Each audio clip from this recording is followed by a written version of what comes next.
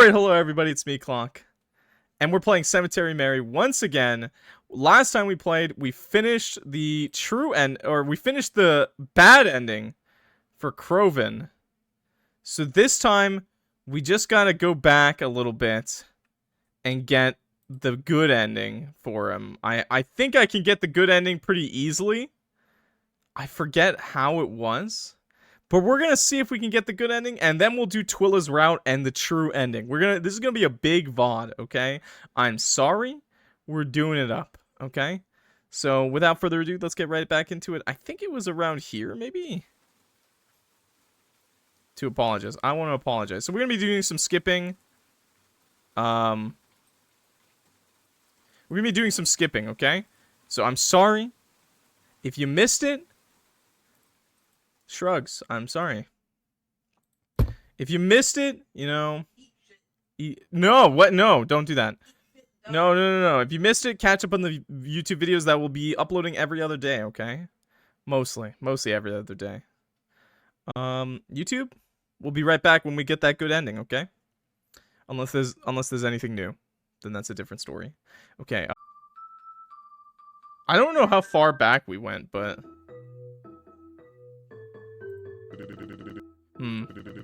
Guess I'm okay. Kinda just been holed up in here watching TV. Kinda lost track of time. At least when you're dead, you still have TV, man. Fuck. That would suck if you didn't have anything, chat. If you didn't have anything, dude? Oof. Oof. Oof. Okay. Is chat big? Yes, chat is big. Okay, good. Good. YouTube and Xyz, I know where you live, fight me. Oh no. You haven't seen anyone else since coming here? Not that I know of. But maybe when I find the motivation to go outside, I'll see for myself. Oh, while you're here, I guess I want to say I'm sorry. Okay. Boom! What do you remember happening before this? That's a good one. Before? Well, it goes like this. Crow's having a rough time, wanted to talk to you. Talk about you. He wanted to talk about me? Yeah, but I'll come back to that later. So he reached out to me and Zap, wanted to talk about it over drinks and all. Of course we accepted, so we spend the night out with him. Sitting at the bar, whatever. Maybe like an hour or so into drinks, I start feeling like not so hot. Leave to use the bathroom, start fucking vomiting as soon as I'm in a stall. I come on out feeling all woozy. Zap and Crow trying to help me, all worried and shit. Next thing I know, I'm crashing out in the middle of a pool table that was still in the middle of a game. I kind of like the other version better. His other retelling. In the other retelling, he's like, I ain't fucking dying in a bathroom. I'm gonna make a scene. I'm gonna go die in a pool table. And that's what he did. And then I'm here. You're here? All because Crow wanted to talk about me? I don't know about that, but if I had been such a problem for him, then he wouldn't have wound up here. Hey, shut the fuck up. Huh? Sorry. Didn't mean for it to come out that way. What I'm trying to say is, I died because I drank like an idiot. I'm sure I would have drunken myself to death eventually anyways. Don't worry about it. That night didn't kill me. This stick in my hand would still make sure it was coming. Listen. I want you to know that Croven only wanted to talk about you because he cares so much. I know things haven't been the best with you two lately. There's lots you don't know, so it's been real hard on him too. What don't I know? Listen. I may be dead, but there's still things Croven would kill me over if I told you about. I know you and I aren't the closest two people in the world or anything, but trust me when I say, it's gonna be alright. Guess I'll have to. So, how long are you staying here for anyways? Oh, I'm not sure actually. I could wake up any minute now that I think about it. Don't, Mary. Keep the lamppost on your head. Keep the lampshade on your head.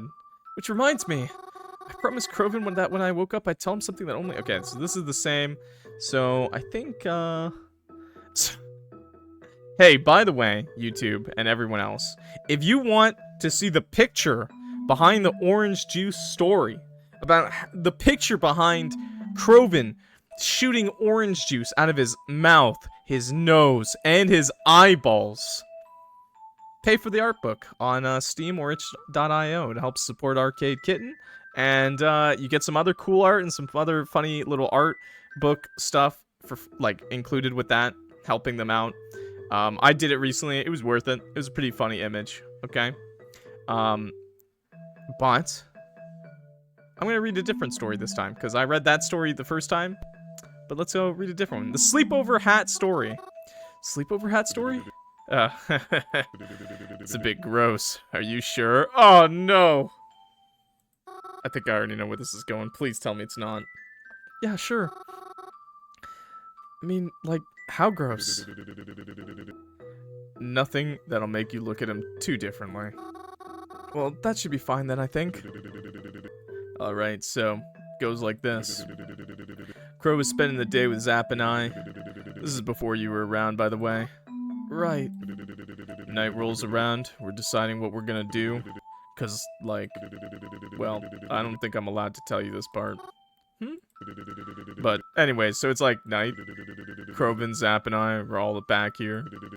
Zap says she's gonna call for delivery, and Crow's staying the night because fuck it, why not? It's kinda chilly that night. This happened, like, winter time. I offer Crow something to drink he wants, like coffee or something. Zap hates coffee, though. We only have hot chocolate. Based. But he's fine with that. Gets him ready for him. Zap comes back. We have a fun time, etc. Door gets knocked on. Zap goes to get the food. Crovin turns to me, not looking so hot. You can practically see the green in his face. I'm like, dude, what's up? What's wrong? He starts to talk, then grabs his mouth. It's then I realized I should have checked the date on the milk I used for that hot chocolate earlier. Oh! So I'm like, fuck, hold on. Because honestly, doesn't look like he'll make it to the bathroom. So I'm looking around like, trash can, bucket, receptacle, whatever. Then suddenly, my head is feeling pretty breezy. I turn around and Crovin's got my hat. Yeah. That's so gross. Why didn't you stop him? You don't want to stop someone in mid-throw-up? Listen, I know it takes a bit to explain, but this all happened in a matter of seconds. I see. And your hat? Is it? This one? Nah. I got a replacement hat. Chucked that one out the window immediately after it happened. Oh no! It would smell for so long in your backyard or your front yard. And Sapara doesn't know? Nope. By the time she came in, it was already over and done with. And you just carried on? I mean, yeah. What else would we do? Drink it? Thank you for telling me this story. Anytime, sunshine. Poor Theodore. Oh, and, okay, let's skip ahead, because that's the story. Okay. He threw up in his hat? That's so gross. Let me throw up on you. No, wait a second. Wait, that's not wholesome. It's a little disgusting, honestly. It's a beautiful day today. Okay, okay. So this is good. This is good. So we're gonna skip ahead. YouTube will be back. YouTube, okay? Oh, wait, okay. So now, choosing a friend to sleep with, choose Reginald. Okay, so we're gonna choose Reginald. Hopefully this gets us the good ending. I'm really hoping it does. I don't think Twyla would have taken me well right now. Mary? It's a bit late, isn't it? Is everything alright? Yeah. Well, actually, I kinda, missed my last bus home. I was hoping maybe I could stay with you tonight instead? Yes, of course. Where are you now? I'll be right over. Thank you. Nice. Perfect, chat. Perfect. He's so happy to see me. I trust this guy with my life, though. Even though it was raining, he still got out of the car and held the passenger door open for me. A true gentleman? Honestly, yeah, I told him it was silly to do that. I hope it wasn't too late. You caught me in the middle of getting ready for bed, actually. And I wanted to get rechanged. Didn't feel right to leave the home in pajamas. No, you're good. No, I'm not good. Drove off to Reginald's apartment. Because it was too late. Because it was so late, there were hardly any cars on the road. It made the drive a bit safer. Nice. So sorry, I wasn't thinking. I should have brought an umbrella.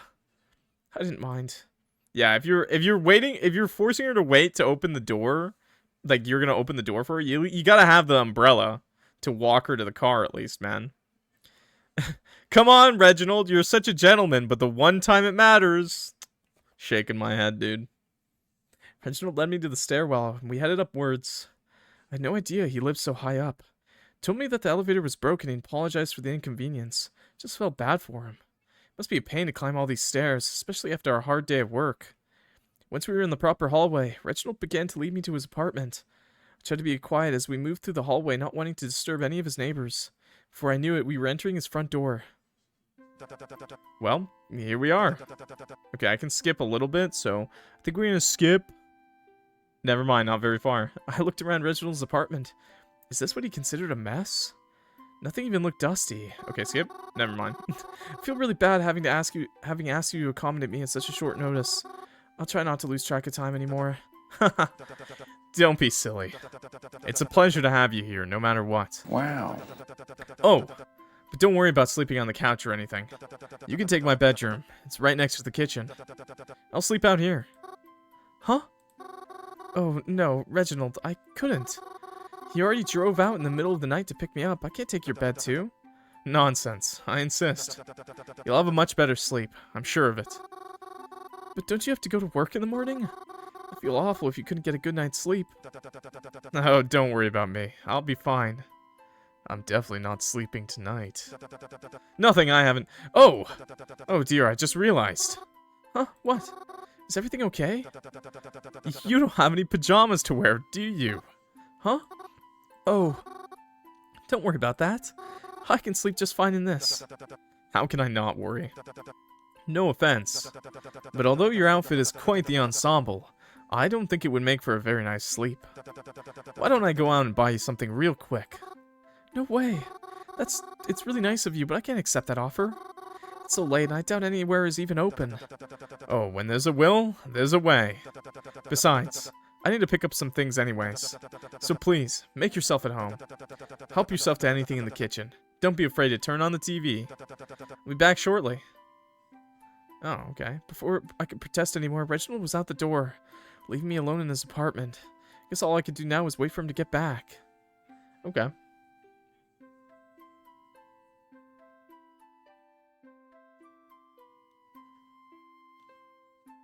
Okay, I think we can skip this. Before I knew it, I heard the sound of a door unlocking. Reginald was walking through the front door. Skip. Reginald passed me the TV remote and told me to put on anything. Maybe we can watch...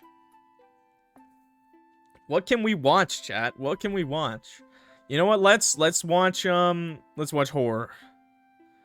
Oh, yeah, I love horror. Okay, yes, this is the movie for me. You know, I have to say, I'm a bit surprised. After getting to know you, I wouldn't take you as the kind to like these movies. I like some of them. I'm not really scared by them because I know it's all just actors and special effects. But I think some can have really cool ideas, so it's nice to see. I understand. I'm actually a bit of a fan of horror myself, you see. Really? Mm-hmm. I really love the Saw movies. I don't know why. No, I'm like you. No, they don't really scare me. Banned. Ban that bot. Get him out of here. He's banned, chat. Don't worry. YouTube, that guy's banned. I saved the day.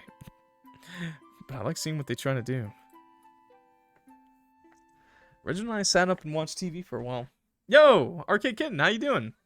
You don't need to say you're late. That's fine. We've only been playing for like 15 minutes.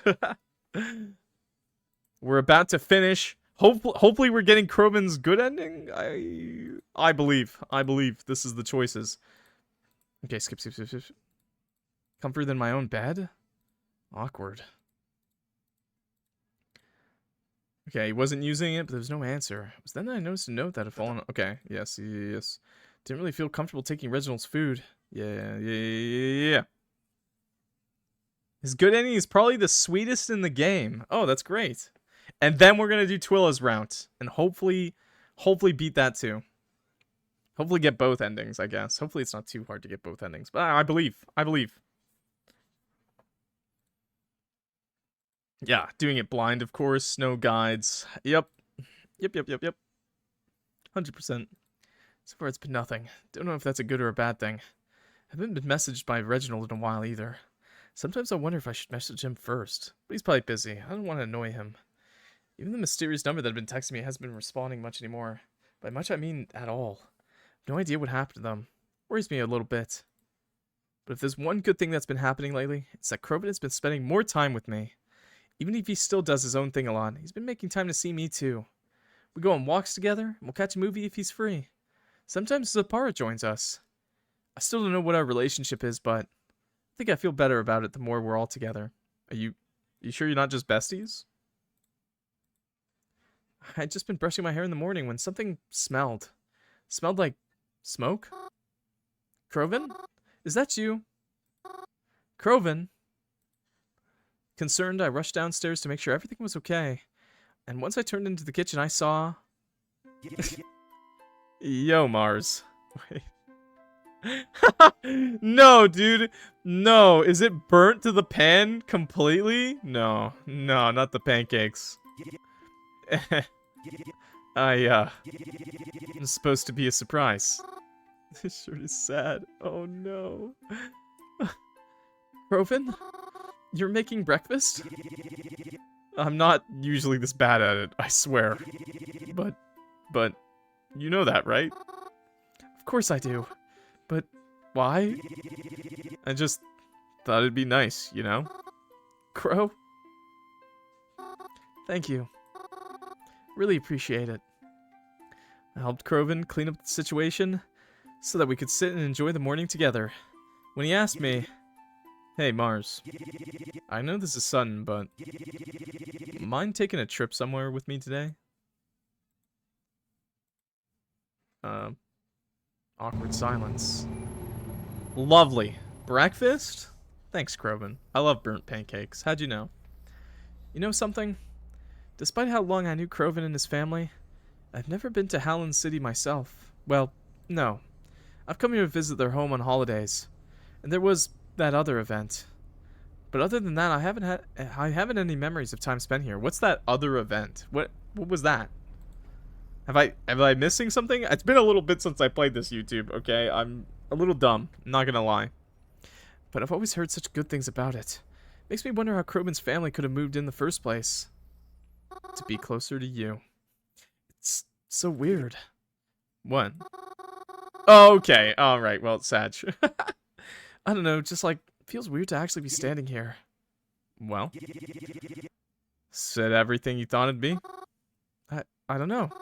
We just got here. Let's show you around then. See if it lives up to the hype. Kroven and I had a wonderful time exploring Hallen City together. We rented bicycles to get around town for a bit. Oh, okay. Okay, that makes more sense. I looked at this and I looked at this and instead of a bicycle, you know those playgrounds that in the sand, you know those spring like rides that you just sit on and there's like a big spring? Like the horse or like it's like a hippo or some shit. And you know how you just go back and forth on them? That's what I thought that was. And I thought he was having trouble being on it. Not gonna lie, that would have been pretty funny too. Yo, ironic, hi. Anyways, I couldn't remember the lazy time I rode a bike. There's so much room to ride and lots of pretty sights to see. Me, IRL. This happened to me one time. I got slapped right in the face with a butterfly. Ugh. Flowers lined the streets, and there were always more with every step you took. I was going for a run one time, and it actually... I'm not gonna lie, the scariest thing you can see in your life is a butterfly in your eyes, man. It is the scariest thing. Jump scare. Felt like being on vacation. Felt like I was a tourist. How had I never visited when it was never even that far? Docks! It's not as if I dislike Blackwood. Blackwood is fine the way it is. In fact, I love Blackwood. But I can see why I liked living in Hallen City so much. By the way, I think we got the good ending. I think. Maybe. It's such a gorgeous place to be. Why would you ever want to leave?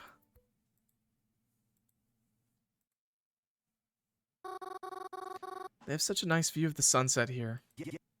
Yeah. Dan always used to walk me around here because of it. He told me he proposed to Mom here. Heh. But I think he's full of shit. Don't tell him I said that, though, okay? Of course I won't. Oh my... Oh no. Wait. Okay, that's amazing that we're here, but also... Oh my god. Should I do it now? I mean, yeah, sure. Whenever you're ready. Right. See you soon. Oh no. In a good way? Oh no. This is gonna be sad, isn't it? I laid back against the tree. I know it isn't normally how I start this process, but I don't think I could bring myself to lie in the dirt in front of them this time. It was fine, though, I think. Close enough, right? Boom. Good enough. Am I here? Really here? There's a house in front of me, but it's not one I recognize. Behind that door? Can it really be? Picked myself up off the ground and walked over to the door. There's only one thing left to do now. Knock. I knocked on the door. Lifted my hand and knock again. When... Hello? Whoa? This is a nice piece. I like it. Your friend did an amazing job. Mary? Goodness gracious, what are you doing here? No, it's not what you think. It's nothing bad, I promise. I'm just dead. On the inside. Auntie? You're... Honey! Come look! Come look! Huh? What? Come look who's at the door! It's Mary! Who? Mary! What? No, not like that. Look, come see. I can't come to the door. I ain't dressed for company. Oh, that doesn't matter. Come on. Psst, psst, psst, psst. I watched as my aunt disappeared into the house, going to fetch my uncle. Even though I had done this a few times already. Seeing that, I could really see my aunt and uncle. Mary! He's so badass. He's so cool! We're so happy to see you again. Hey, kiddo. How are you doing? My aunt, my uncle. I miss you guys so much. Heh. We miss you too, sweetheart. There's so much I wish I could tell you about. And Croven. Oh, he'd be so happy if he could see you guys. Oh, we'd love to see him too, but... as much as I love that boy, I think I'd prefer not to see him for a while. Yeah, he's in his angsty phase. Definitely don't want to hang around him right now. Let Mary handle him. How are you here anyways, kid?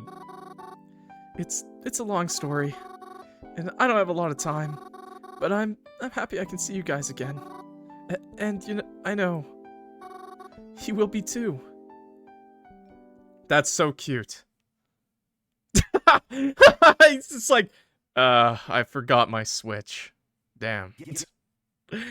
So, how'd it go? Well, I did see them. Really? I mean, yeah, of course you did. You did the same with Theo. What did you talk about? Well, I didn't have a lot of time to speak with them much, but they wanted you to know more than anything, that they love you, and know you're going to do great. I know it's not much, and it's probably what anyone would be expecting to hear, but I know they really mean it, and... Hugs. Yeah. Those losers would say something like that, huh? A couple of old coots who can't think of anything original. That's just like them. I don't know what's gonna happen in the future. I don't know where things go from here. I don't know if we're gonna find my parents, or if I'll ever figure out who that mystery number was, or even what tomorrow will bring. But what I do know is that as long as I'm with Croven, we'll figure it out somehow. Hey, come on. Sit down with me. There's still a little more I could tell you about. Like how your mom still looks like a movie star.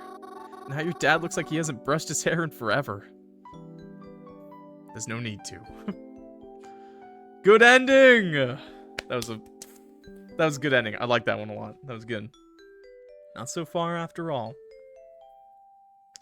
W ending. True. Congratulations! You just completed a route of Cemetery Mary. Thank you for playing. But do you think you can get the true ending if you try again? What the hell? I didn't get the true ending? How are we gonna get the true ending? YouTube! Don't worry, YouTube. We already got the true ending in the bag. But we're gonna play Twyla's route first, okay? So, that was really great. I like that one a lot. That was really wholesome and cute. And, yeah. I mean, it doesn't... Obviously, I'm assuming the true ending is gonna clear up some issues. But, I like that good ending, I guess. You know? Mary just unlocks the power to speak to the dead, which I guess she didn't do in the other routes. Lame. Ugh. Reginald blocking her true powers. Ugh. This is why men are the problem, chat. I love Twyla's route. She's so fun and nothing upsetting will happen. Oh. Damn. Alright, well, I mean, I guess we're ready for the most wholesome route of all, chat. Okay, so once again, chat, I will be doing Twyla's route blind. And then we will do the good ending or the bad ending, depending on how we do it. And then we will do the true ending, okay? So less skipping this time. Let's get right into it. This is going to be one massive YouTube VOD, but I don't care. Okay, we're going to be skipping a bit. You know, just a bit. Go to bed. I don't care about you, Croven, in this route. You're a piece of poo-poo, okay? And I'm sorry to the mystery number, but I'm also going to say maybe we don't care about that either. You know, we're just going to skip. We're going to lie. I don't care about you, Reginald, either. You're big dunderhead, you know? I want to hang out with the coolest girl around the block, Twyla. Sorry, can you shut up for a second? I'm trying to concentrate. Oh, wow, it's already starting. Oh, sorry. Stay quiet. Stay quiet. So, you're interested in what I'm doing here? Well, yeah, I guess. Okay, we're gonna skip because we've already read that. We've already read it, okay? We've read that. We've read that. Time to go to the cemetery. Who's your friend? Don't care. Okay, there we go, there we go, there we go, there we go. Okay, boom. Exit phone. Oh, shit. Where do we go? Do we go to the library? Is that where she is? Is that where Twyla is? The library? No. Okay, wait. I'll be at the library. I'll be at the library. Yes, I was right. I shouldn't have second guessed. Okay. But let's just make a save just in case, okay? Just in case. The library. It's a tough choice, but I had to choose one of them. Told the others I had plans and that I'd have to meet with them some other time. Then, when noon rolled around, I headed to my destination. When I got to the library to meet with Twyla, it was already a little past noon. Texted her on the way there, but I still worried she might already be gone by the time I got there. I don't know why. She said she'd be there for research after all. Surely that takes a while. At least I'm pretty sure it would.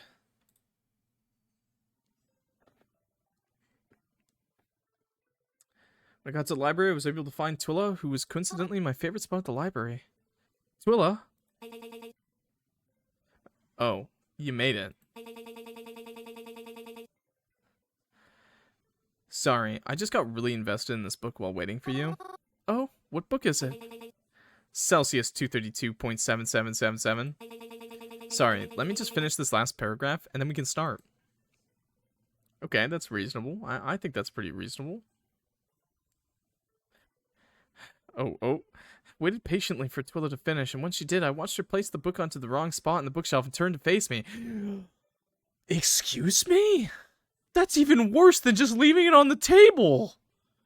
What the hell? That's fucked up. That's fucked. You're going to jail, bitch. I'm reporting this crime. I'm gonna get Batman on your ass, okay? Jesus Christ. So, are you ready?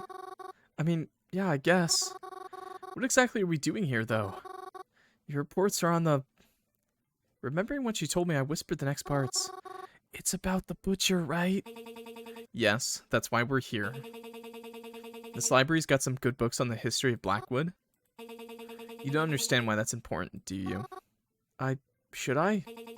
Anyways, we're here to look up stuff about other serial killers and Blackwood itself. Other killers? Yeah. Before I do much else, I want to make sure this isn't some sort of copycat killer. A copycat killer? What's that? Do I have to explain everything to you? Oh, no, sorry. A copycat crime is a crime that mimics another. A copycat killer is a killer who bases their murders off previous murders. It could be that they were inspired by a killer to commit the same crimes in similar fashion, and they could even be doing it as an homage to those who inspired them. Okay, I think I get it. So we're going to research similar crimes and potential killings that have happened in the Blackwood area in the past. Our library's got plenty of books on the subjects, and seemingly more useful stuff than the garbage I find online. Based on the statistics I've collected of the recent mysterious deaths, I'm going to research these other killers. By the way, chat, because of AI being shit, you know, and clogging up Google search results, libraries will once again make a big comeback. Because when you Google something right now, a bunch of AI links and articles come up. But guess what? The library's safe.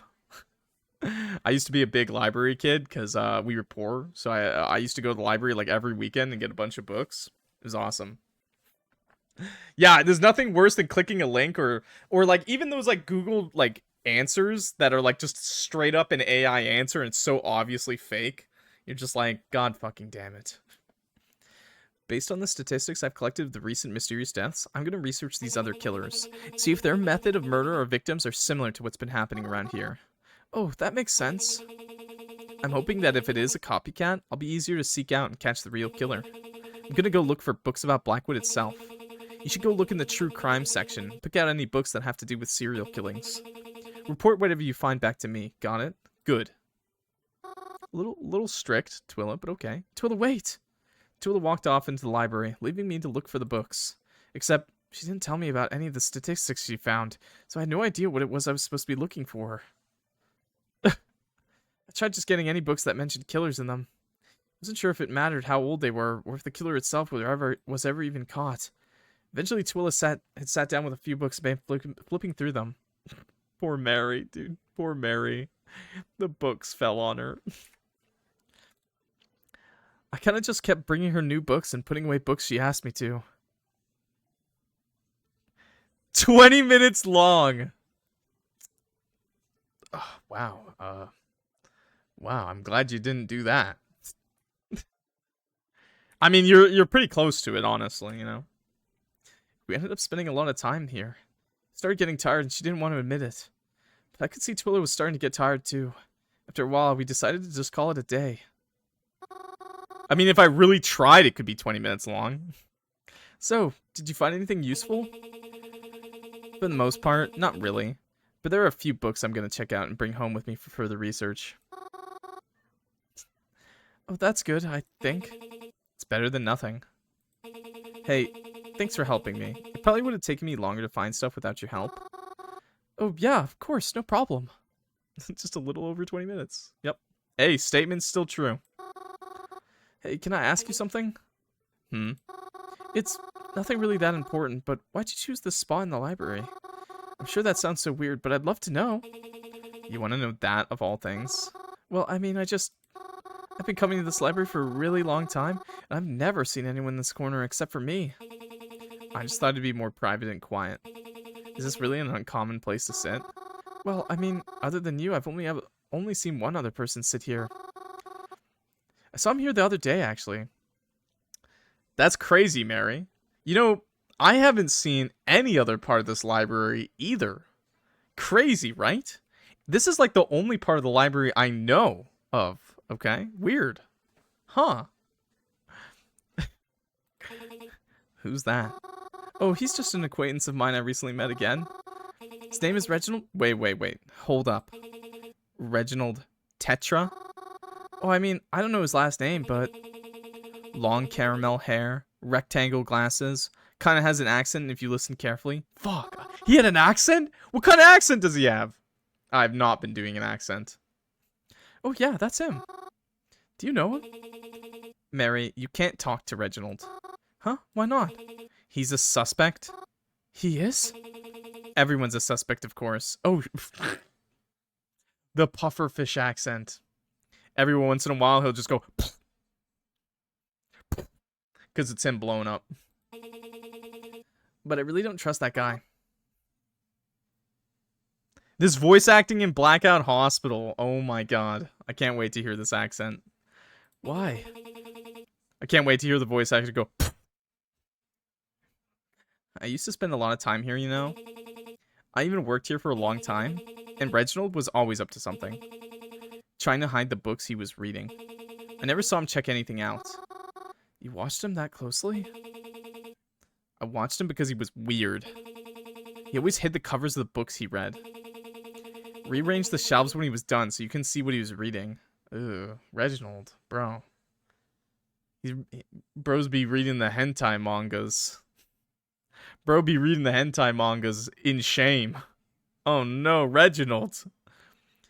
And when I would confront him about it, he'd just smile and act as if he wasn't reading at all. I mean, just because someone seems weird doesn't mean that you should, you know, how to hide a body 101. No. More like... more like 50 Shades of Grey. But I saw what he was reading, despite his attempts to hide it. And it's not good. Yeah, I didn't like 50 Shades of Grey either, honestly. I can't trust a suspicious guy like that, and neither should you. Oh yeah, I'll distance myself from him because good ending. We're gonna get the good ending first. For sure, no guide. He was pretty nice when I met him, but seriously, no guide. I do this blind. If you really think he's that bad, I'll try to limit time spent around him, I guess. Good, you should. But don't let your guard down around everyone else either. Anyone could be a killer, not just him.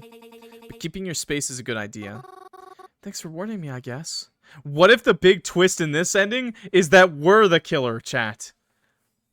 Every ending has had a huge twist. What if this twist is me?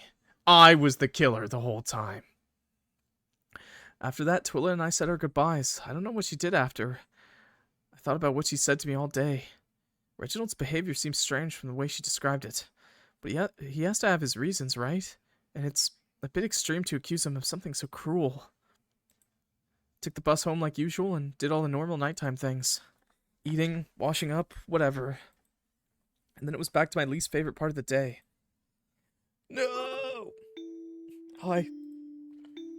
Hello. Can we talk about the thing you said the other night? I haven't been able to stop thinking about it ever since you said it. What's bothering you? You said that you were coming for me. That you just needed more time. Are you really gonna steal me too? Technically, we've done this. It'll be alright. I promise. It's for the best. You're gonna make me feel sick all over again. What do you want me to tell you? I get to see my parents again. Who you really are. Is that really what you want? You'll see me soon. But you shouldn't worry about it. It'll happen when it happens. This is for the best. Even if you can't see that right now. Even if you can't ever. We can skip all of this? I got the approval. See you later. Boom. Boom. Skip. I think we've done the my 13th birthday, and we did the Halloween party. Did we do the married couple that came in? I don't know. Save? Married couple. I knew they were married because the bride was wearing her gown. What? Married couple walked right in? After the marriage? Okay, that's pretty nice. Still a little girl then, so she looked like a princess in my eyes. Her dress was poofy enough to lose yourself in. She attracted quite a bit of attention when she came in. Well, I bet. Mary, why were you inside of her dress? That's kind of crazy. I mean, even as a little kid, there's only so much you can get away with, okay? Mostly from me. My dad asked why they were here of all places. The bride said that she wanted her grandfather to see her in her dress. Grandfather was dead and buried in the cemetery right next to us. It's the closest she would get. I remember talking to her. She was so kind. At least that's how I remember her. I asked her if she was sad that her grandfather died. Said she wasn't. Oh, wait, maybe we did pick this one. Well, we picked this one. Yeah, we picked this one. Let's go to my room. And skip. And skip, and skip, and skip, and skip. Mystery number? Okay, and then call Twyla. Could it have been the killer? Hurriedly called Twyla. Could have been the Blackwood butcher that was in here. I don't want to go to the cops. She's the next best thing, right? I mean, if anyone could tell it was the butcher, she'd probably be able to. I hope. Come on, Twyla, pick up already. Twyla speaking. Twyla! I need you to get over here, quick! What? Why? Where even are you? The diner, by the cemetery. You have to come quick. I think the butcher was here. What? Are you serious? Don't move and don't touch anything. I'm coming right now. Huh. Felt it like I waited forever for Twyla to arrive. I stood in the diner alone, just standing there, waiting. Possibly shaking.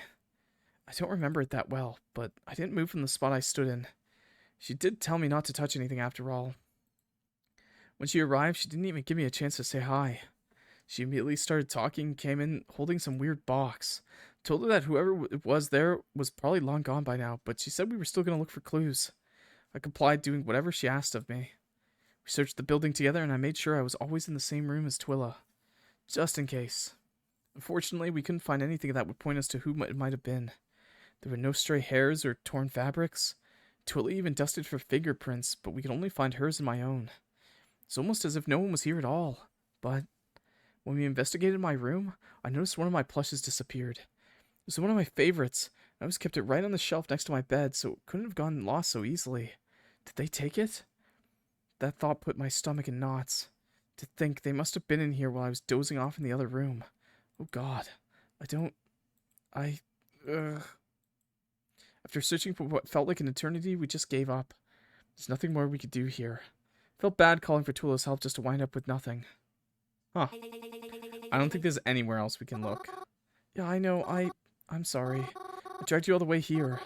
Thought at the very least this could help in your investigation, but there's nothing really here. It's fine. It's not a total loss. Can you at least remember anything about the suspect? No, I didn't really get a good look at them. Could have been anyone. Well, whatever. Whether they're the butcher or not, someone has a special interest in this place. And it's definitely worth looking into. Yeah. I'm definitely keeping an eye on this place. Maybe we can catch him next time they come back. How do you plan to do that? Don't worry about it. I have my ways.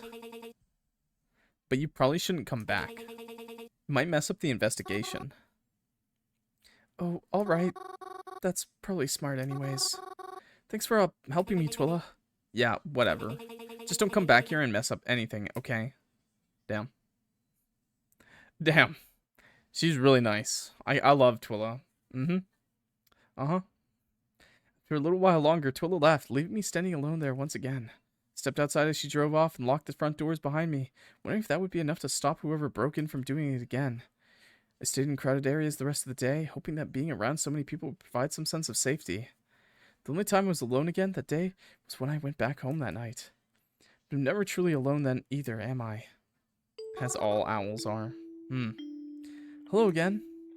Good evening. Was that you in my diner today? I already told you it wasn't. Do you not believe me? Do you really blame me for not trusting you? What do you want from me? Nothing. I just need to be you. I just need you to be you. And to stay out of trouble. Not really sure what else to say. That's okay. I prefer when you don't ask questions. Why is that? You know what they say. Curiosity kills the cat. Good night, Mary. We can skip this too. Oof. Oh yeah, this. I already know what's wrong. Ah!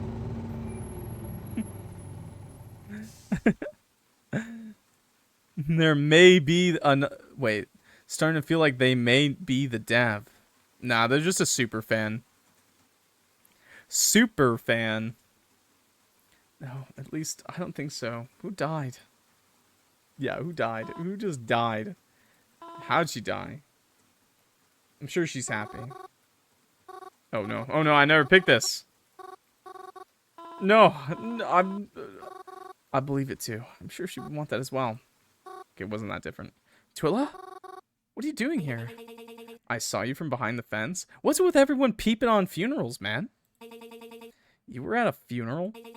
Did another person die already? No. Well, yes, but not someone I know. Huh? Okay, then. Anyways, I'm glad I ran into you here. I was actually thinking of calling you, but you're already here, so... Oh, why? Do you need something? Yeah, there was something I wanted to check out, but you might be able to help me with it. Oh, I'm sure I'll help.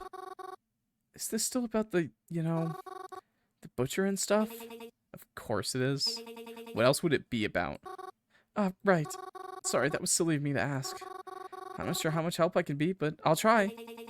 It's fine. You don't need to do much. You just need to stand there and ask for something. That won't be a problem for you, will it? I don't see how it would be. Seems easy enough to me. So where are we going? Follow me. It's only a few blocks down from here. Yeah, I'm sure Twyla has like the easiest request. Followed Twyla down the sidewalk. Didn't really talk as we walked, but I enjoyed her company nonetheless. Sky remained cloudy and the sidewalk was full of puddles we tried to avoid, until eventually we ended up where Twyla planned to be today. Missing, be saved. It was a bookstore. One I sometimes passed by, but never really bothered to look inside. It didn't seem as cozy or as comforting as the library. The library. A bookstore? Twyla, if you needed books, why don't we just go to the library? It's much bigger. You wouldn't even have to... Hey, can you, like, shut up? Huh? What did I tell you earlier? Oh, right. You just need me to stand there and ask for something, right? That's it. Besides, we're not here for books. We're not? No. But you don't need to worry about why we're here. I just need you to do this for me. What are we doing again? Let's just say I'm not allowed in this bookstore anymore. I mean, I'm planning on fixing that problem eventually, but I need to do this now. That's where you come in. You're gonna go in there and talk to the man at the desk. I need you to get him to look in the back somehow. Then, once he does, signal back to me out here. I'll get what I need and then get out. Got it? You're gonna steal from them? Twyla, I don't know. I don't feel right about this. Mary, it's for the investigation. Do you think I'd steal just for the fun of it? Apparently, you have the money. Just leave it on the counter at that point. What's wrong with you? She's kind of crazy. She going to jail.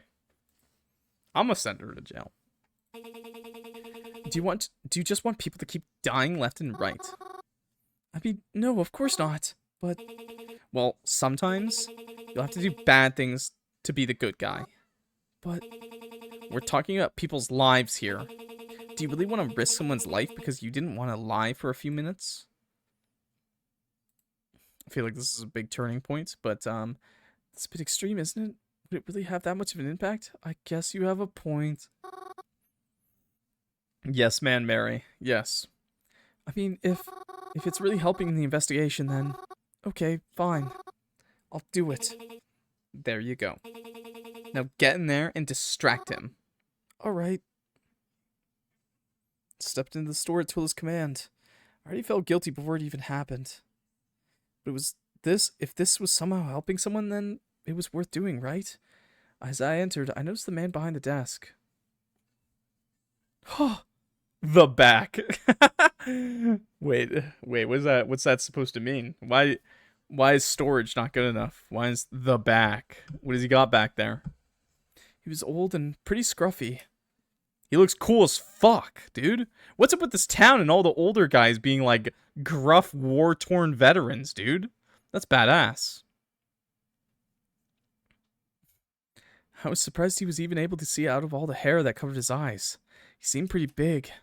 And on top of it all, he had a hook for a hand. And he's got cheese on it. Free snack. Just eats the cheese off his hook. Thanks. That's a cork. Thanks. He certainly gave quite the first impression without even having said anything. He didn't turn to me when I entered. Could he even see me, actually? Is this who Twyla was worried about getting past? Book him. Oh, no. I stepped up to the counter. Sir? What do you want? Oh,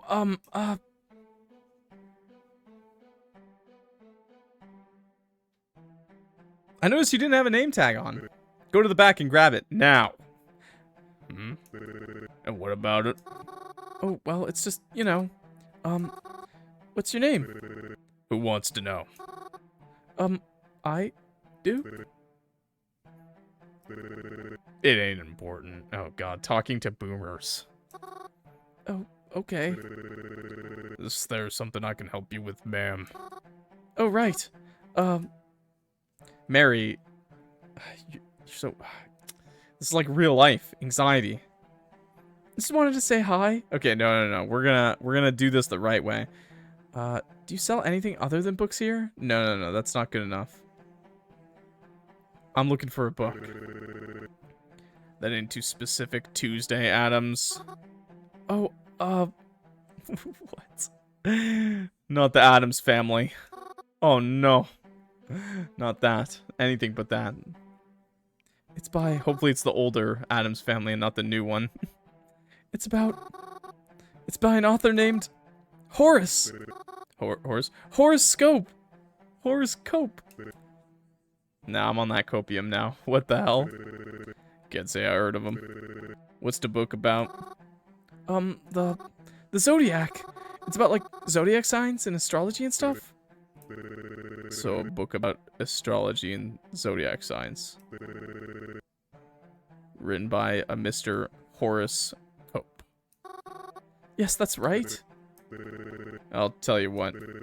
I ain't never heard of the guy, but I'll check in the back for you. Mary's amazing. It's too easy. Can I get an easy clap for Mary? Oh, thank you so much. After that exchange, the man went to the back to check in the back for any books. I totally just stole that joke from a popsicle stick, but he seemed to fall for it, so I guess whatever works. Poor guy. He's just too nice. He's just gruff on the outside, warm and soft on the inside. After he left into the back room, I signaled to Twyla that she could sneak in. Except Twyla didn't even tell me what to signal with, so I kind of just flailed my arms and hands a bit until she noticed me. I felt really bad about it, going behind that man's back like that. Husband material? Well, I guess you could build one out of him. But if doing this meant catching someone dangerous, then... Twyla was in and out quicker than I expected, as if she knew exactly where she was looking. As long as he's got multiple hands, so like when he's cooking, you can like swap out the hook for a spatula hand, you know, stuff like that. I would have followed her, but I was waiting for that man to come back. I wonder if she still needed me, or if she went on her way out after leaving. But before I could think about it too much, he came back. He said he didn't have anything like what I was looking for, but he did give me something. How to talk to ghosts. Wait! He said it looked like something I'd like. He even gave it to me free of charge. What? It was just taking up space, he said. Probably cost less than 30 cents to make, he said. Wished him a good day, and then I was on my way. Hey, yo, so we still get it in this route? Badass. Never mind. Big nice. To my surprise, Twyla was still waiting for me once I got out of the bookstore. Oh, Twyla, you're still here? Yeah, I'm still here. What fucking took you so long? Well, he gave me a book and I... Hey, wait. Can I ask what you took from him now? Husband with attachments included? Hopefully included. Does it matter? I mean, well, kinda. You think, chat? You think, like, when she goes to sleep, she can see his, like, hand? Like, it's just there? Like a ghost hand? Like the hand from the Addams family? I'll shut up now. Kinda. He was really nice to me. It's not as if you told me much about why we did it. Fair enough. Fine, I'll show you. But only if you get into my car with me. Huh? Well, since you're supposed to be helping me and all, I wanted to bring you to my house for an interrogation, if you will. Interrogation? The main reason I asked you to help is because your family members were involved in a mysterious death. So I wanted to ask you some questions about them and take down some notes. I know, I should be a suspect, but not here. I don't even like talking about this out loud. So I'll call up a car to come pick us up. You're fine with coming with me, right? Oh, I mean, sure. I don't really have any other plans. Yeah, I figured. That's nice. Twyla called up a car to come pick us up. Is this one of those taxi service things? No. I'm just really rich. Oh. Alright. Really cool. She could have afforded the book. Punch this. Shortly enough, a car rolled by to come pick us up. Driver came out and held the door open for Twyla and I. She crawled into the back seat and I followed suit. Buckling into the car seat, it felt incredibly strange. Crowman's family always had a bit of money themselves, but never like this. Anyways, you want to see what I took, right? Yes, please. What if it was the hook? Somehow, she got the hook. Twyla reached around and presented me with a wooden box. It wasn't until she opened it that I felt alarmed. A knife? You stole a knife from him? How did you even know he had this? That's not important, she said, closing the box and putting it back down. It seems a little more expensive than any old book. Is this connected to why he doesn't let you into his store anymore? No, but again, that's not important. Do you think he was using that to, you know? Well, I can't say for sure, but it's anyone's guess. Don't you feel safer that he doesn't have it on him? Okay, alright. Okay, we're being racist to people without hands or something? What's wrong with the pink-haired man? He was cool. He was gruff. He was sexy. Sorry, he was hot. Warm, because he's got all that hair. We're being a little ableist.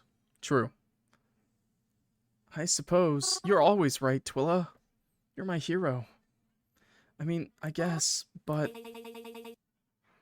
Listen, we did the right thing. Trust me.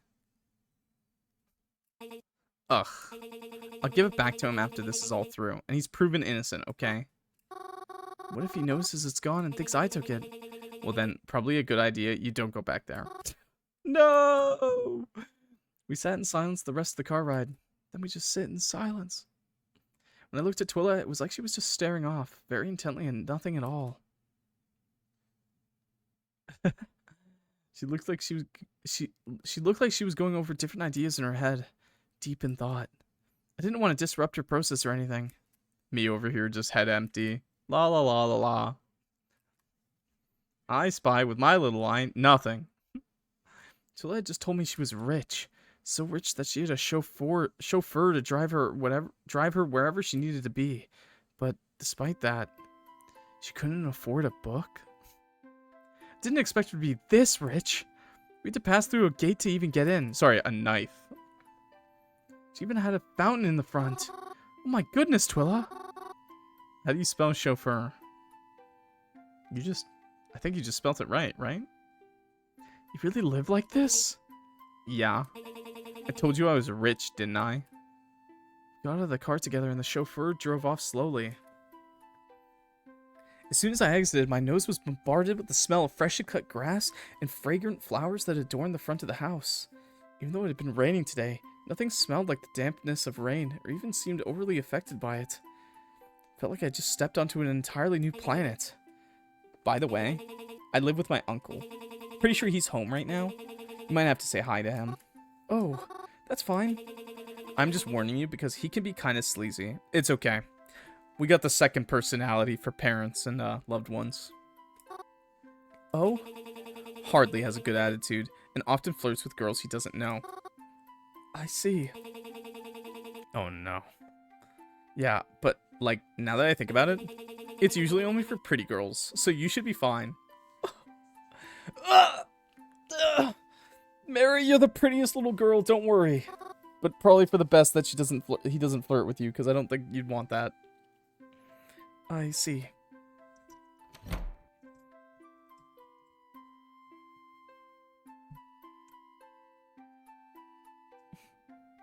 We walked up the tall staircase in front and Twyla unlocked the double doors. Oh, hello? As soon as we got inside, it appeared as if her uncle was leaving. Ah, Twyla, home already. Yeah, I needed to bring someone over for some business. Ah, I see. Well, I was just about to head out myself. But it'd be rude of me not to introduce myself, of course. I'm Denzin. And what would your name be, little lady? I'm Mary. Oh, my name is Mary. It's nice to meet you, sir. A pleasure to meet you as well. Anyways, I ought to take my leave now. I'll be running late if I stay any longer. Ho ho ho ho. I'll leave you little ladies to your business. And perhaps I'll see you again soon. That wasn't that bad. I guess I really am that ugly, huh? Damn. And after that, he was gone. Your uncle. Give me 1 second. Give me 1 second, chat. I'm just doing something a little random. A little something I didn't expect to have to do, but I needed to do it. My cat, my fucking cat has been fucking around with my mic, and yeah, I just fixed it. Okay, thanks. Your uncle looks like a cartoon supervillain. Kinda, yeah, actually. I mean, he's cool. Yeah, I know. No, my cat doesn't ever speak.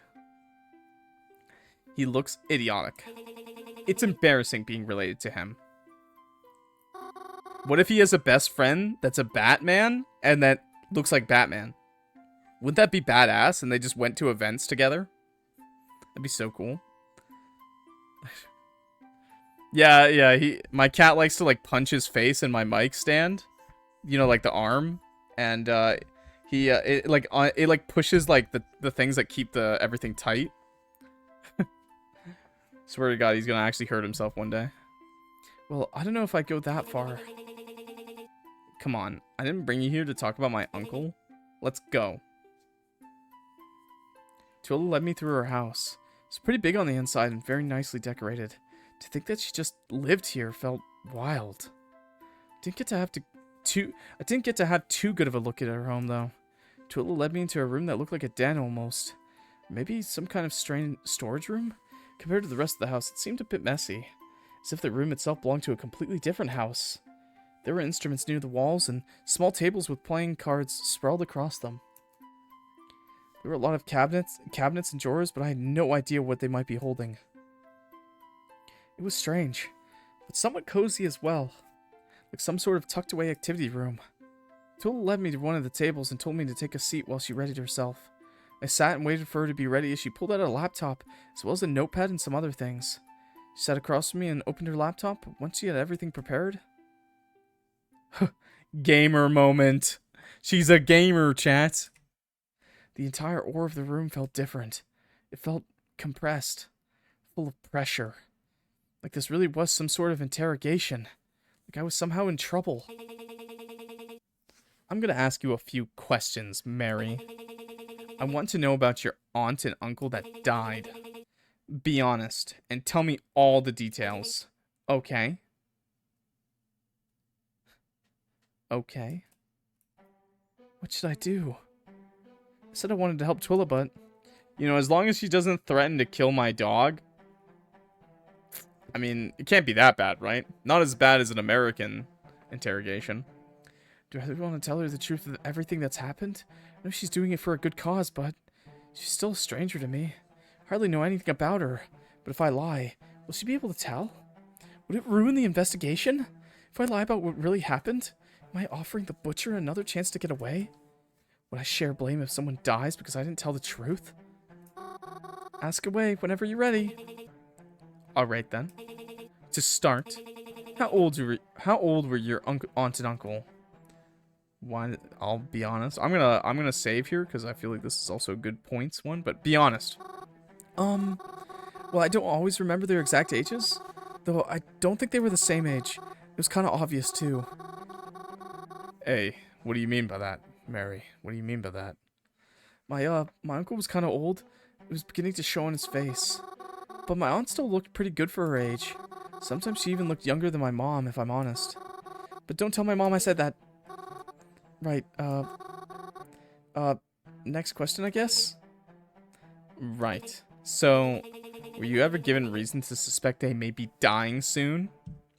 I mean, my uncle was missing an eyeball, so that couldn't have been good for him. Huh? How do you mean?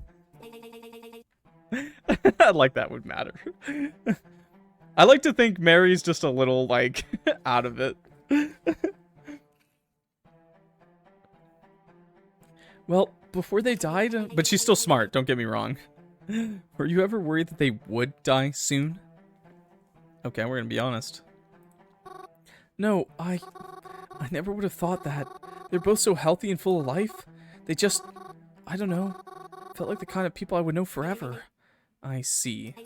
Of course, that brings me to ask, how did they die? Be honest.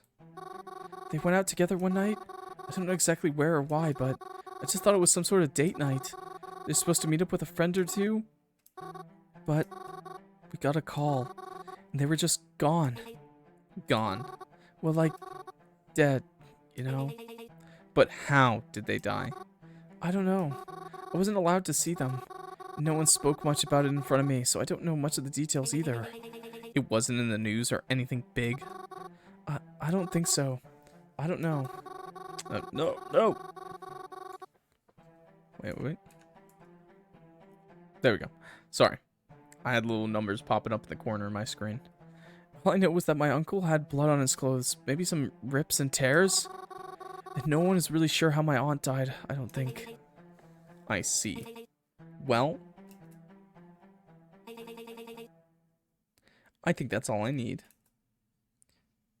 Twyla typed up some final words before closing her laptop and getting up from her chair. That's it? We're done? Yes, that's all I need right now. Thank you for agreeing to come talk with me. I was a bit taken aback by how short it took. I traveled all the way to Twyla's house just to talk for a short while. She didn't even ask me for their names or anything. I don't even know what sort of information she really got out of it. Doubted I was being overly helpful. So, what do we do now? Well, I'll be continuing my own research, but you can go home for now. Really? That's all you needed me for? Mm-hmm. It's not quite what I was expecting to hear, but it certainly helps me a lot. Really? Yes, it helps give some more insight on some things that have been happening lately. But that's all I needed from you. Right now, at least. As I said, you can go home now. You're sure? I mean, we came all this way. I feel like I hardly did anything. You did more than enough, Mary. Please leave. I need to focus on the research I've been collecting, and the last thing I need is a headache. I understand. I'll text my driver to pick you up front. Give me your address so I can send it to him too. Oh, that won't be necessary. He can just, drop me off by the cemetery. Why? Just 'cause. I just, don't feel like going home right now. Alright then. What if he needs the cemetery address? After saying goodbye, I went out front to the car that would drive me back to the cemetery. It's a bit of a quiet and awkward ride, but I arrived there safely, so I can't complain. It had gotten later than I thought, however. I didn't really realize how fast the time flew by. There wasn't much else for me to do with the day at this point. It wasn't long before I decided to just take the bus back home again. Nothing of note really happened after that except, well, you know. The phone. The text messages with the mysterious man. You're here? Hello? Yes, I'm here. Is there a problem? You mean, other than the ones you've caused me? I apologize. You say that, but nothing's changed. I'm doing all I can to keep you happy. You already know what makes me happy, though. And that is? Telling me who you are. Mary, you know I can't answer that for you. I'm sorry, Mary, but you already know how I feel and what I'll share with you. I'm keeping up communication with you because it's what you wish. But I won't divulge any information about your parents or who I am. So please, if you must ask questions, no, I won't answer anything like this for you. You'll find out in time, so please be patient with me. Do you understand? I understand. Alright then. Things were quiet for a bit after that. I wonder if they were done texting me. But to my surprise, I got a text a few moments later. I expected it to be them, but instead it was... Hi, are you awake right now? Twyla? What could she want so late? Yes, I'm awake. Why do you ask? You don't have any plans tomorrow, do you? Other than standing around the cemetery all day? Well, when you put it like that... No, I'm not busy. Oh, good. Then we can do this sooner rather than later. I want you to head somewhere with me tomorrow. I'll bet all the owl hours. When does she sleep? Where? You'll find out when we get there. Can't I know? No. Why not? Because I don't want you refusing to come with. You think I'd refuse to help you? I don't know. You seem kind of sensitive, that's all. Trust me, it's not that bad. You don't even have to do a lot. Remember when you were a distraction for me earlier today? Yeah? Well, you're just going to be doing that again, but someplace different. There's a lot of places and people that don't seem to want to talk to you, Twyla. Oh. See? See what? You're already chickening out. I am not. So you'll help me then? In case you forgot, this is for the sake of capturing a murderer, you know? I didn't forget. I'll come with just as long as you don't steal anything this time. I shouldn't need to. At least not anything important. I'll see you tomorrow then. What's your address? I'll come pick you up. She really wants to know where we live. What's up with that? Oh, well... I feel like if I say I don't feel comfortable giving out my address, that's definitely like a bad route kind of thing. So I'll just say, I'll be at the cemetery by then, surely. Really? I'm planning to go pretty early. Yeah, I'll be there. I'm not really at home that often, so... Besides, it'll be easy for you to drive to, I'm sure. She wants to slither into your home? Is that what owls do? They slither? I guess it's better than, like, them hopping over. Does Twyla also walk, like, kind of funny, like owls do? Or does she fly? Can she fly? I'd love to see her flapping her arms. That'd be hilarious. Whatever floats your boat, I guess. Can you meet me by the cemetery at 7:30? Oh, that early? The early bird gets the worm after all. That's not a problem for you, is it? Oh no, it's fine. I'll be there. Alright, good. At this point, the city should just fire the grave tender. The graveskeeper. Because at this point, I pretty much am the graveskeeper. Putting flowers down. I'm probably cleaning them if they're dirty. You know, I'm probably doing things that the graveskeeper, he should be doing. Or they should be doing. I guess I better go to bed then.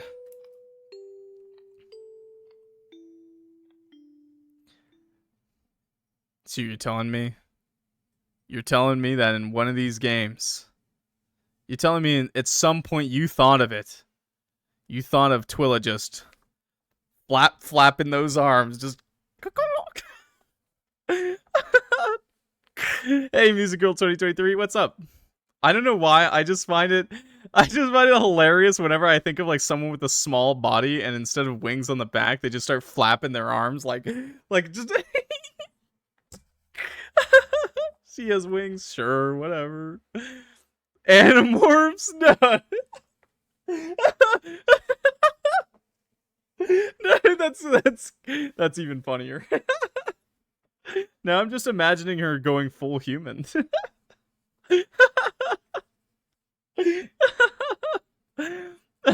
YouTube, if you guys don't know what Animorphs are, you should really look up Animorphs and look at the covers of those books. They're pretty funny. They're pretty funny. Yo, sup? How's it going? Nephilim King Mikey. Music Girl 2023. Hi. Hi, Line, by the way. I didn't say hi to you either. Line! I don't know if you... I've said it already once, but thanks for the fan art. I showed it to chat earlier on stream. Salami Clock is pretty funny. I'm not gonna lie. Thank you so much. All of it was really good. Except for the fan art, you know, maybe you didn't have to include the little fan art with Clock saying, "Sorry, uwu, I shat on the carpet." You didn't. Maybe that was a little far, and then including an image of the shit on the carpet. That was pretty funny, though. I'm not gonna lie. I'm gonna say it was pretty funny, but I'm a little concerned. for what the fandom now thinks of me. The very small fandom of clock fans. For YouTube, I can confirm, I have not shat on a carpet yet. Twyla didn't respond after that message. I've never done that. No.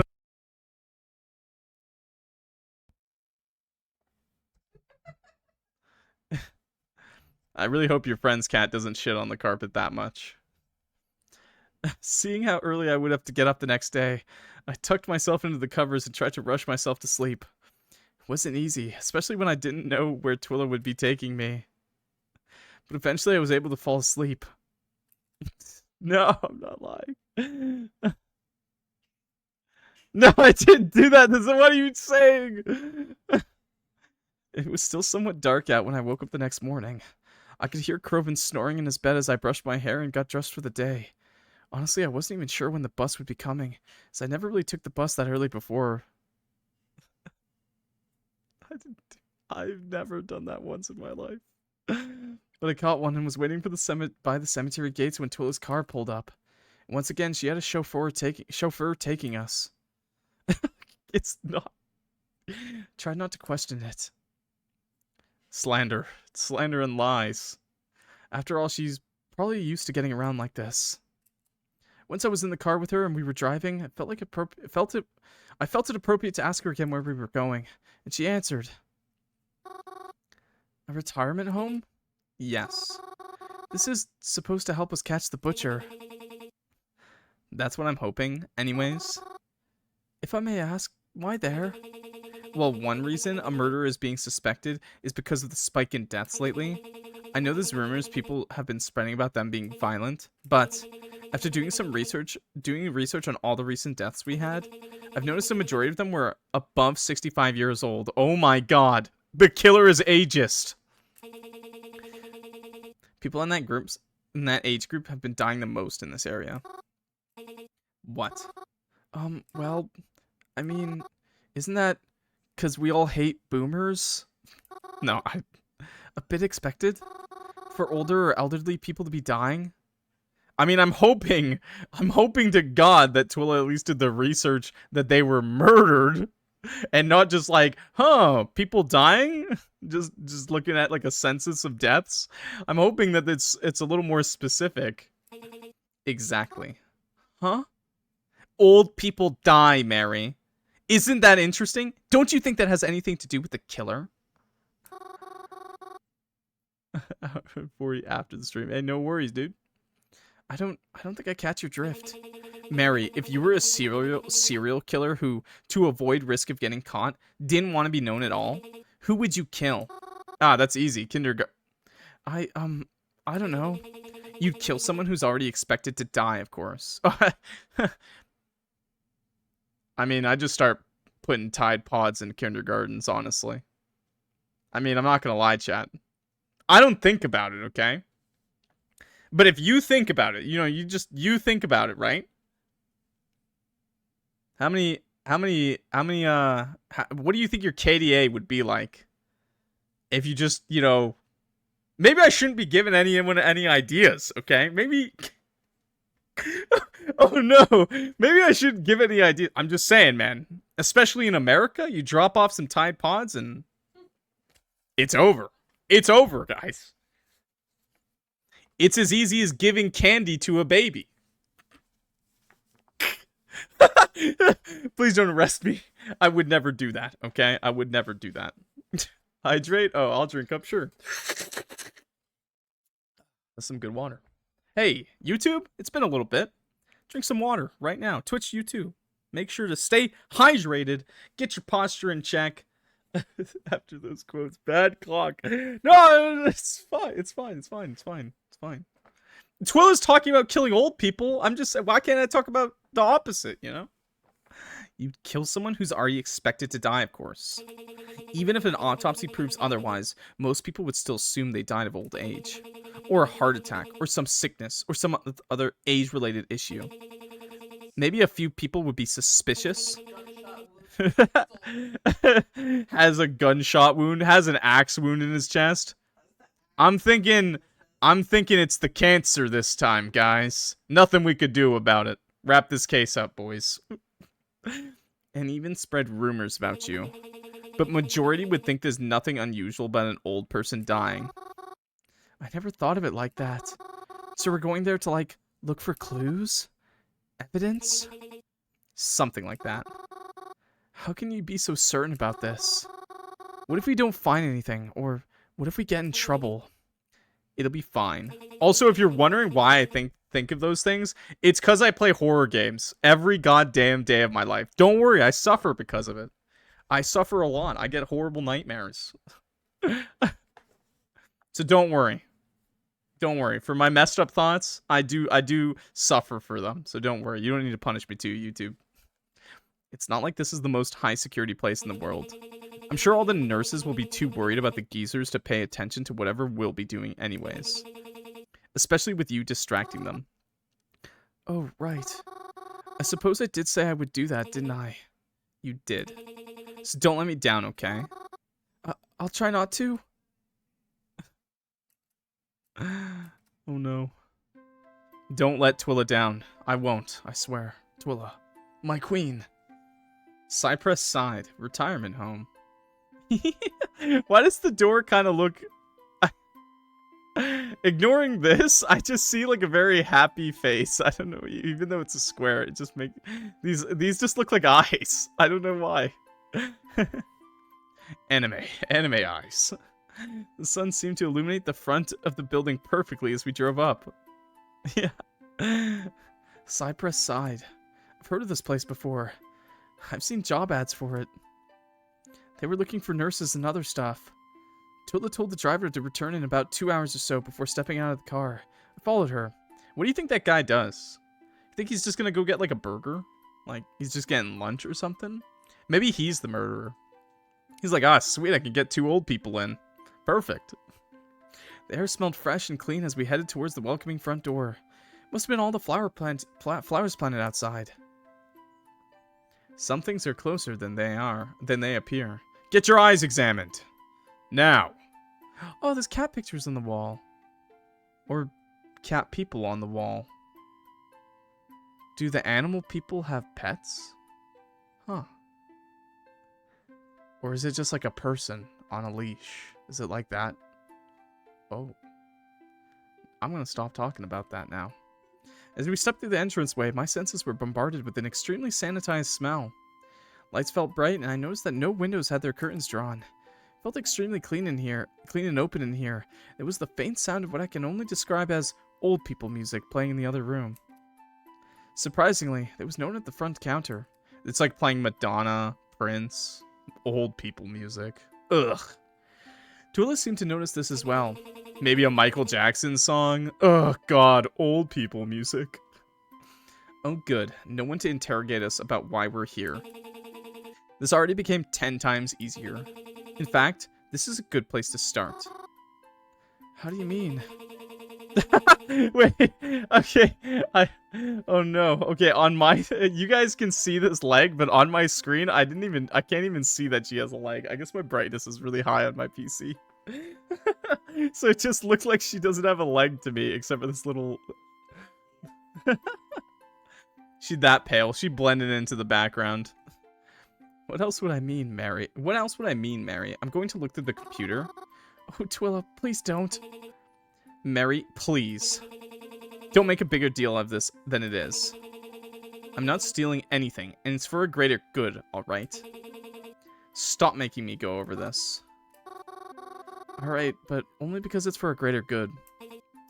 ArcadeKitten? You definitely have. You definitely 100% have. Mary bald. Give her some white clothes? Bald Mary? She's literally John Cena. Good. Now, while I get started, go out there and distract them. But how? I don't know. It's your job. I don't know why. Just, from every artist I know, they've always got a bald version of their characters. Always. Ask nurses where things are. Pretend you're entertainment. Even fake a medical emergency. I don't care. Just make sure no one comes over here. And if you spot anyone coming over here, stop them. Or alert me so I can get out. How should I alert you? I don't know. Shout something like, "Look, a deer," and point at the nearest window. I'll know what it means when I hear it. Alright, that makes sense.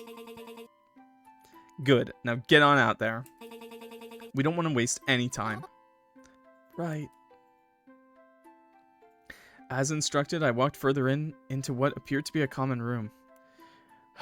Chat.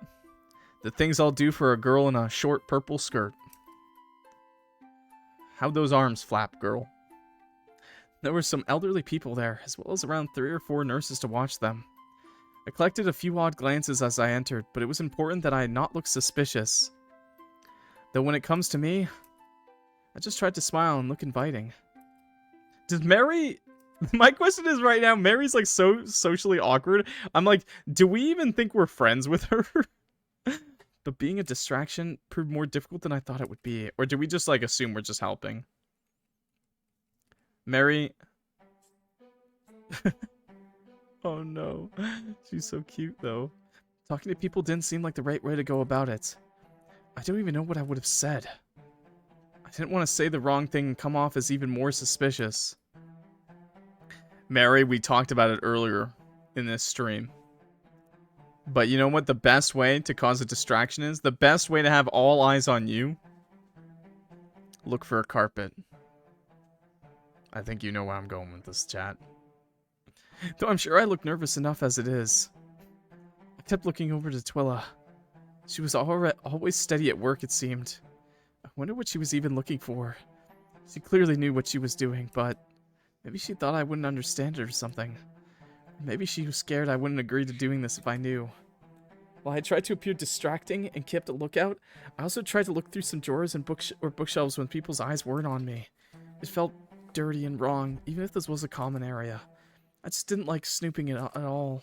But it's not like it mattered, I guess, because I didn't find anything important. But at one point I noticed... a nurse heading to the front desk. I was about to shout our whole deer plan, but... It's a good thing I turned to check before I yelled. Because when I looked back over there, Twyla was gone. That's strange. Where'd she go? Did she just get up and head somewhere else without telling me? She wouldn't leave the building, right? Or did she already get caught because I wasn't checking enough? Well, either way, there was no use to me being in the common room anymore. I made my way out and went to go look for her. Of course, if she was snooping around, I couldn't just out and call her name. So I tried to be quiet as I looked, made sure to keep a lookout for anything strange as I did. And I did actually happen across something strange. Okay, well, you know, this is an old folks' home, you know, we can be respectful. You know, we don't have to talk about what we see, Mary, you know. Just, you know, maybe let someone know at the front, you know, just get them up. Maybe change a diaper or two. It's a trail of something on the floor. I noticed it as I looked down. It was like a stain spread across the floor. It wasn't red, so I don't think it was blood or anything. Well, at least she's concerned. If I bent down really close to...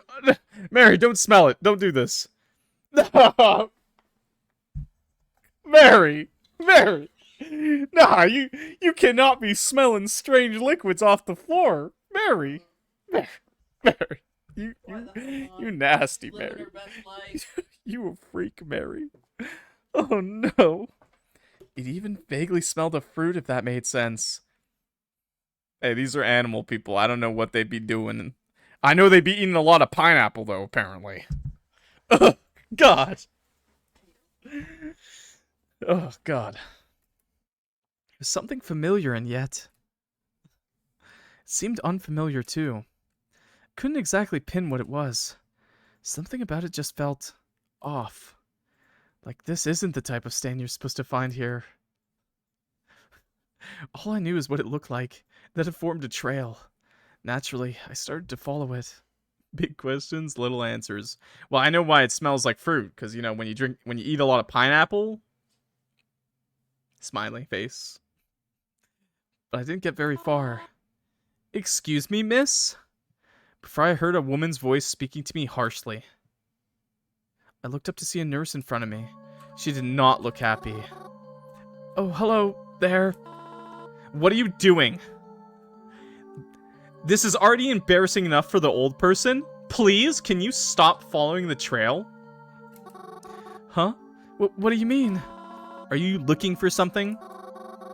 Well, not particularly. I mean, I noticed you in the common room earlier, and now you're looking around the halls. What is it you're looking here for? Because it doesn't seem like you came here to visit someone. Oh, no, I did. I was surprised they weren't in the common room, so I went to look for their room.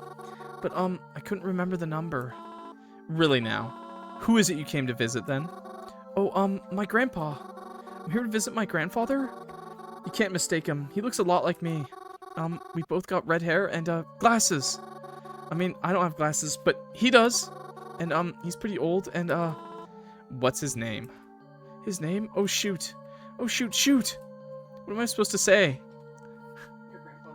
I'm 7 years old, and, my parents only call him Grampy when I'm around, so that's all I know. True story, chat. I actually didn't know my grandparents' names for, like, a really long time. Probably not until I was, like, 10. My grandmother. Yeah, I just called them... Oh, no. I just gave them the Spanish names. I didn't know. I didn't... Look, chat. I didn't know their names.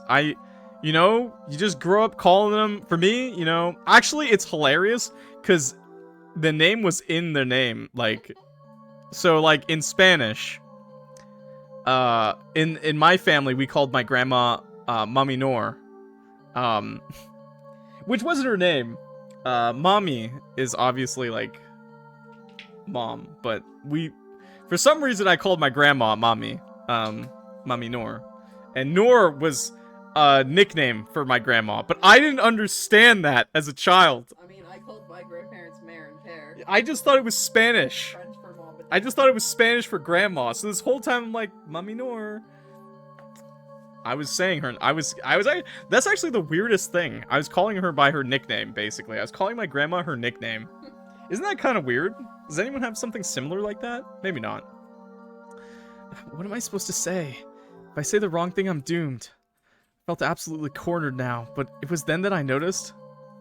How is bro so dense? Look, you just grow up saying it, and you just don't realize it until like someday someone does say like your grandparent's name, and you're like, who the hell is that? And then they're like, that's your grandparent, and you're like, no, it's not. You're like 7 years old, and it's like, you're like, no, it's not. That's grandma.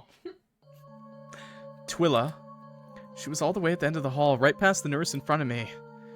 She seemed to have spotted me as I was looking for her. Looked as if she was crossing into some other room, but I guess she noticed it looked like I was in trouble. Caught red-handed. Should I call her over? Maybe she can help me. She looked through the computer after all. She could give the nurse the name she's looking for. But what should I do? I feel like it's a good idea to not out her. So we're just gonna keep going with the saves. Sorry, I had to sneeze. Call over no, handle the situation without her.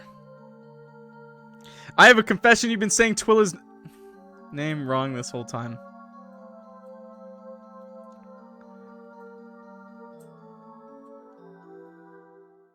Whoop.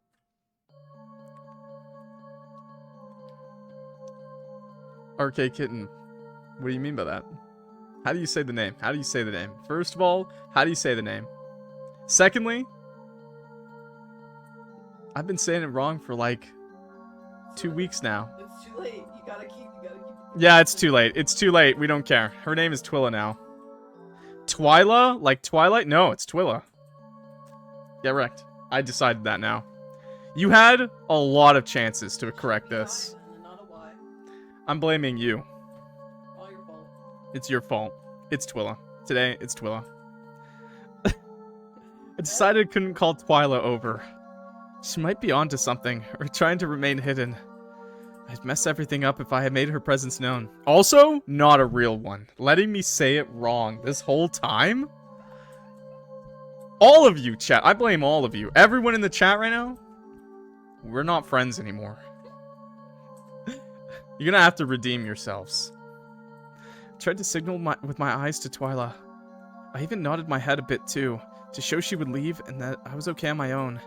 She seemed to have gotten the message and hurried out of there. And now, of course, I was stuck here. What are you doing? Oh, sorry. I've got this twitching issue. Friends of the family, Oh, wait. You're Wraithword's kid?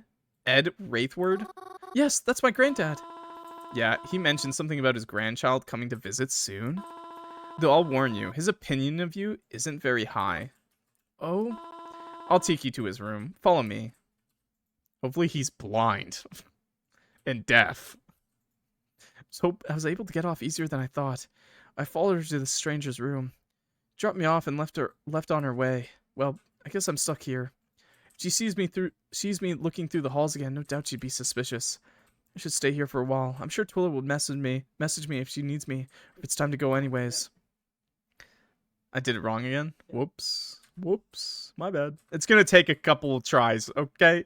I pulled out a stool and sat across from the old man in front of me. I guess I ought to introduce myself. Wow! Bro really is blind, Ed. Wow. And he had red hair. Man, Mary, can I get some of your luck? Hello, sir. Hello, Mr. Ed? Who's there? Hello, Mr. Ed. It's, very nice to meet you. I hope this isn't too awkward. Sorry, let me turn my hearing aid up. Blind as a bat, and already losing my hearing too. Alright now, come again? Who's there? I ain't had a visitor in forever. This is how my grandpa talks, by the way, so.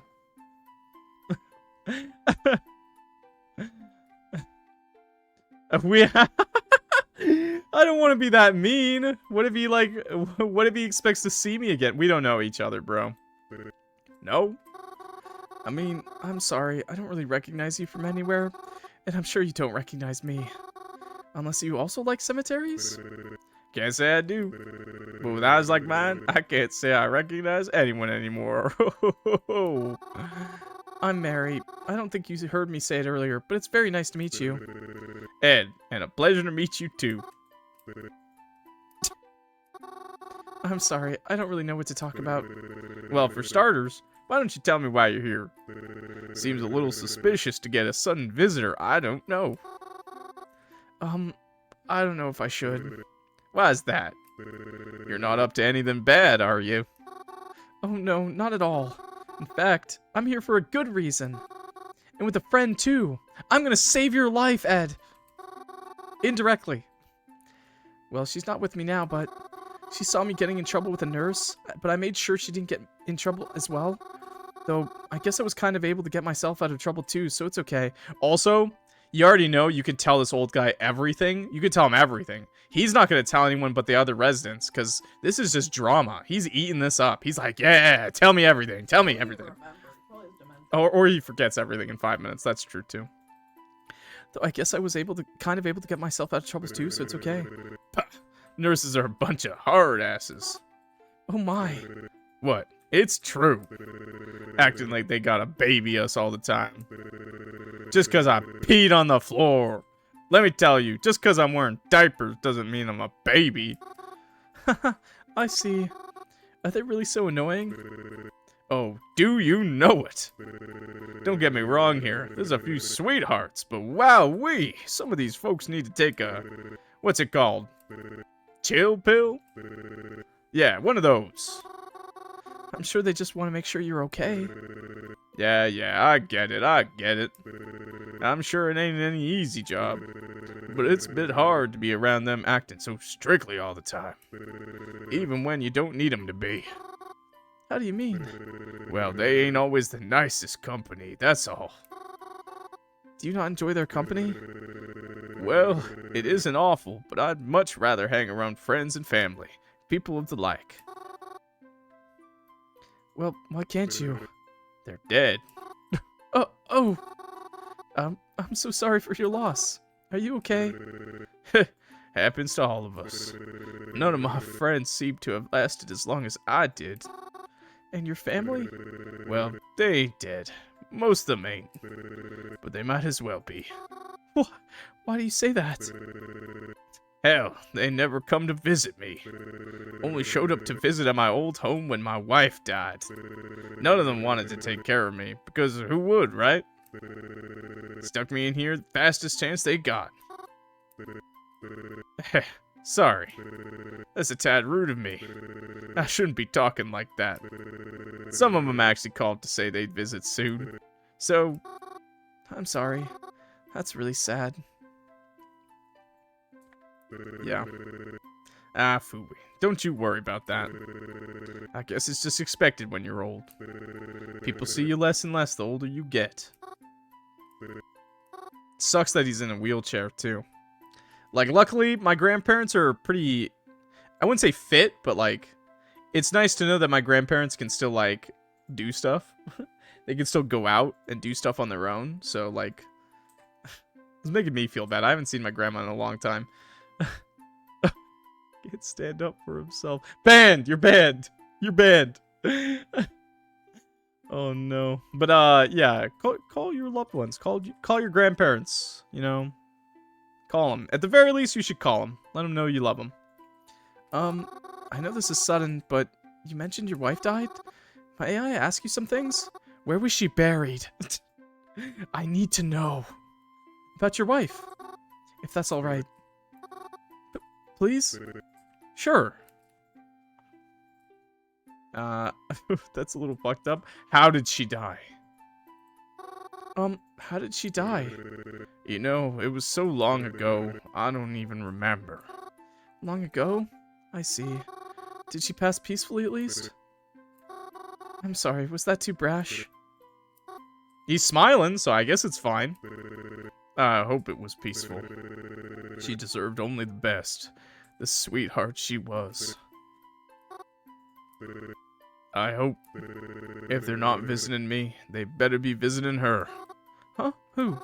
Your wife? Who else? Being in my state, I can't visit her. So those children of mine better be paying their respects. And giving her the company I can't. Actually, this may sound very strange, but I think I've met her before. Hmm? I live very close to a cemetery, and, I like to make sure that every person has at least a flower. Your last name seems familiar to me. I think I've met her before.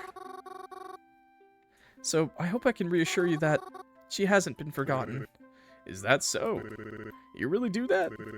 For someone you don't even know? Well, yes. I believe that people always deserve respect, even after passing. If you feel she's not getting enough, well, I'm more than happy when I'm able to provide. And I can visit you too. Like here. You said your family doesn't visit you enough, right? Well, I'm sure I can make time to visit you here. Maybe I'll be able to take you to visit your wife too. Mary, I think that's kind of morbid that you're visiting, you know. I mean, I get it. It's like a cemetery, but they're not in it yet. Okay? You gotta wait until they're in the ground. Mary, please! I'm sorry. I just got a bit weird there, didn't I? I'd like that.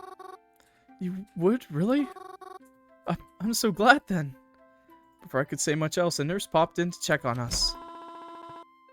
Yoo-hoo! Hello, hello, hello! How's everything going in here? Everyone doing okay? Oh yes, thank you! Glad to hear it. Well, I've come to bring you your special lunch, Ed. Lunchtime already. I see. Thank you. Damn, lunchtime.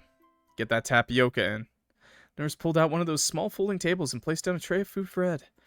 Ed sipped a spoonful of soup and coughed. Immediately began to worry that he was choking, but then... Oh! Oh my god! What's happening? Ed? Oh dear, oh my! Don't worry, this will be fine. I accidentally dropped some glass in the soup. Oopsies. Whoops. I'll need to call for some help, that's all. Oh, dude. Oh no, is Mary gonna see this happen? I saw the nurse reach over and pull out what looked like a walkie-talkie. She scrambled to get it working as she voiced that there was an emergency. Before I knew it, nurses started to flood the room as I was pushed out by them. Tried to look over to see what was happening, but it was no use. There were too many of them, and I was too short to see past. I felt a tight feeling in my throat as I nervously fiddled my hands together. I don't know what happened. I tried to listen in, but with all of the nurses talking and panicking at once, it was hard. I think I heard something about an ambulance, but I couldn't be sure. I wasn't sure what to do next, but then... Twyla! There you are. Hey. What's going on in there? The man! The guy! Use your words, Mary. The guy in there? He started choking, and now a bunch of nurses are in there trying to fix it. I think I heard one call for an ambulance. Really? That's a lucky break for us then. Huh? Well, if they're all in there, we can snoop even further without getting caught. Twyla! He's having an emergency! Yeah, and? What if it's the work of the butcher? Think about it. Maybe this is because the butcher really did decide to strike here today. And Ed was the target. Poor Ed. He didn't deserve poison soup. But he got it. And he sipped it up like a man. Maybe they're still around. Maybe we can catch them or find something they left behind. Twyla, please. Come on. Who knows how much time we have? You may let this opportunity go to waste, but I won't. If you're not going to look with me, then wait outside until I'm done. I'm looking whether you like it or not. That's even worse. Twyla, no! I had no choice. I had to follow Twyla. I didn't want her doing something even worse. Luckily, most of the doors she tried to get in were locked anyways. But then she tried getting into the kitchen. Before she could step inside, I reached out and tried to pull her back. She was insistent on getting in. Oh, poor Mary. This is like the worst feeling as a friend. When your friend wants to do something like crazy and you're like, please, please stop. This is even worse because we're not even really friends. Twyla, stop it. Like, go, Mary. I need to look. I saw something in here earlier, but I couldn't get close enough to look until now. So get off before you really get on my nerves. You said you wouldn't be like this. Yeah, at least turn off the stove, man. Unattended stove that's on. Twyla, this is going too far. It's not like we're real police or detectives or something. Why does it sound like wings flapping every time Twyla runs? Because she does it to go faster. You know, like the Naruto run? It's like that, but flapping. It's not like we're real police or detectives or something. We're trespassers, Twy. We don't know how long everyone will be gone for. If someone comes back and sees us in here, we can get in big trouble. Please. It's not worth it. You're right. Fine then. Let's go. Oh, wow. We actually managed to convince her of something? I let go of Twyla and we started back down the hall. Though from the corner of my eye, I could swear I saw her rush in really quick. But when I turned around, she was right behind me. See what I mean? Extra fast. Naruto flapping run. So I want to believe she didn't do anything underhanded. Twyla took out her phone and made sure her chauffeur was on his way. I didn't even realize it had already gotten near the time we planned to leave.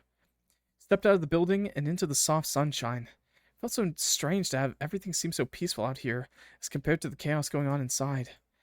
Worry still swelled in my chest, but I assured myself they had everything under control as we sat on the curb and waited for our ride.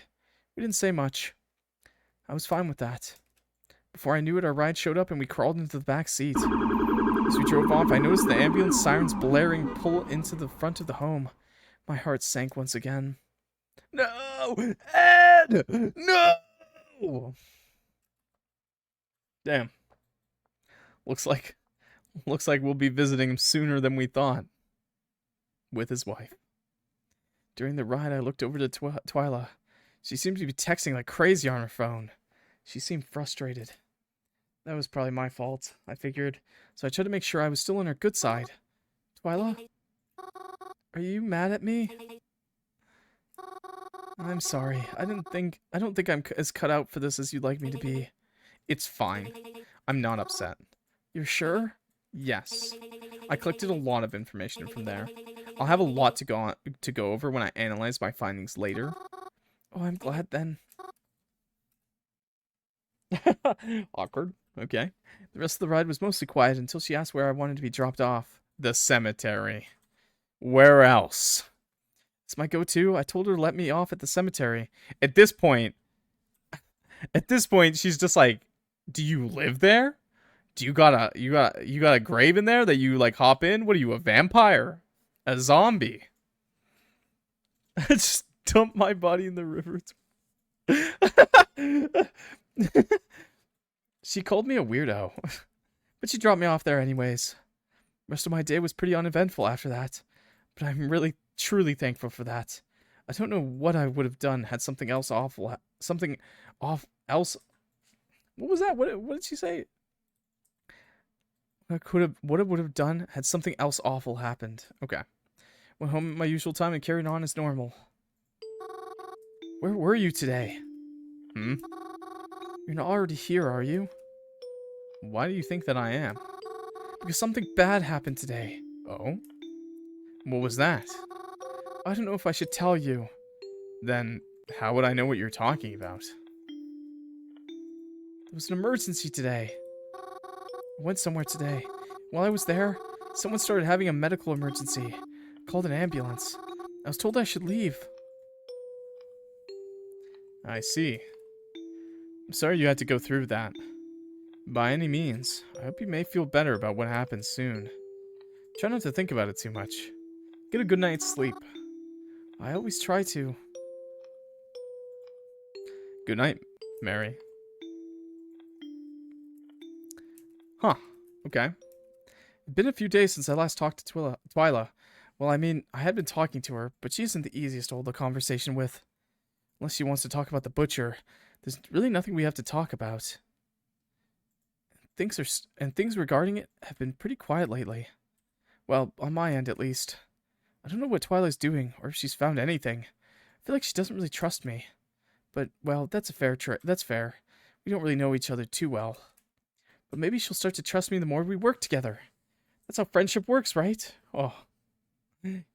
Yep, I guess she does think we're friends. Okay. Anyways, I'm spending today at home like I've been. Going out is nice, but I need a little break every once in a while, too. Not Croven, though, apparently. He always leaves the house, even if it's not a nice day. He stays out all day, too, so I get pretty lonely when he's not around. But it's not so bad. I've been able to keep myself pretty entertained. Yeah, ghost book. Started reading the book that old bookstore owner had given me. I saw the title, How to Talk to Ghosts. I figured it was, well, figurative. Thought it would be some spooky story with a clever title, but to my surprise, it is written as more of an instructional guide. Very interesting read. And I'm curious as to how they got all this information anyways. We can skip the book this time? Nice. It's the same. Phone call. Hi. Oh, hi, Twyla. Did you need something? No. Well, kind of. Remember how we went to Cypress Side the other day? Yeah, of course. Why? Do you happen to remember the name of that guy you talked to? You mean Ed? Yes, but his last name also? Wraithward? Thank you.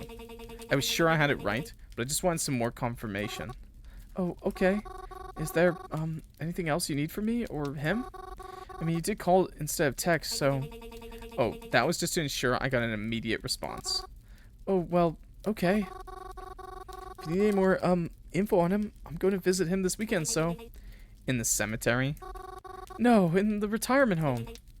Mary, you know he died, right? Huh?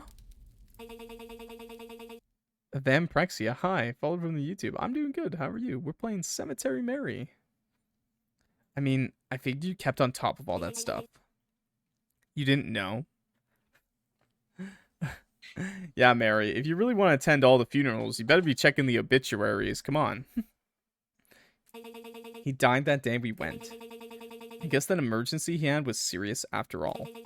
It also means the butcher could have been there when we were there. That's why I was looking more into it just now. I hope you weren't too attached. I'll talk to you later. Oh, that's so sad. I was heartbroken.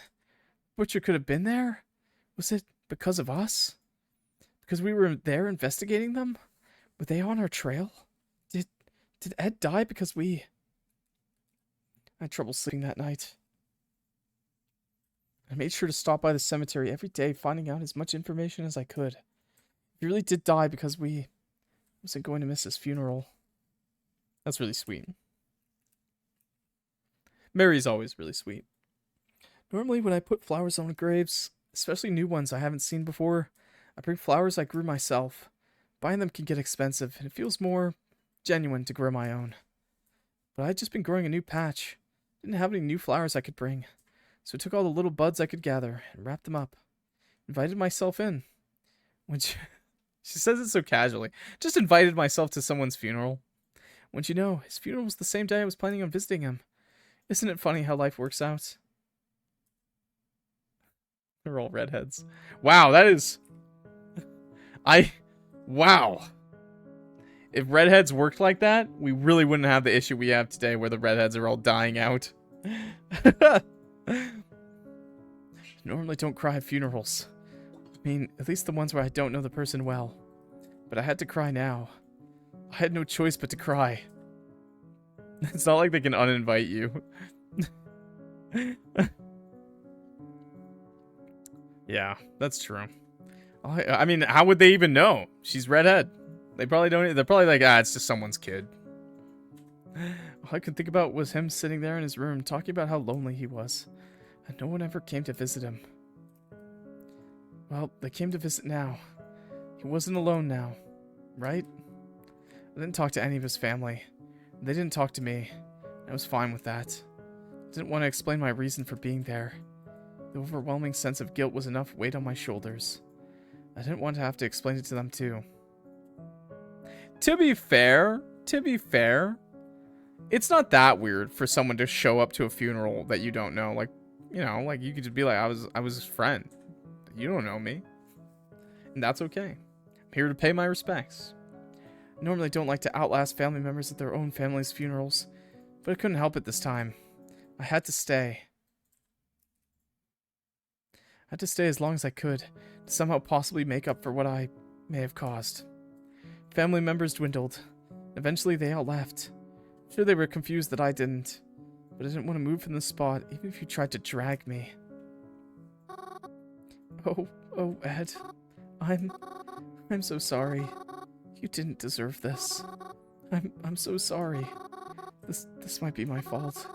Maybe she was right. Maybe if I'd helped her more, we'd worked quicker. Maybe... Sag, your family came to visit, you know. Just like you wanted them to. They all seem to miss you quite a lot. So I hope you know what they were thinking of you. And your wife. You're right next to her, you know. I had been leaving her flowers for so long. I hope you know that. I was taking care of her this whole time. So I'm sure she wasn't lonely. Maybe you won't be either.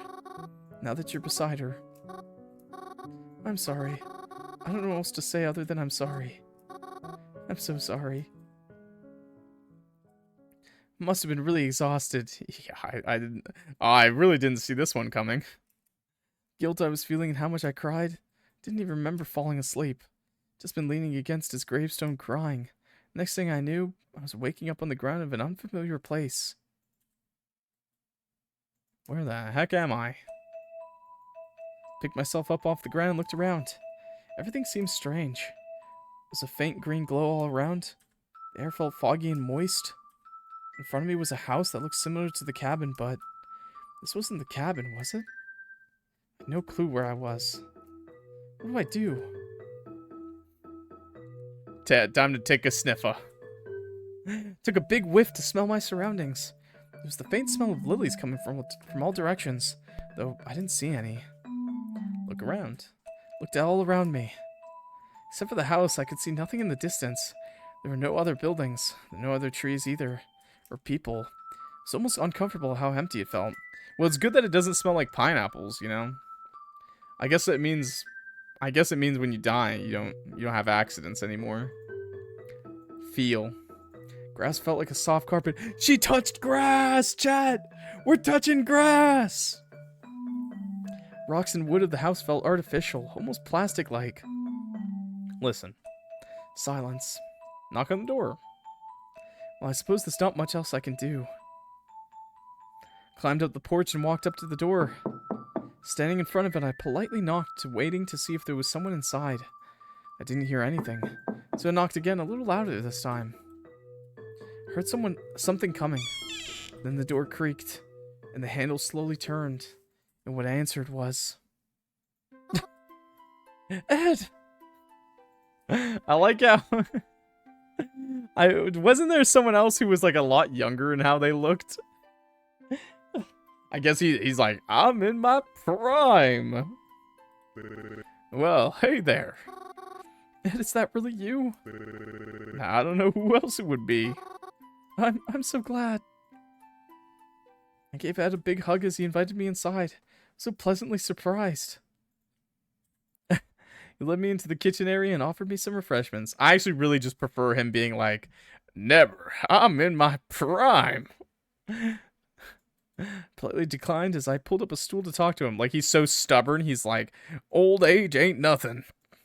Because the Ed that I know is... He's even still in the chair. That's great. Wait, hydrate? Ugh. Stay hydrated, chat. Make sure to get some water. I'm very happy to see you, you know. But how is this possible? How do you mean? Well, you died. Died? Oh, yeah, I suppose that did happen. I nearly forgot. Actually, that's curious then. Because how did you get here if I'm dead? Well, I don't know. Man, I'm dead. I just woke up here. Alright then. I hope you enjoy your stay.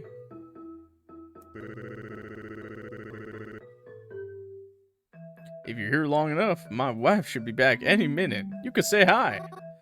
Your wife? Oh, that's so cute.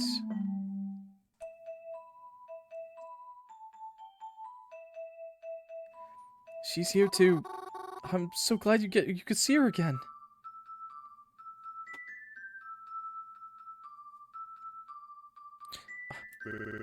Me too. Funny thing is, I'm pretty sure she knows you too. She does? Had I ever met her before then? Not sure. But she says a red-haired girl brings her flowers a lot. And you're the only redhead girl I know that's not in the family. Oh no. Really? That's... Hey, while I'm here, can I ask you something? If that's okay? I don't see why not. How exactly did you die? Well, beats me. 1 second I was eating lunch with you there. Then I started coughing. Things were pretty dark for a while. Before I knew it, I was here. Sitting in a cozy chair and feeling right as a peach. Really, just like that. Was it painful? Maybe a little, but not for too long. I just remember my lunch tasting a little different. No, dude. No, dude, he actually... No! Ed! Ed! No! I'm so sad, but also kind of happy for him. But also sad for him. Maybe it was spoiled. Then I just couldn't breathe. Probably started choking from eating too fast. But would choking cause him to cough up blood like that? I mean, he's old. I see. And that's all you remember? Can't say there was much else. That's a pretty fast-acting poison. You know. Maybe it was the secret cotton candy inside your walls. Maybe he ate. Maybe they put some of that in his soup. Thank you. Even a little information helps a lot. Helps in what? Oh, don't worry about it. Besides, I don't think you really have much to worry about if you're here. Well, I suppose that's true. Sure you don't want anything while you're here, then? We just stocked the fridge. Go on, help yourself. Oh, well, if you insist, I suppose. Thank you very much, then. I got up from the stool and walked towards the fridge. That's kind of weird, isn't it? Didn't think dead people would need to eat. Opened the fridge and looked inside. It was stocked like a regular fridge would be. I can't say I recognize many of the brands here, but I don't think that belongs in a fridge. Because that's... What do you mean? You can't do this, Reginald, you bastard! You son of a gun. Get that out of here! Waking me up. Doesn't he know you should never wake a woman up? You just wait for her to wake up, okay? Mary? We were standing? No, we jumped to my feet as soon as I heard my name called. The sound of Reginald's voice had jolted me awake. So, was that just... Oh, thank goodness you're okay. I saw you lying on the ground and was worried something had happened to you. I don't think a cemetery is a very good place to take a nap, you know. A nap? Then, was that all a dream? But Ed, and the way he spoke. I couldn't have made all that up, could I? Reginald? What are you doing here? Ah, that's right. I never told you, did I? I'm a coffin maker, you see. And well, I've actually got business with someone who works here. Oh, you make coffins? That's actually pretty... Before I knew it, someone from behind me harshly gripped my shoulder. Oh, why, if it isn't Twyla. Hello, Reginald. Huh? Oh, hi, Twy. You're kind of hurting me. What's going on here? Oh, you're friends with Mary too? How lovely. You know, Twy, dear, I haven't seen you at the library in quite some time. Did you stop working there? You should have told me. I look for you when I go in, you know. I was worried something terrible might have happened to you. Uh-huh. Well, it was nice seeing you, Reginald. But Mary and I have to get going. We do? Ah. Aw, is that so? Yes, we're already off schedule, so it's best we leave immediately. We are? Oh, alright. Perhaps I'll see you later then? Maybe. Goodbye. Twyla practically dragged me out of the cemetery. I felt really bad since I wasn't able to say goodbye to Reginald first. Once we were out past the gate, Twyla gave me a smack on the back of my head. Ow, why'd you do that? What were you doing with him back there? Huh? What do you mean? Didn't I tell you he was suspicious before? You don't understand, I wasn't really talking with him. He's higher on my suspect list than ever now. Really? Yes, I'm almost confident he's up to something, even if not the murders. You be smart to avoid him. Right. Well, let's go then. Huh? We're doing something after all? Well, I was just gonna do it myself, but since you're here, I might as well take you along too. Let's go. I'll tell you what I know along the way. Hey, where are we going? Hardware store. Hardware store? Yeah. You see, back when we looked in the kitchen of the retirement home, I saw something. And I'm pretty sure it was... Hey, was it antifreeze? Huh? Ed! Ed, my man! Ed! You got a taste for the antifreeze? It killed you, and you're stuck in your fridge with it? My man! Huh? How'd you know that? Well, back when we were in the retirement home, I saw this trail of something I wasn't sure of. But it was like a trail of floor stains. Twyla hit me over the head again. Oh my god. Ow! Please stop doing that. Idiot. Why didn't you tell me? I didn't have the chance. And, well, something else confirmed it for me too. Yeah? What's that? Well, back in the cemetery, I think I spoke to Ed's ghost. The man who died? Mary, you're not telling Twyla of all people that you... Nah. Nah. No way. Oh, please don't try to bring a bunch of supernatural shit into this. I'm serious. I was in the house, his house. You broke in? No, it was like a ghost house. I don't know how to describe it. And he offered me food, but when I looked in his fridge, there was a gallon of antifreeze in there. Yeah, I'm not a big fan of antifreeze. I'm more of a fan of banana-flavored soap. That stuff is where it's at. At least that's what it looked like it was to me, the way it was labeled. Right. I promise I'm not making it up. Sure, whatever. You know who else is buying antifreeze? A certain A certain Reggie. A certain, you know, tall man with long hair. Pretty sure he bought some antifreeze too. Sure, whatever. By any means, you know what we're looking for. Clock this is a great invention called bananas, and they're usually soap free. Soap. Clean. And tasty. Back when we were in the retirement home, I saw a nearly empty gallon of something magenta-like with the majority of its label scratched off. Okay, but ArcadeKitten, next thing you're going to tell me is that they don't have peach-flavored soap now. Like, I should just get something called Peaches? Like, no. Peach-flavored soap. Yummy. I took a sample of it. Analysis showed that it's some type of antifreeze. Analysis? How'd you do that? It's not important. But Huh? Don't worry about it. It would take too long to explain it, and it really isn't important how I did it. I just know it is some type of antifreeze. Some type? It's close enough. Must be some new brand or some bullshit. I don't know. That's not the important part. When I looked further into it, I discovered that whatever brand that was, it was completely different than the kind used by the retirement home in their vehicles. That means someone else had to bring in that antifreeze. Which most likely means it was brought in for the express purpose of hurting someone. You think you'd clue in that the fact that it was in a kitchen the day someone died, you know, maybe you'd clue in and be like, that's enough evidence alone that someone brought it in to kill someone. I want to go around to hardware stores and auto shops and ask the workers there what they know about antifreeze. And this kind specifically. If we're really lucky, maybe we can even find out who's been purchasing it. You think that'll work? What if whoever was using it ordered it online? I doubt it. Because if the butcher really is using antifreeze, then they're probably out buying it and paying for it with cash.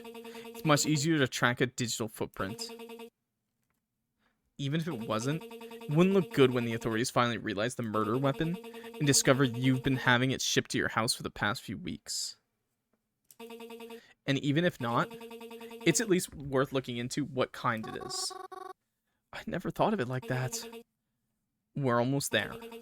I'll start talking to employees and see if they can provide me with information. You go and look at all the antifreeze and see if you can find any that looks like this. Twyla showed me a ripped part of the label as well as a liquid sample in a small jar. Liquid looks similar to the kind that stained the floor, except it looked much more magenta here. The label was black with a magenta-ish purple stripe on it. Looked like there was a part of a letter on it, but it was too cut off to know which letter it could have been. It felt weird. What was this label made of? It just felt like old paper. When we got inside the local hardware store, Twyla practically pushed me to the outdoor sections. She went off to go find someone to talk to. I guess it was my job to look for any potential candidates. Doesn't she know we're terrible at this? Oh no. Oh, we're back. Where should I look? If it's antifreeze, I'm thinking, okay, so if it's like a lesser known brand, it's either on the top or bottom shelves, right? So we're gonna go with bottom. Nothing down here but bags of soil and fertilizer. God damn it. It smells bad. The top shelves. They're too high for me to see, unfortunately. One of those roller stair things was in the aisle, though. Thought about climbing it, but I was worried I might get in trouble. Guess I'll wait for an employee to come by and help me. Middle shelves. Some snow stuff here. Shovels, gloves. Antifreeze. I know her pain. What do you mean? What do you mean you know her pain? What is... No!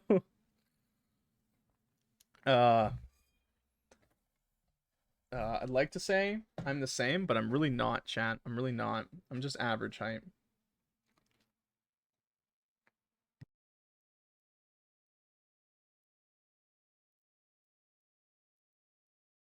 No. No, not the shorties.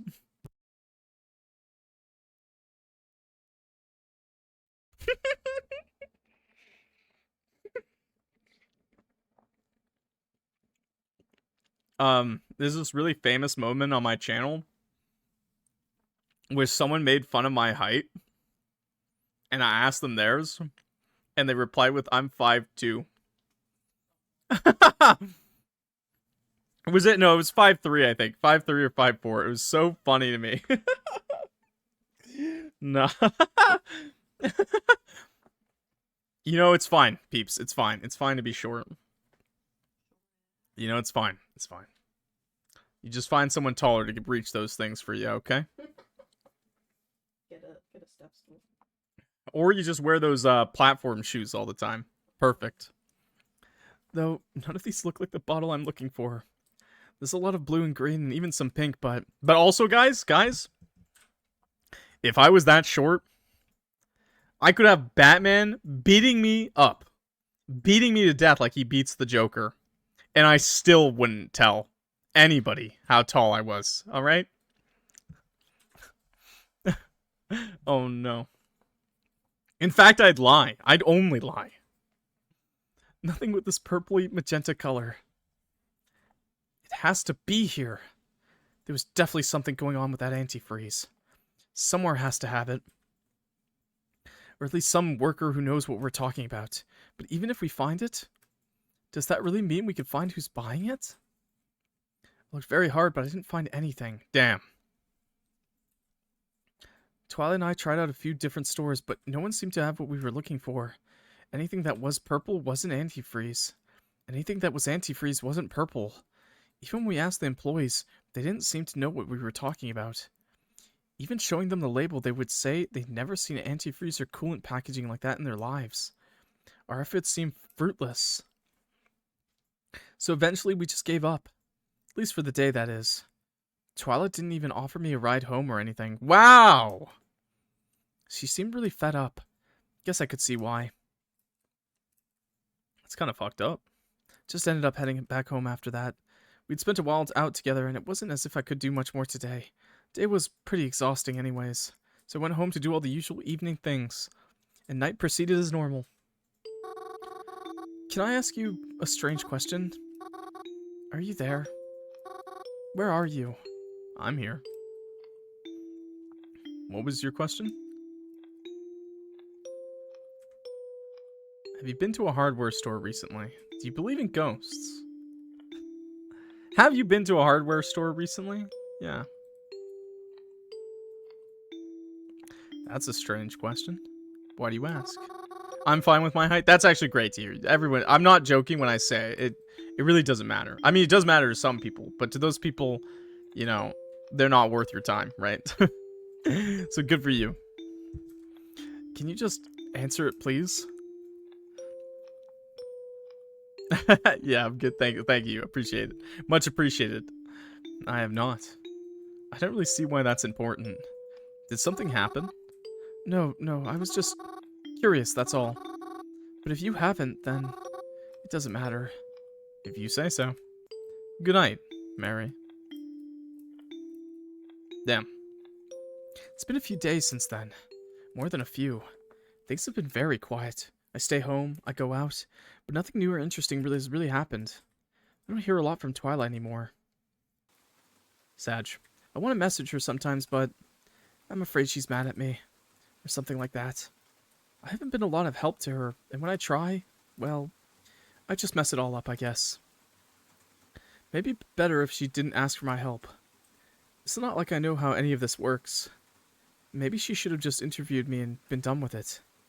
Then she wouldn't have to get frustrated with me all the time. Corvin's gone out today. Even with all this rain. I guess he just really hates staying home. I mean, maybe I'd be out too if I had somewhere to go. As much as I love the cemetery, walking around in muddy shoes is less than ideal. I can handle it for a little while, but not as long as I'd like to stay.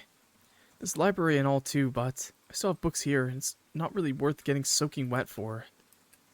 The cemetery. I keep thinking of that dream I had there. I had to have just been imagining it, right? There's no way that was really Ed's ghost. Unless it was. It's almost like the book I read that talked about how ghosts were on a different plane. Is that the kind of plane it was talking about? But if so, how come more people don't see ghosts in their dreams? Maybe they do, but they just don't realize it? If I'm seeing ghosts in my dreams, does that mean my dreams with Mom and Dad mean... wasn't able to consider that possibility much longer before my phone buzzed with a text message. It was Twyla. Hey. Hi. It's been a while. Is everything okay? No. Huh? Oh? Why not? Because we haven't found fucking shit, that's why not.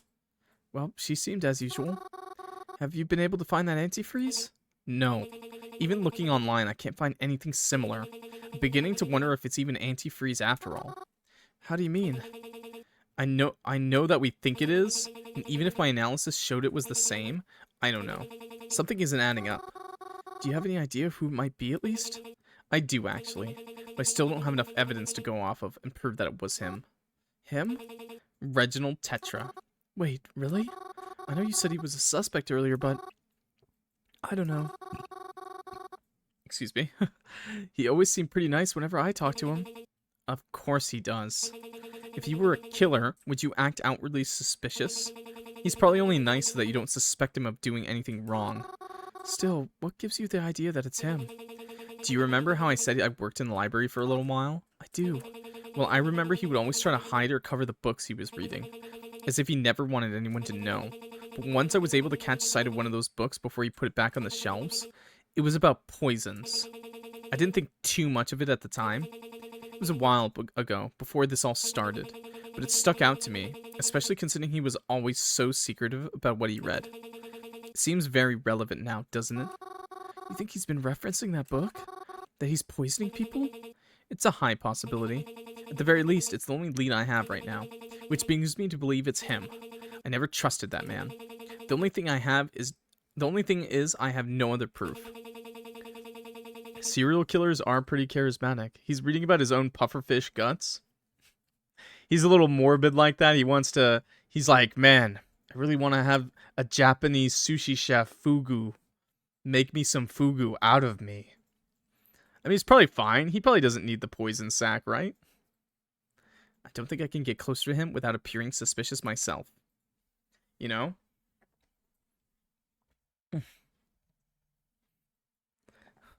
What if it isn't him? You bring up a good point. Yeah, you bring up a good point, Twyla. What if he's just special? Oh, he's special, all right, chat. I guess he could be a suspect. I'm still having a hard time believing it's him. But then again, you've known him longer than I have, I guess. Listen, Mary, I know a lot of people in this town, but no one has ever struck me with more suspicion than Reginald Tetra. I think if we're going to set our sights on any suspect, it should be him. He's the most specialist boy in the whole wide world. Is he now? Huh. She seems so certain of it, but she's given me no real reason to suspect him. Besides, he seems so friendly and sociable, and he makes coffins. He's been so nice to me every time I've met him. I don't want him to think he would do something like that. Well then, Twy, if you're so certain it's him, why don't you contact the police? I'm sure if they look into it, they'll find something. I don't think that's how that works, Mary. They don't just attack people and search their house with no evidence. The police are a bunch of fucking idiots and full of scummy fucking people. We've been over this. Even if that wasn't the case, I don't want to be involved in any investigation of theirs. Can't you send in an anonymous report or something? Do you really think any of those reports actually stay anonymous? Do you realize how easy it is to get information, Mary? Even just texting this over the phone with you makes me concerned. If anyone sees these texts and knows what we're doing, it could be a lot of trouble. That's why I want to get this over with as quickly as possible. And the quickest way to do that is to decide on who's responsible and then out them. Just like that? Is she so certain it's him, she's willing to accuse him just on a whim? If we can prove that Reginald has been purchasing large amounts of antifreeze, then at least maybe we'll have a bit of evidence to go by. And you'll turn that into the authorities? Because, I mean, they'll have to get involved at one point, right? Eventually. But that's for me to worry about. I just need a more clear indicator pointing towards him, and I'll be all set. It's just frustrating, knowing the proof that I'm looking for is so close and yet so out of reach. Hey, this is gonna sound really weird, but I have an idea that might help, actually. Really? Yeah. It's like, maybe... Okay, so, if you can... I want you to collect a list of everyone you think might have been killed by the butcher. Bring it to the cemetery tomorrow. I don't know if it'll work, but if it helps even a little, it's worth a shot, I think. Mary? What the ever-loving fuck are you talking about? It's hard to explain, but trust me. think I can make it work. She's in Sherlock Holmes mode. Whatever you're planning sounds stupid, but fine. I'll be there tomorrow morning, but I have a meeting in the afternoon, so it better be quick, and better be helpful. It's definitely not going to be quick, and you're probably not going to believe me. If everything goes how I'm hoping it will, then it should be. Okay, so we're going to get Mary to fall asleep, and then we're going to tell Twyla to just roll us to each grave. Just keep rolling us without waking us up, okay? Then we keep moving around the spirit world. You can't see it, but I'm sighing. Very well. See you tomorrow. Yes, you too. Please no. Please no, don't ever say that. If this ghost thing is real, then I should be able to talk to one of them too, right? Ed's dream proves stuff in the real world for me, so maybe that'll be the same here. I just feel like Twyla talks kind of sassy, you know? I don't know. I just feel that way. That's the voice I'm giving her, okay? A little bit like, uh-huh. And since they were there, they could tell me exactly what happened. That'd prove it, right? I mean, if I'm wrong, it doesn't matter. It's just the voices I do. Twyla met me by the cemetery like we agreed. She was tapping her foot impatiently in front of the gate. Took you long enough to get here. My bus runs on a schedule. I'm sorry. She had the list in hand like we agreed. Walking into the cemetery, we looked for the people that were on her list. People who died shortly around the time rumors of the killer came to be. After a bit of walking, we actually managed to find 2 of the people on the list right next to each other. Perfect. Alright, so we found them.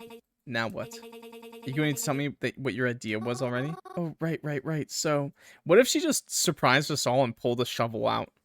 Start digging! Remember when you saw me and Reginald in the cemetery together? Yeah. Well, that's because you found me asleep on one of the graves. Wow, just when I thought you couldn't try any harder to be a goth. Huh? Continue. That's pretty hardcore, Mary. That is pretty cool. I'm not gonna lie. Goth girls? Amazing. Oh, so when I was asleep, that's when I talked to Ed. That's how I knew about the antifreeze, remember? So maybe if I sleep on their graves like I did Ed, maybe I'll talk to them too and they can tell me what happened. Oh, for the love of... Yeah, come on, at least let me try it. Even if it's just a weird premonition or something. Maybe it'll offer us some insight.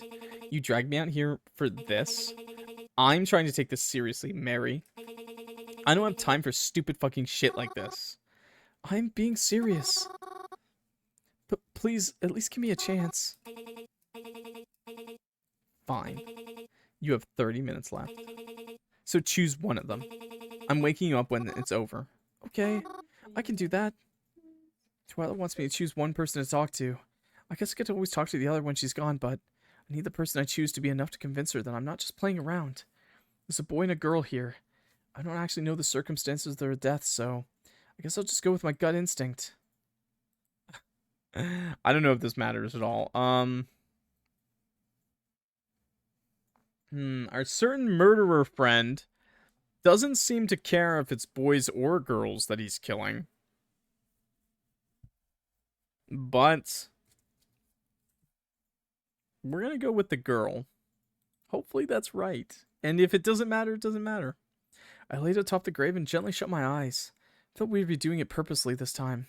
But I was prepared and made sure I woke up extra early today. So that I'd be able to fall asleep with no problem. It happened. Just like the last time I woke up in an unfamiliar place. But getting a closer look... This place seemed more familiar than I thought. I recognized this place. I looked up at the building before me. Its flowy awning didn't wave in the wind like it usually does. But the glass door was propped open, as if inviting me in. Guess this was my destination. Cautiously took a step inside. This restaurant was completely empty. Things seemed to be covered in a fine layer of dust. Heard about this place being closed temporarily, but the way it looked now made it look as if it had been abandoned for years. Ah, there's a girl here. She didn't seem to acknowledge me when I came in, but she was the only other person here. I approached her. Oh, God. Oh, my Lord. Is this your prime as well? Jesus. All right. Everyone's different. Everyone's got their preferences. Really, though? That's pretty goth. That's pretty metal. As I got closer to the girl, I noticed her playing with her hair. See, guys, goth isn't always about wearing all black. Sometimes... Corpse bride moment? Yeah, sometimes it's just about being metal as fuck, okay? And as she moved it away from her face, I could see the horrible rash that covered her. The dizzy way she was standing made it seem like she was so exhausted. What happened to her? Who's there? Oh, I'm sorry. I should have made myself more known. You're Merlot, right? Like Merlot or Merlot? I assume it's Merlot, but maybe I'm crazy. Merlot Colette? Did I scare you? Not at all. I could sense you coming. You smell like pretty flowers and old friends. Oh, thank you. Though I can't say I know you. I don't think that's quite true. Well, anyways, I'm really sorry. I don't have a lot of time here. Could I ask you some questions about how you got here? Well, it's been a while since I've been here. What does that mean? I only got here when you did. Haven't been to this place since that awful date. You had a bad date here? Well, my date was nice. My meal, not so much. I have an allergy, so that's how I don't know how to say this without being... You got that rash on your face? Mm-hmm. I always break out like this when I have nuts. No, we picked the wrong one! I think. I guess they accidentally put some in my food. I see. I'm really sorry. It's strange, though. What I ordered was never supposed to come with nuts of any kind. And I used my EpiPen, too. So I just don't know what went wrong. I thought I'd wake up in a hospital. But turns out it's not at all, I guess. I'm very sorry. Was there anything else strange? How so? Did you see anybody maybe suspicious? Not that I can think of. But now that you mention it... Oh, there was another unusual flavor. It was really bitter. I tried to wash it down with some of my wine, but it didn't help at all. It's even like the more I drank, the more I tasted that awful flavor. Guess it didn't mix well with alcohol. But I stomached it anyways. Figured it was just a vegetable I wasn't used to. Then it felt like it was burning, but maybe that was just the nuts. Oh, I see. Thank you for telling me. Can I maybe look at your food before I go to see what was in it? Sure, if you'd like. Not like I'll be eating it anymore. Tee-hee-hee-hee. No, Mary, please stop bending to the floor and sniff it and all the food and fucking liquids on the floor, Mary, please! I bent down and inspected the food that had been scattered across the floor. The things this woman is willing to do to solve this case. She looked like just looked like some salads to me. Tossing over them, I noticed what could have been nuts, but I'm honestly not sure. I also looked over to her spilled wine glass. Did I dare taste it? It's kind of gross already being on the floor and all, but I don't even like alcohol. But yes, it burned. Time's up. No, she licked the floor, man. Even the ghost world still, though. Mary, you nasty. Thank God she didn't lick the floor on the purple liquid. Gotta use all 6 senses, you know? Sniffer. Lick. No. So woken by Twyla, who roughly shook me awake. She's clearly running low on patience. Well, did you find out anything? Or did you just waste my time? Huh? Sorry, I'm still a little drowsy. Well, snap out of it. Tell me what you learned. There was a girl there, at a restaurant. The one that's been closed for a little while. She had an allergic reaction to her food. Is that all? No, it wasn't just that. There was something in her food, too. I thought it was just red wine, but it burned as soon as I put it in my mouth. Do you think that's... Oh, definitely. I knew for a fact it was. You did? I recently heard from an inside source that they found traces of something else in the girl's food after claiming she died of allergy. Really? I heard there was some incident there, but I never heard that. Of course you didn't. Because they don't want you to know. Who doesn't? I have to get going, Mary. But I have to say, I don't know how you did it, but this ability of yours seems like it'll be useful to me. I'll be back. I'll get back to you on this later. All right. Wow, she just believes us. I mean, I guess we had some pretty solid knowledge. Twyla left to go to her meeting, but leaving me stranded there. Wasn't sure what I was going to do for the rest of the day, but I'm glad I was finally able to be of use somehow. I actually felt pretty good leaving the cemetery. That is until I walked out the gates and saw him there waiting for me. Croven? I didn't know you were coming here today. Mary, what the fuck was that? Huh? Who were you talking to in there? Oh, that's Twyla. She's my friend, I think. I know who Twyla is. Oh, really? I didn't know you knew her. You two don't really seem like the type to hang out together, but... This is who you've been hanging out with so much? Huh? Yeah, why? Twyla is a fucking madman. Stay away from her. Huh? I don't want to get into it, but that girl is the reason that the fucking devil hides in hell. Don't hang out with her anymore. I mean, we're not really hanging out. We're actually trying to find out about... I don't give a shit what you're doing. I want you to stay the fuck away from her. Wait, can you please listen to me? Well, you're clearly not listening to me. Aren't we supposed to be friends? Haven't we always known each other? And yet you don't want to trust me on this? I know her better than you, Mars. So stay the fuck away from her. Or stay the fuck away from me. Well, Croven goes hard every time we see him, doesn't he? Croven angrily stormed off after that. I felt so conflicted. Croven never used to get mad at me like that.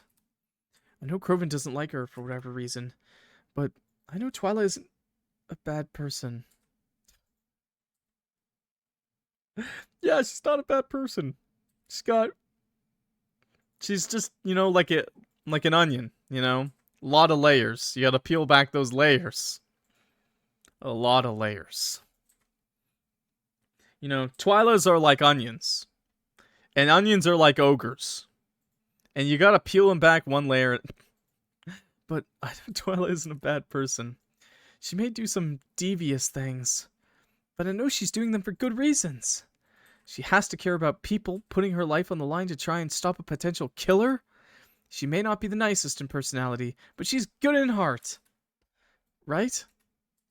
Yeah. Just gotta peel back those layers. The rest of my day after that was uninteresting. But Croven didn't talk to me the rest of the night when I got home. Maybe that was for the best. Besides, I could always rely on someone else to talk to me at night. Oh, god damn it. Then he stomped away. I see. I'm sorry you were faced with that. It's whatever, I guess. He's always in a bad mood lately, so I try not to take it too personally.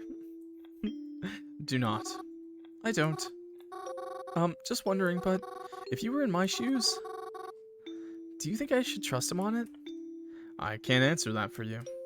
They're your friends, not mine. How do you feel towards them?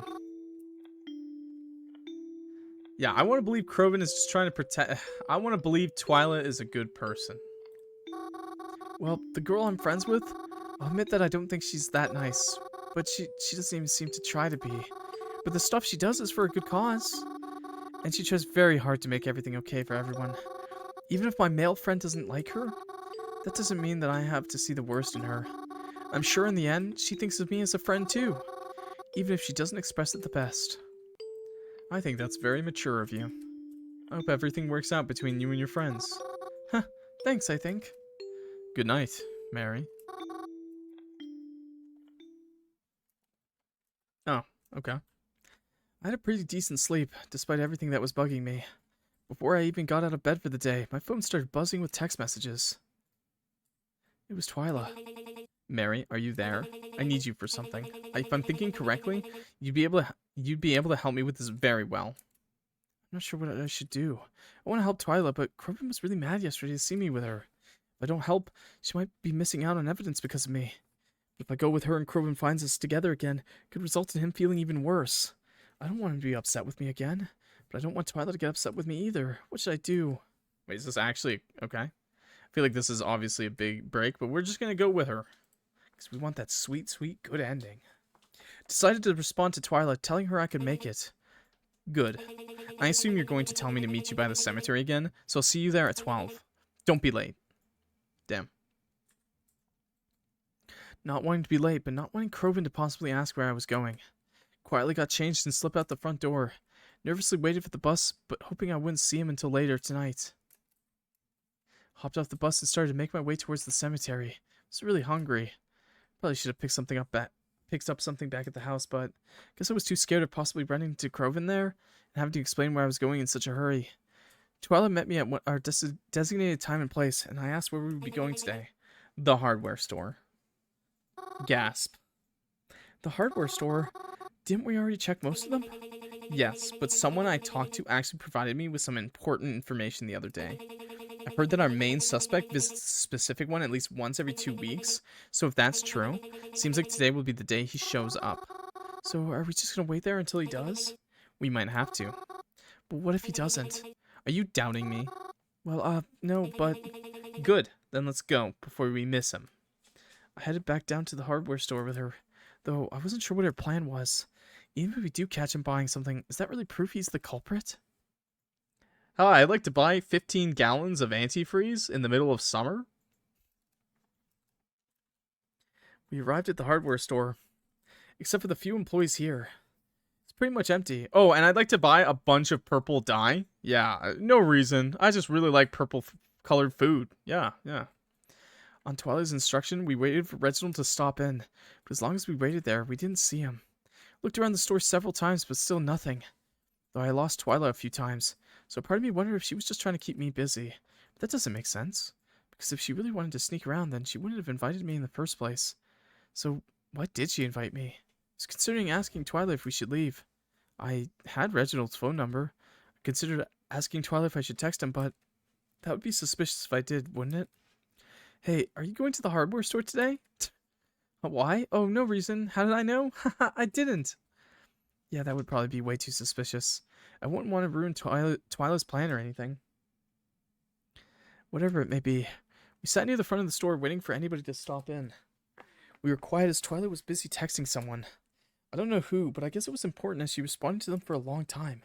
She kind of ignored me as she continued to text them.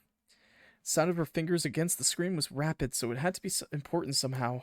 So I just let her text, trying to think of something we could do until he got here. If he even got here. Considered getting up and making another round of the hardware store when... What's that in your cart? Huh? Out from one of the aisles, Reginald walked by, pushing a cart in front of him. But how? When? We never saw him enter the store, or saw him the entire time we were walking around. Excuse me? Excuse me? They let him use the back door? What? Could he have been here and we just missed him? But his cart had more than a few items in it, so he had to have been here at least a while looking for it all, right? However, it happened. We finally managed to spot him. And he spotted us as well. Gave us a smile and a wave as he walked past to the checkout counter. Raised a finger to us and gestured as if to say, just a minute, as all his stuff got packed into plastic bags. I turned to Twyla to gauge her reaction, but I couldn't read anything past her usual poker face.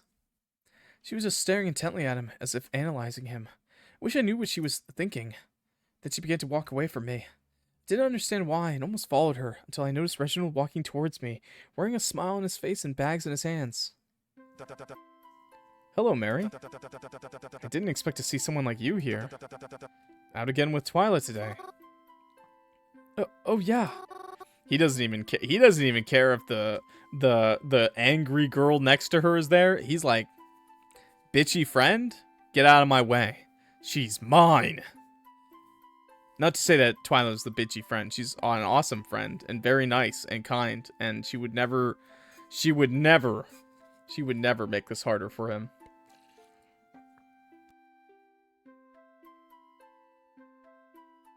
Sorry, just drinking some water. We were just here, but looking for antifreeze. I feel like that's very suspicious. Yeah, we're building a birdhouse for her. A few, actually. Thought it'd be nice for the birds and all. Birdhouses? Really? Even though the birds will be migrating soon? Well, yeah, but that just gives us time to build even more. We can paint them all cute, too. Well, you've got me there. In that case, I'm excited to see what you make. So, what brings you here today? Me? Oh, nothing important. Just picking up some stuff I need for the apartment, that's all. Even with how much rent I pay, I still have to take care of everything myself.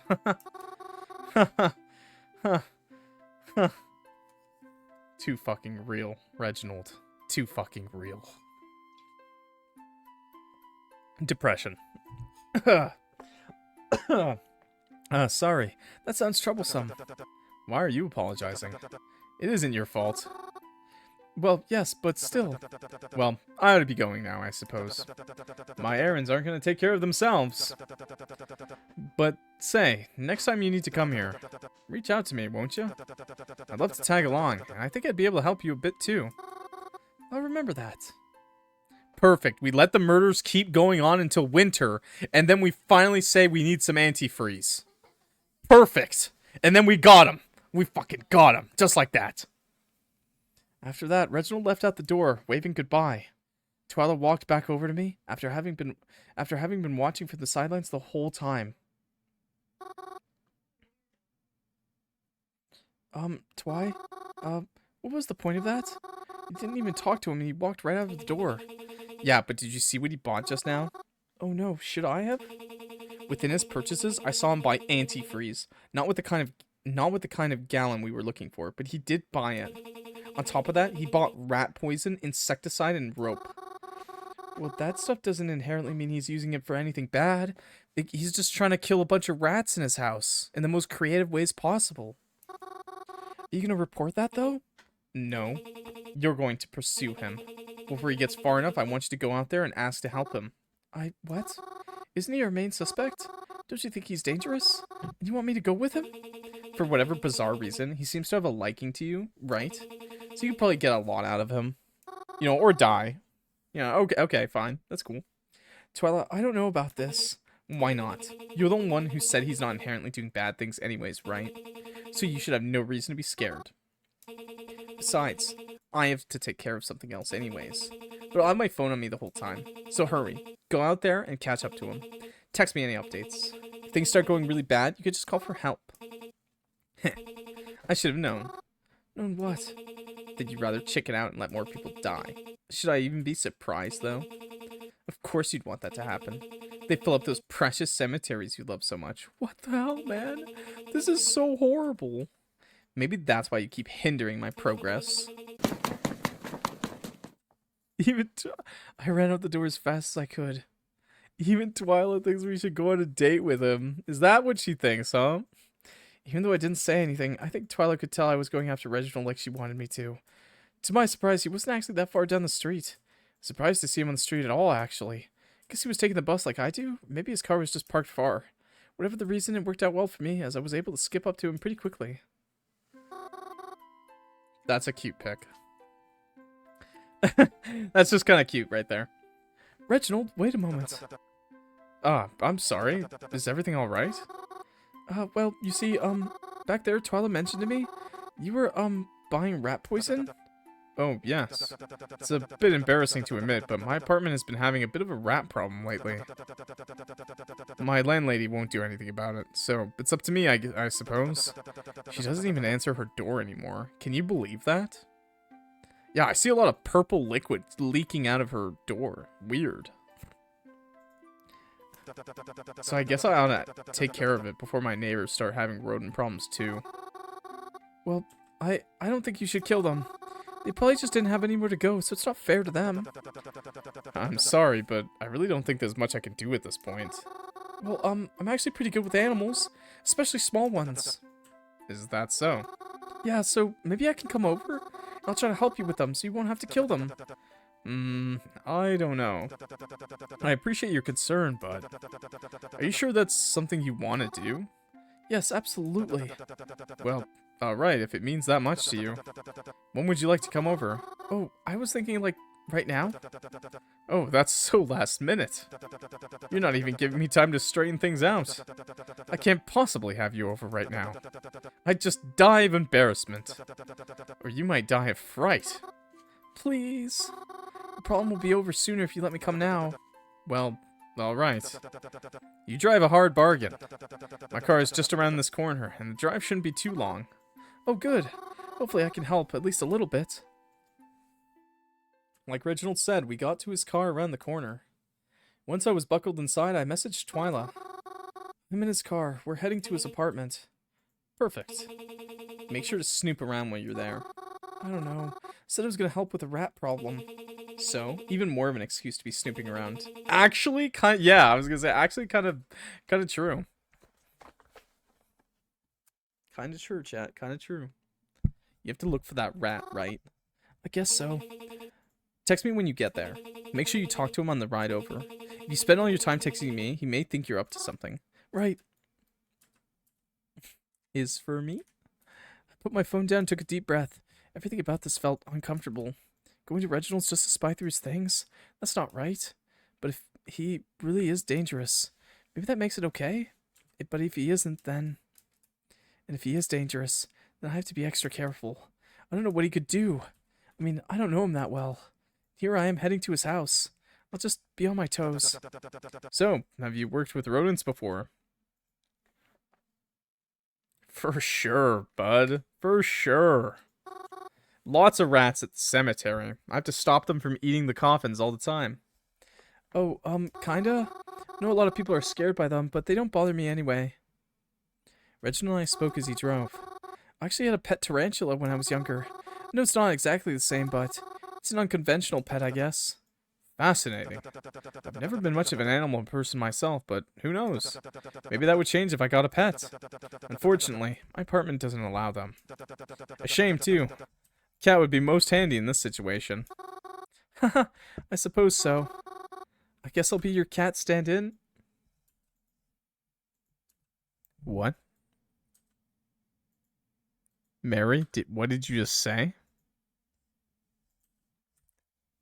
I know you said you want to be his cat stand-in. You want to be his kitten? Seems so. How do you plan to catch it, if I may ask? Oh, I'll get a feel for your apartment first, then I'll see the best method to go about it. Sounds reasonable to me. I don't know, ArcadeKitten. He's got the uncut hair. You know. Definitely dress it. You know, I would not be surprised if he pulled out a fedora at some point, okay? There's not a doubt in my mind that man has a fedora and a trench coat in his closet, okay? Eventually, we made it to Reginald's apartment building. Most of the apartment buildings within the city are kind of cramped. Reginald's was not much different. Despite this, it didn't look half bad. The outside seemed pretty clean, and there was a parking lot right next to the building. It's convenient that he did not have to park on the street. Pulling up to it was a lot bigger than I had anticipated. Wow, this place is huge! Oh, please. It only looks big from the outside. It only looks nice from the outside, too. Still, this seems like a nice enough place to live. It works, I suppose. Though I think one day I'd like to have a house. I like my privacy and alone time. Really? But you're so open and friendly. Huh, you think so? I don't quite see things that way. Yeah, Mary, I'm only nice to you. Let me just say it outright. We stepped inside Reginald's apartment, and already I could see what he meant when he said it looked nicer from the outside.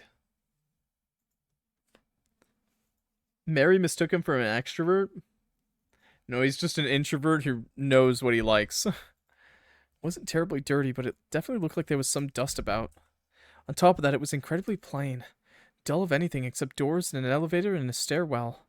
Not even a decorative plant.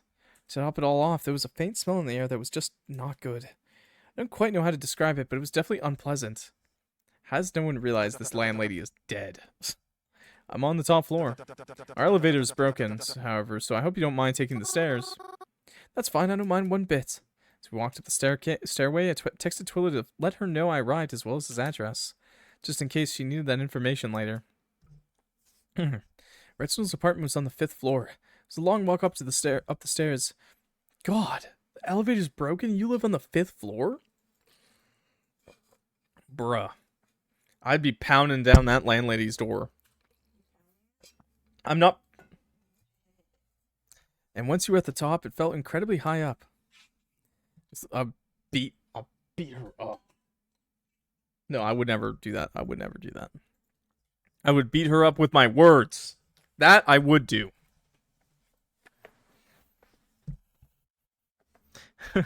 I was looking out the windows in the narrow hallway as he fumbled with his keys to unlock the apartment door.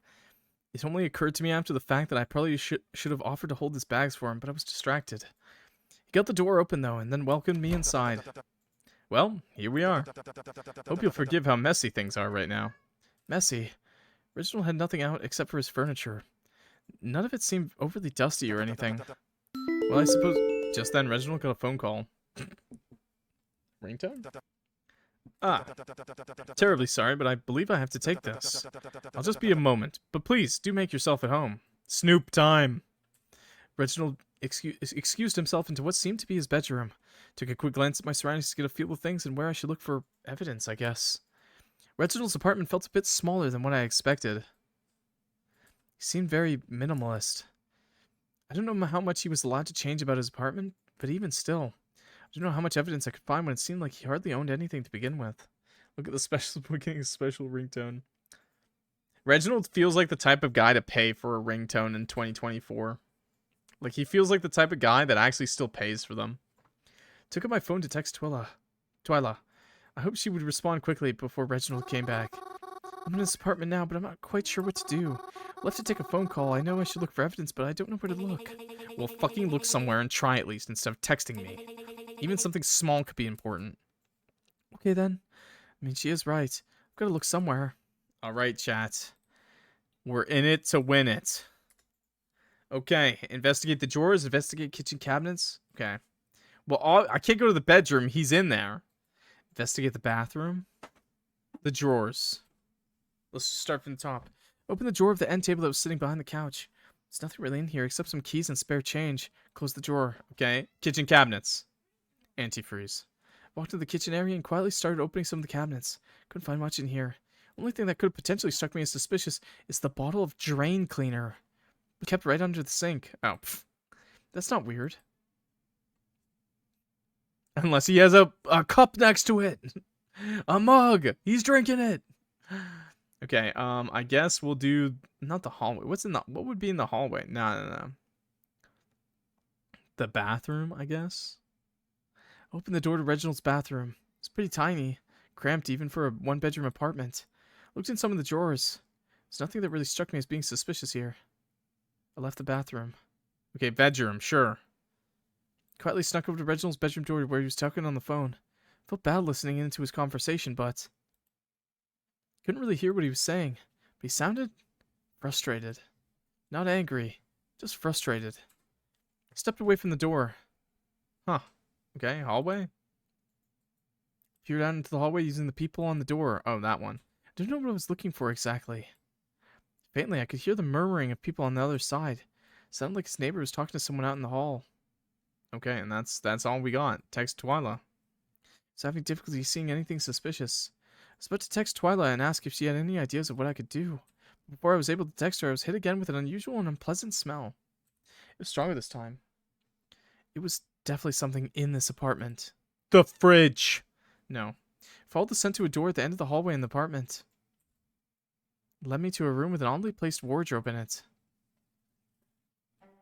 Oh no. What room in this house has a wardrobe that we've seen? Oh no. The smell was coming from this. Twyla, there's a weird smell in the apartments. I think it's from a wardrobe in here. Is it locked? I don't know, I haven't tried to open it yet. Do I dare open it? Yes. What if there really is something in there? What if there's a body in there? What would I do? Would I just pretend I didn't see it? Would I run out? Would he know? Mary, are you okay? Have you opened it yet? No. Well, what are you waiting for? You don't want to get caught by him. Open the door. Twyla was right. I didn't want to get caught. And knowing what was in there was important. I was gonna say, watch as it's just full of dead rats. Even if it wasn't something pretty. Reached a hand forward, but the wardrobe shook. The wardrobe just shook. Really? You better open it then. Again, she was right. I don't have a lot of time. If it moved like this, something or someone had to be in here. I had to know, or else I'm just letting another person really open the door. It's the rat nest. Reached my hand towards the handle. It wasn't locked. And inside... Boo! Yeah, I knew it. It was a nest of rats. Just like Reginald said he'd been having a problem with. Oh god. That's so many rats. It looked as though the mama had become a mama not too long ago. Guess that explains the smell and the shaking. I felt bad having doubted him now. I still don't, because otherwise he would have killed all of them with rat poison.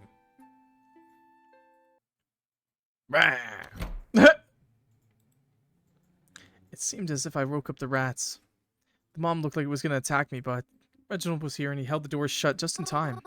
Reginald, I'm so sorry. I can explain. Oh, whoops. I was looking for the... No, that's quite alright. You went looking for the rat by yourself, right? But it was irresponsible of me to let you do that on your own. If that rat's infected with something and bit you, then... Oh, I would just feel so awful. A hero. Hey, it's okay. I'm fine, see? I shouldn't have been looking through your stuff like that. That was really awful of me. I'm sorry. No, don't apologize. I'm the one who's sorry. Letting you come over when my apartment is in such a state. I hear my cats. I'm sorry, but it's probably better if you leave now. I'm going to murder some...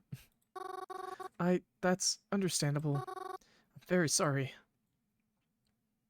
Damn, bro's gonna kill some rats. I apologized to Reginald a few more times before I left for good, but he assured me each time that he was the sorry one. He looked really embarrassed. I felt so bad.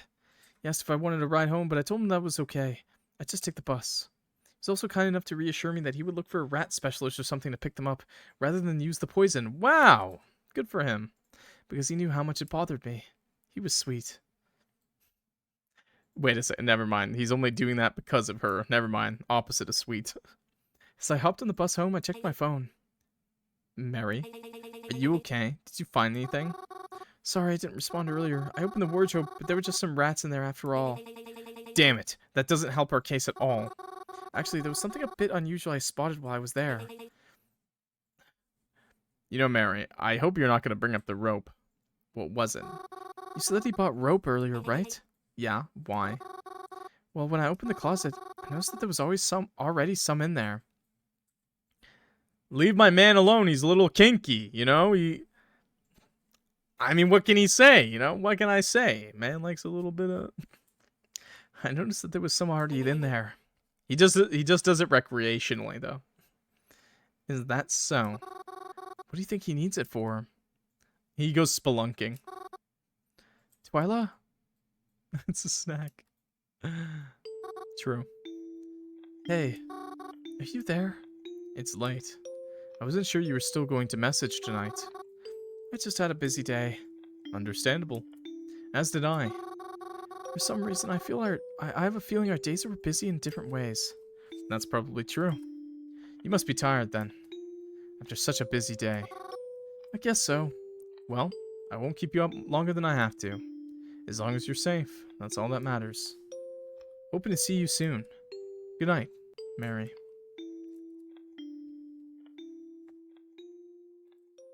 Good night? I don't know if this matters, but good night. Thank you. Thank you. It's been a few days. I haven't heard a lot from Twyla, but I guess that's expected. Hey, yo, cold point. Normal people scare bees. True. Enlightenment. That's metal as fuck. I like it. She doesn't really update me on our situation. But I guess that's alright. She seems to have everything under control, I guess. She only really calls me up when she needs me for things. Other times we just happen to run into each other, but I'm okay with that. Really, I am. This is a really big thing after all, and it is kind of her thing more than it is mine. Like, I'm kind of just the sidekick in all this. I know it's really important, not just to her, so I try not to add more stress on her shoulders, even though I know I get on her nerves sometimes. I wish these weren't so expensive. I mean, I know I'm not poor, but with these prices I will be. Was that my phone? It is. Yippee! It's a text from Twyla. Did you need me for something? It's a good thing I'm already out, if that's the case. Hey, Mary, you there? Thanks for your help a few days ago. It actually helped me a lot. I'm very appreciative. You did a terrific job. You really think so? I'm so happy to hear that. Even if I don't see how I really helped that much. I have a question for you, though, although it's kind of last minute. Do you want to come over for dinner tonight? Whoa, really? I mean, sure, I guess so, but why do you ask? It is kind of sudden, after all. Yeah, I know. It's kind of like a family dinner thing. I wasn't going to invite you, but then my uncle suggested I do so. Since you've been helping me out so much, he thought it would be the polite thing to do. And he's right. That's why I'm inviting you now. You don't have to say yes, but again, it was just the polite thing to do. I feel like she's heavily stressing that this is just a you shouldn't say yes moment. Well, yeah, I can come. And Mary just did not get that. She did that hint just kind of right over her head. That's really nice. Thanks for inviting me. So you're coming then? All right, I can have my driver pick you up. Send me your address and I'll forward it to him. You can expect him around 6-ish. Oh, that won't be necessary. I'm just gonna be at the cemetery again. Really? Yeah. It's just easiest. Whatever. Just make sure you're ready. Man, she really doesn't want her to know her address. That's for good reason. When the time came to be, I was waiting at the cemetery like I said I would be. Recognized the car and license plate from the last time we drove together and got in. The chauffeur was the same too. Didn't say a word to me, and I didn't say a word to him. Well, that's kind of rude, Mary. You should at least say thanks. It was a very quiet drive as we made our way to Twyla's house. Even if he's getting paid, you know, you should still say like thanks. Have a good day. You know, I do it. Upon arriving there, it already turned dark. I noticed that the fountain in front of our house had been lit up. Cast a very elegant glow all around. Also noticed that there was quite a few cars in a driveway, or parking area? I don't know how to describe it. It was large and made of bricks. There were lots of cars there. That made me kind of nervous. I know she said it was a family dinner, but it seemed like a lot of people. Would I really be okay being here? It already seemed like I didn't belong. Got out of the car and drove off as soon as I closed the door behind me. Because I had no option to turn back now. Climbed up the stairs and upon making it to the top, rang the doorbell. Without even being inside, I could hear all the commotion going on within. Without even hearing her come to the door, she opened it suddenly. Quite honestly, I didn't expect her to see her dressed like that. Yo, Twyla cleans up nice. Whoa. Oh, you made it after all. I was beginning to think you canceled on me. Was there a lot of traffic? Was my driver late getting you? No, but you're dressed a lot more fancy than I anticipated. Here, come inside. I don't want to let bugs in by keeping the door open. Glitter. A little sparkly for my tastes. Oh, my cats are behind me. Both of my cats are behind me. Haha. They're just sitting on some paper. As I stepped inside, there were so many people, all talking and chatting. Some had glasses of whatever alcohol it was. Some had little plates with them. But all of them were dressed extremely formally. Like party formal, the type of stuff you wear to weddings or extravagant sweet 16s. Kitties. Kitters, if you will. Better than my desk. Better than having their ass in my face. Twyla, this is so embarrassing. You didn't tell me people were going to be dressed like this. Or that there was going to be so many of them. I feel so embarrassed. Why didn't you tell me? Would have at least dressed up more. Oh, don't be dramatic. You're fine. You dress semi-formally all the time anyways. I have to go make sure dinner is running smoothly. But you could do what you want until then. Just as long as you're not snooping through my things or anything. Wait, I can't just stay with you? You're the only person I know here, Twy. No offense, but you'll just get in my way. You'll be fine though. See you during dinner. time to go find the uncle. Twyla left shortly after that, leaving me to wonder why I'd agreed to come to this in the first place. When she said family dinner, I guess I imagined something much different. A quaint event with some extended family and a nice meal? This was definitely some sort of party she was throwing. I don't know how many of these people were actually family, but I think it was more than obvious that I wasn't. Felt like everyone was staring at me. It brought back bad memories of mine. I tried to find some place where I could sit and not bother anyone until dinner was ready. Eventually, I found the couch in her living room was surprisingly empty and took a seat. I tried to look as normal as small as possible. I hardly didn't feel welcome here. I didn't want to take up more room than necessary. Oh. I tried to stay on my phone for the most part, but it felt rude to be doing so. Even though I wasn't talking to anybody anyways. It just felt inconsiderate to be on my phone. Putting it down didn't really help how I felt, though.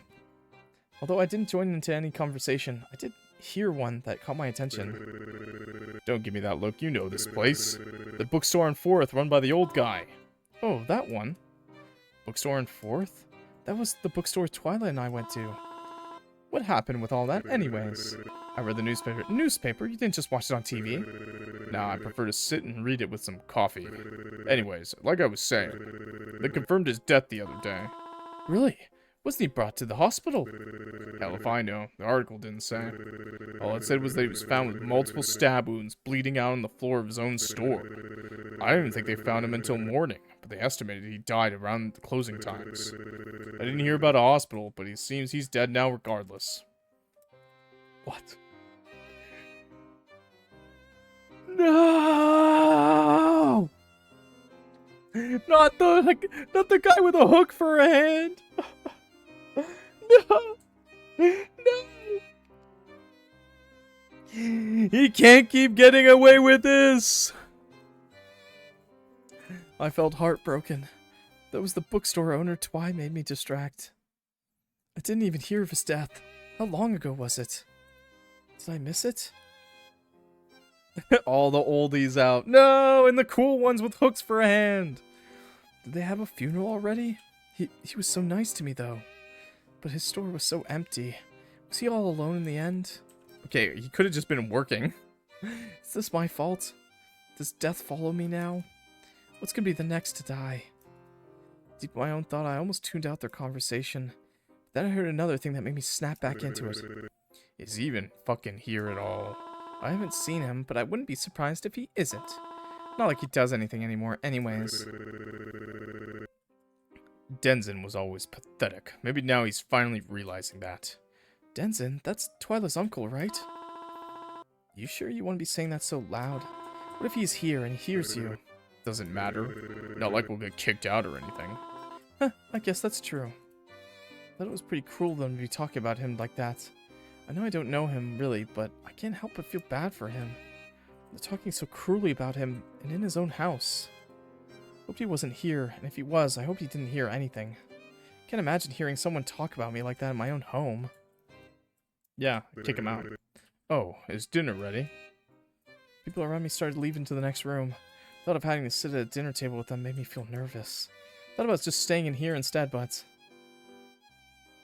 In the end, I got up and followed them into the dining room. Too awkward otherwise. Upon entering, it felt very different from the rest of the house. Twyla's house was classy but colorful. This room was drenched in white.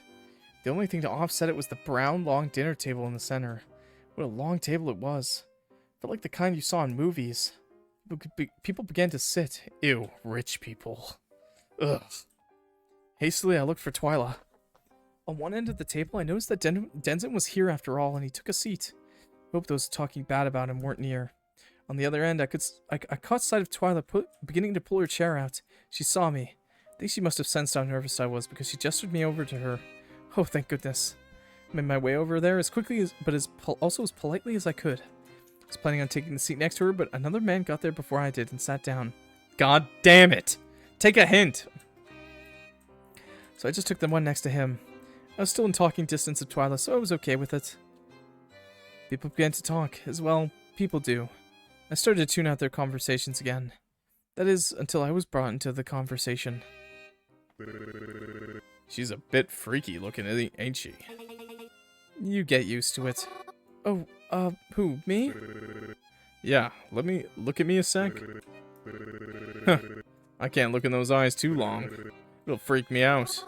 Oh, yeah. I would get that a lot. You ever thought about auditioning for a horror movie? I bet they do something great with a face like that. She would fit in well to one. After all, she can talk to ghosts. Oh, is that so? Oh, yeah, kinda. I've only done it a few times, but... Yeah. Really? Show me then. Oh, I can't. You should show him. I think it'd be a neat party trick. I would, but it only really works when I'm sleeping. It seems like... Oh, sure it does. Come on, Mary. Show them what you can do. But at this point, the people sitting across from us seem pretty interested, too. I don't know. I mean, the atmosphere... Come on, not even for me. A poor man with a late mother. You wouldn't even give him the chance to speak with her again. It's not that I don't want to, it's just... I've seen you do it before. Surely if you push yourself a little harder, you could do it right now. I wasn't sure what to do. Everyone was looking at me. I didn't want to embarrass Twyla or myself. But if I pretend to do it, I'll just embarrass myself farther. They'll just think I'm a fake. I don't know what to do, but I have to decide soon. No, dude, it's gonna be too awkward. I'm like a I'm like a fucking party trick for this lady. Oh no. Just pretend to do it for her. For Twyla. Oh no. You ever seen that movie with Steve Carell? Probably not majority of you, but it's like this movie where these guys are like they have to all bring like the craziest, like most like weird person they can to the party. And like they hold a competition to see who brought like the biggest weirdo. That's what's happening right now. And honestly, Mary would win, and she should be proud of that though. Dinner for Schmucks. Yeah, that's what it's called. Everyone was looking at me. I had to do something. Hopefully, if I stayed vague enough, be enough to please them. But that's also why we hate rich people. So, you want me to talk to your late mother, correct? That's right. Alright, I'll see if I can reach her. Close my eyes for a few seconds and clasp my hands together, pretending to be able to sense someone there. It's faint, but I think I can reach her. She's saying she misses you dearly. Oh, what else is she saying? I prayed he had siblings. She's telling me you're always her favorite child. She was always so proud of you. She was worried for you when she died, but... This is gonna be terrible, isn't it? This is gonna be like, oh, I can't handle it. No! No, Mary, stop! Mary, stop. See, this is where you twist it. And you say, like, your mother... Oh, she's yelling. She's yelling. She wants you to visit her grave. And you make it a joke. She's begging me to make you visit her grave now. She's speaking Italian. I think that one's pretty easy to confirm the lie, though. She was worried for you when she died, but she sees now that she had no reason to be. She knows you're always trying to do the right thing, even if it's hard. Mary, no, you're inferring too much. She misses you, but she knows she'll see you again soon. I'm losing her a bit, but before she goes, she just wants you to know she loves you very much. It was quiet. I felt nervous. Was it good enough?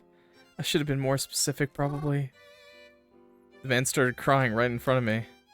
Did he really believe it? I was expecting him to tell me his mom was actually alive, even.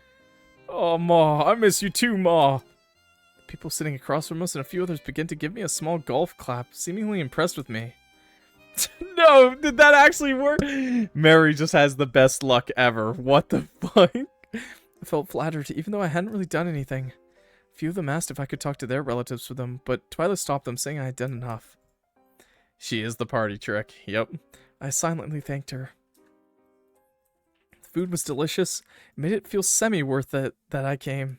And eventually the party came to an end. Twyla thanked me for coming, but had told me her driver would take me home. Though in the car, I simply asked them to take me to the bus stop. Luckily, I didn't miss the last bus. I got home safely. Nice. Hi again. You were late again. Another busy day? Yeah. I went to a friend's for dinner. How did that go? It was a bit strange, but I think at the end I was glad I went. That's lovely to hear, then. I wish I could eat dinner with my parents again. One day soon. Why can't Mary just walk home if she misses the bus? Bro. This is the male privilege right here in action, chat. Male privilege right here. He's like thinking like, hey, I did it too when I was younger. I used to, middle of the night, 1 a.m., walk home like 2 hours in the dark by myself. Nothing but flip-flops and some shorts and a t-shirt, man.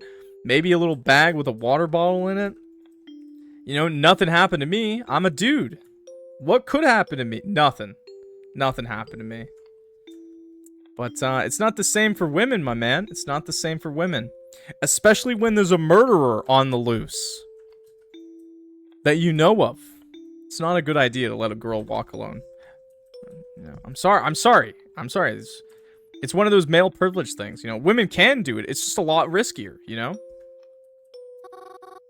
They are safe, right? Not just alive, but they're fed and warm. I believe so. I just changed their water yesterday. What's that mean? Don't concern yourself with it. Oh, this again. Just as long as I can see them again safe. The day is approaching. And I will see them? I will see you? I'll see you? You will. Good night, Mary. It's been a few days since then. I don't think Mary would use an AK-47 even if she was given one. I think even if you handed her like a weapon like that, she still wouldn't use it. That's how wholesome Mary is. I'd like to say. I think Twyla's been doing well in the investigation. At the very least, when I messaged her about it, she tells me it's fine. Since Twyla hasn't really been the one initiating our conversations, I've been trying to. But it's usually only a few short messages, and the conversations don't really go further than that. I'm sure she's just busy, though. I know that if she needs me, she'll call me. So, I just wait until she needs me. But I've talked enough about that already. I had a nice day by myself, actually. Sometimes it's nice to just return to the cemetery for a normal day. There's so much chaos. We can skip this! Skip! Oh, never mind. What was that? ArcadeKitten? Uh-huh. Thanks for letting me know. Though I haven't talked to any of them. Considered doing it, but like others tell me, it's probably not a good idea to fall asleep in public places, especially if there is a killer on the loose. So I decided I wouldn't do that today. There we go. I'm just messing around. The climactic event. Okay, we'll save here just in case. Maybe we can get away with a cheeky reload here. Okay, call the mystery number. Skip. Don't care. Call Twyla. Called up Twyla. Heard the phone ring a few times and then she picked up. She sounded angry, although she didn't sound like she was asleep before I called her. Mary, what are you calling me for? Don't you know what time it is? Yeah, I know. That's kind of my problem. It's a long story, kind of, but this might... Okay, I feel like I need a place to stay tonight. I was hoping maybe... Are you serious? Yeah. Ugh, fine. But you owe me. Yeah, of course. Thank you so much.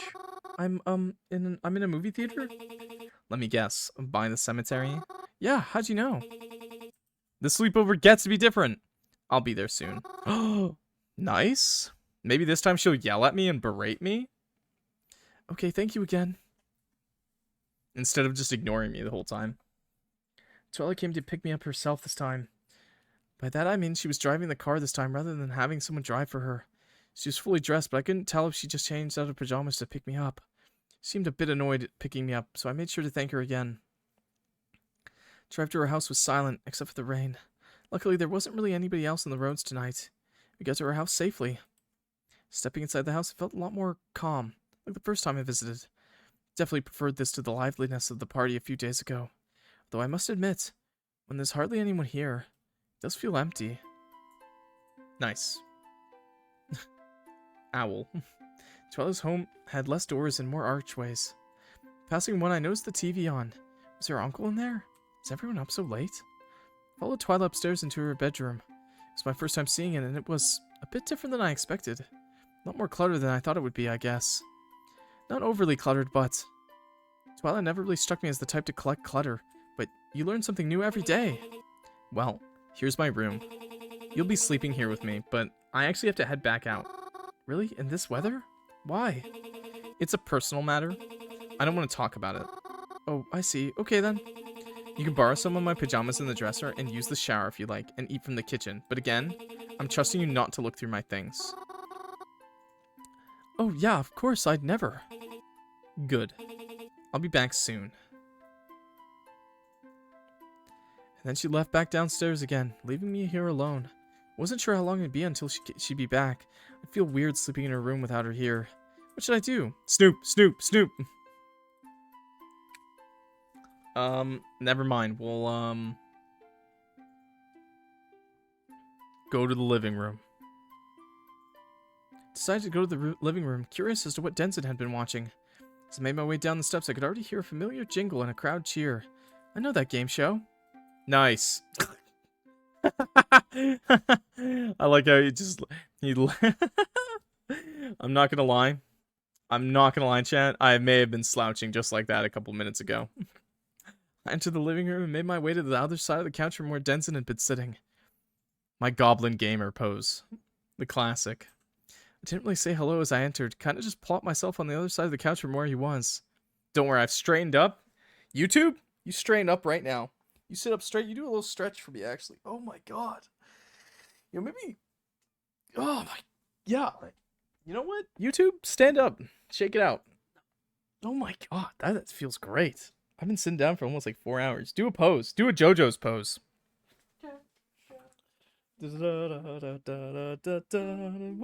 Okay, oh yeah, that's good. Okay, seriously, shake it out. You know?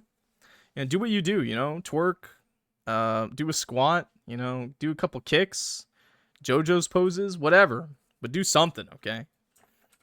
Not good to sit that long here. Make sure I don't run over any cats.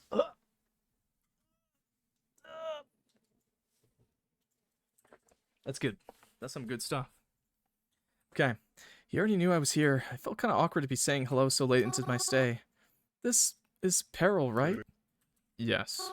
I used to watch this game show all the time with my dad. I was never really good at it, but my dad was. I think he could have won if he got on it. That's so. Yeah. Do you think you'd be good at it? Could be. Not confident I'd come out on top, though. Don't say that. I think you could win, probably. I mean, you have such a nice house. Surely you have to be a smart and hard worker to afford it. Oh, don't say that. Sorry, was that rude? You have a point, I suppose. But I don't exactly feel working hard equates to knowing the most popular doll line 9 years ago, or knowing how fast a horse is. Yeah, I guess that's true. Our small talk pretty much ended there, and we continued to watch the show in silence, only piping up to guess an answer or two. It was a bit strange, but nice, too, in its own weird way. Like a childhood sleepover. Bruce Wayne, that you?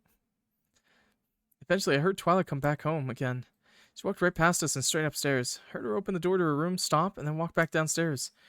And then she joined us in the living room. What are you watching? Peril! You like that show? No offense, but I didn't really take that as something someone like you would enjoy. Alright, and the next subject is graveyards for 300. Hey, you should be good at this one. Oh, maybe. A broken column-shaped headstone is used to represent what? Well, which is it, Mary? Oh, I think that's... Son of a... This isn't asking Mary, this is asking Clock. God damn it. Oh, no. No. What is the question exactly? A broken column-shaped headstone used to represent what? Reload it if you fail. I won't fail at chat. I've got skills behind my head, okay? I may not know the answer, but I have skill and luck. And I have YouTube editing. YouTube didn't hear that. Life cut short, death from foul play, death from pressure. Honestly, I've never even heard of having a broken headstone, but... Is it a headstone? It is from a headstone, right?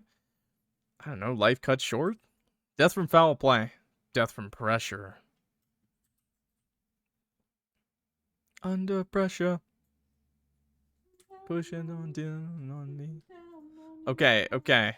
Alright, you messed up my singing. Okay, life cut short. I don't actually know, so we'll just say life cut short. Broken columns represent life that ended early. That's why it's broken. Because you weren't able to reach old age, like how the column was broken before it got to the top. At least that's what I've heard.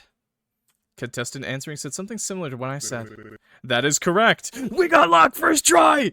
YouTube, you saw everything. Huh? Nice job. Oh, thanks, I think. Alright, let's head to bed now, then. I don't want you sleeping in too long tomorrow, then. Oh, okay. Good night, Denson. Good night, girls. He's couch maxing. I followed Twyla upstairs and into her room again. She handed me some of her spare pajamas. Took her up and offered to use her shower and headed to the bathroom before I got changed. Her bathroom was really clean. Cleaner than mine anyways. She didn't even have any toothbrushes or clutter on the sink. Ugh, gross! That's nasty. Don't you, Anuxius? You're a liar. I got it on the first try. I'm smart. Yes. Yes. Yeah, right. Maybe there was another bathroom they used more often. Taking showers in someone else's house is always weird. But the shampoo had a really nice smell to it.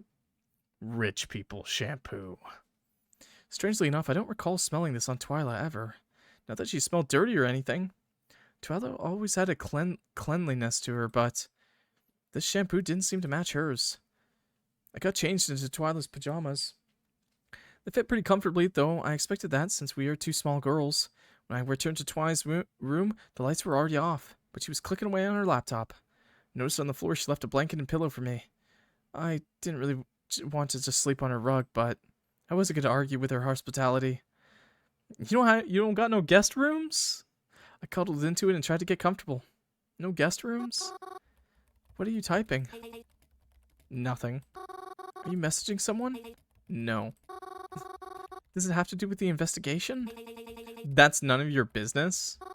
Oh? But I'm helping you, aren't I? Yes, and I appreciate it. But there's parts of it I'd need to do on my own. Why does it have to be a secret? Wouldn't I be able to help you more if I knew? No. Like I said, I appreciate your help, but I don't want you getting in the way. But what if I knew something? Something that could help? Something that could point us in the right direction? I already have my direction. I just need proof. You're certain that Reginald really did it? Who?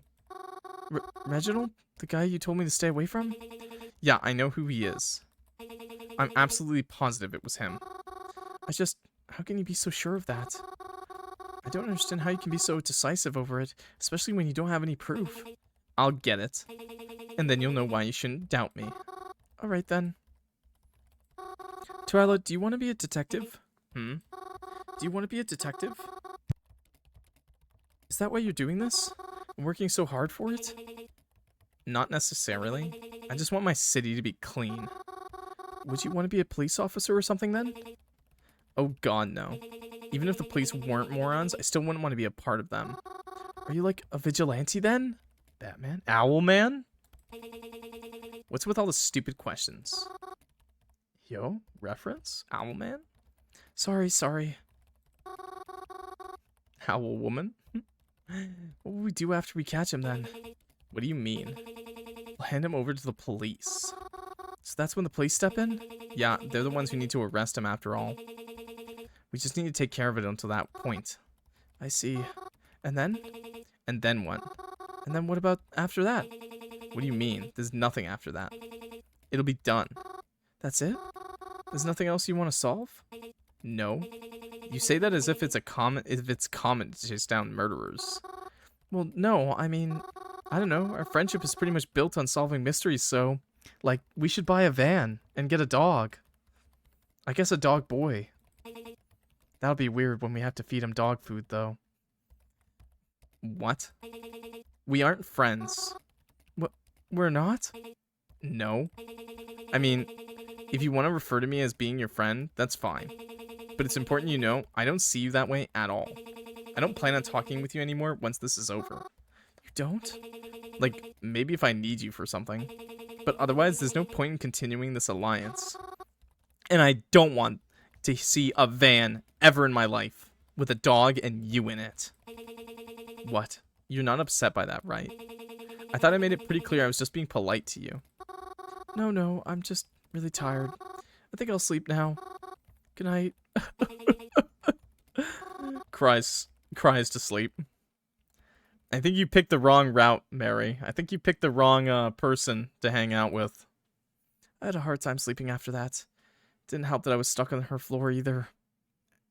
I mean, at least you got a rug. That sounds pretty comfy to me. Straighten your back out. I did eventually get to sleep, but I didn't feel any better about it in the morning. When I woke up, Twyla was awake too. I don't know if she even slept. She seemed to be in the same position she was when I went to sleep. I guess she's something of a night owl. Yeah, I guess. She didn't say anything to me as I grabbed my own clothes and left to the bathroom to change. Mods? Beat ArcadeKitten to death with puns.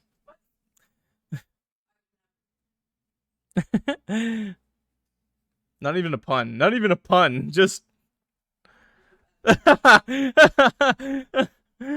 I left her pajamas by the sink and headed back downstairs. Oh, so sad. You know what? Beat them to death for all the things we've seen Mary go through. I left without even saying good morning or stopping for breakfast, and I decided I'd walk my way to a bus stop or something. Even though Twyla doesn't think of me as a friend, I'd like to still think of her as one. I'd like to, but... It's been a few days since I slept over at Twy's house. Again, I don't get many texts from her, but I've been trying not to let it get to me. I think I should have known deep down it was always going to be like this. But I mean, I guess I can't blame her. It's not all that bad, though. I've been keeping busy so I don't feel lonely. It's nearing evening now, and I'm getting ready to make dinner. Or, well, I was, until I got a text from Twy. Mary, how soon can you meet me? We're going to catch the butcher today. Today? Like, right now today? If that was true, then I couldn't keep her waiting. You did awesome this route? What do you mean what do you mean? It was pretty easy. I mean, I'm just clicking the same button over and over again. If you're talking about her name, I did try. Thank you. I did actually try to say Twyla. I know I messed up a couple times, but I'm pretty proud of myself on that one. I told Twyla I would meet her at the cemetery as I was rushed out of the house. The bus to the city couldn't come quickly enough. Luckily, I was able to meet up with Twyla within the hour. I've been waiting on the sidewalk outside the cemetery when she pulled up in a car next to me. Surprisingly, she was the one driving it this time, instead of having someone else drive it for her. I jumped into the passenger side, not even questioning anything until I got inside. Where are we going, actually? She didn't answer me. She seemed very intent on driving. I think if her hands gripped that wheel any harder, it would snap. The setting sun welcomed us as we finally pulled up to Reginald's apartment building. Okay, it's time. Twyla? She parked the car, got out, and then yanked me out as well. The grip she had used on her steering wheel was now tight around my wrist. She hurriedly stomped us up to the door. I nearly tripped over my own 2 feet before I was able to catch her rhythm. Twyla! I called out, but she didn't seem to be listening. I did this blind. This one. I always do the first run through blind. When we beat this round, I'll use the guide to find the bad ending with the good ending. And we already got the true ending on a load, so we'll just load up the true ending. Twyla, Twy, what is this about? What did you do? Without turning to face me, she said, remember how you told me it smelled bad when you visited Reginald's apartment last? Yeah, but it was the rats, remember? Twyla didn't say anything after that. After we entered the building, Twyla took me up to a door in the front. Oh, God. The door was creaked open slightly with a faint green glow leaking through. The smell from last time lingered, but it was even stronger now. It seemed to permeate throughout the hall. I bet it is.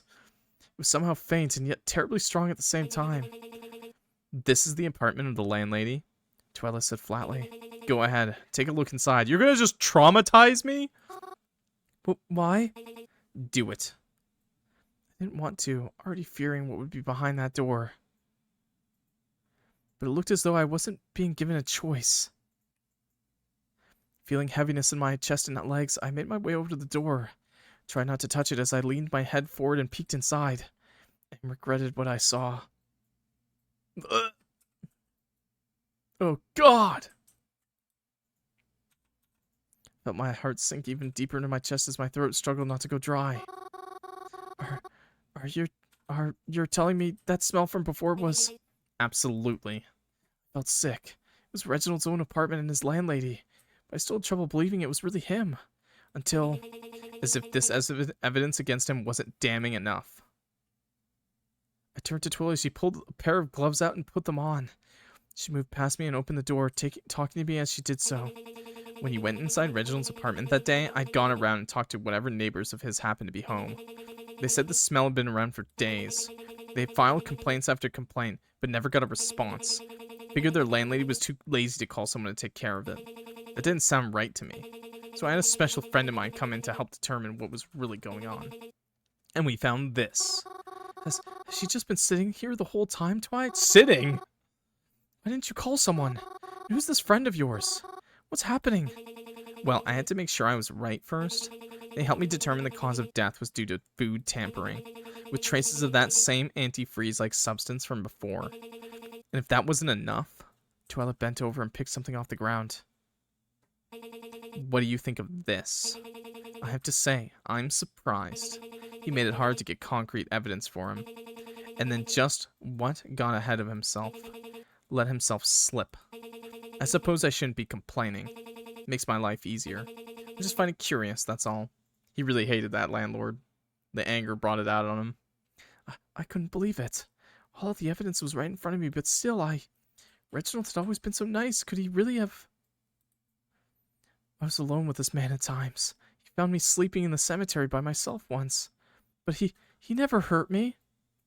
Yeah, he's a great, upstanding citizen. He would never do that. Even when given the opportunity to, he... Could it really, all this time? My head swirled with thoughts and emotions as Twyla, excited, exited through the door to meet me in the hallway once again. Okay. We have a very strong evidence against him. Now what? Do we finally go to someone else with it now? Twyla opened her mouth to talk to me, but I watched as her gaze moved past and behind me. Her mouth hung open a few seconds longer as her eyes reacted. I already knew what that meant. Hi. We didn't close the door behind us, I see. Twyla, you're not very good at this. Turned around to be greeted by none other than Reginald himself. He's carrying grocery bags on his arms, wore a smile on his face as if nothing was wrong. Something was definitely wrong. Hello, girls. Didn't expect to see you here this late. Or rather, at all, for that matter. How do you do? Why are you staring at me like that? Is something the matter? Stop playing dumb. What are you doing? Beg your pardon? We know it's you. Why? Who is what? Me? What? You've heard the rumors, haven't you? About a serial killer in town? We know it's you. Me? Oh, Twyla, darling. That's not very funny to joke about. Are you fucking serious right now? I told you, stop playing dumb. Why, do tell me, Twyla. If I really was the killer, what would stop me from killing you right now, then? See, that's... Reginald, that's what a killer would say. That's what the killer would say, Reginald. You're not helping your case. You know, there's only so many ArcadeKitten comments telling me that you're innocent that I can, can take. This. What? She just pulled out the pistol. Reginald and I both took a step back in shock as Twyla pulled out a gun she'd been concealing. What was going on here? Was she always carrying that? Let me explain to you how this is going to go down. We're not going to call the police. We're not? Nope, it's a hand cannon. Reginald is going to turn himself in. If he refuses, then I'm going to shoot him right here and now. Twyla goes hard. Whoa. Why are you pointing it at me, too? I ran past Twy and put myself in front of Reginald. Oh, okay. That's an interesting choice. I don't know what I was thinking. I truly felt that when I realized I was right in her line of fire, God forbid she slip. But I couldn't have her shoot Reginald out of nowhere. Twyla, wait! Can't we talk about this for a minute? You're getting way too ahead of yourself here. What if he didn't do it after all? What if there's just a whole misunderstanding? No. No. We're not friends, chat. Oh no. Oh no, dude. Twyla just stared at me, gun still firm in her hand. I knew that if she wanted to shoot Reginald, she'd have to go through me first, but with the way she was looking at me right now, it felt as if she wouldn't mind having to. Please, Twy, put the gun away. Maybe we just marry Duck. Huh? And then everything was dark. I can only guess Reginald hit me with something. I suppose that's what I get for standing in front of him. Mary, Mary, Mary, when will you learn? I could tell it was a while before I opened my eyes. I mean, technically, this is a different route, but still. When I did, all I could feel for a few seconds was the terrible ringing pain in my head. Oh. Tied up once again. We trust him! Yeah, okay. Never mind. My comment earlier, I'm back in. Rolling the die with Reginald, man. We're taking our chances. It took a bit to adjust to the light, but I was eventually able to see, even if it was just a bit. I was in some sort of laundromat, it appeared. It was old and run down, so I don't even know how we got in. It was tied down to some sort of post with rope, preventing me from moving my arms. In front of me was Reginald himself. He's turned away from me, so he didn't recognize I was awake yet, but I could see him breathing heavily, like he was nervous. And faintly I could hear him rambling to himself. Couldn't make out his words, though, despite how quiet everything was except for him. Eventually he began pacing, and that's when he noticed I was awake. Oh, good morning, doll. How are you feeling? I didn't hit you too hard, did I? Reginald, it's really... I felt my words get caught in my mouth. What could I possibly say in a situation like this? Reginald approached me. I felt my stomach twist with each step he took towards me. I felt my breath shorten as he leaned down in front of me, placed a hand on my face, and I had no choice but to look at him. Oh, God. Reginald? Please, don't be scared. I'm not going to hurt you, I promise. Is it really you? Do you think I would hurt you, Mary? Please, I want to know. Did you kill all those people? Would you be upset with me if I did? You look nervous. Please, stop worrying. I promise, it's all going to be okay. I mean, you've been so happy, right? All those funerals. You've been able to enjoy them, haven't you? The way you complete them. It's all been to make you happy. Haven't you been happy? Yeah, he's just going through it right now. His landlady just died, and this is a lot for him to process, you know? Death is hard on everyone, and they all react differently. Reginald? What are you talking about? Eventually, Reginald stood back up again. He took a deep breath and straightened out his coat. You know, this wasn't my plan. But you can't always plan for everything, you know. So I'll go and make it work, okay?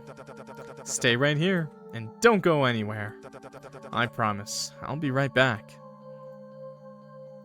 Just like he said, he left, leaving me stranded here waiting for his return. What was I gonna do? Yeah, I really messed up now, huh? Twyla was right all along. Damn. Is she okay? I hope I didn't mess it all up for her again. Twyla had a gun, though. So hopefully she's okay. If only I hadn't been so stupid. Then maybe I wouldn't be in this situation. Right as I was beginning to fear all hope was lost, I felt a buzz against my back. He didn't take your phone? My phone? That was definitely my phone. I'm surprised he didn't take it away. Though not like I could reach it from my position. I guess he was in a hurry. But maybe...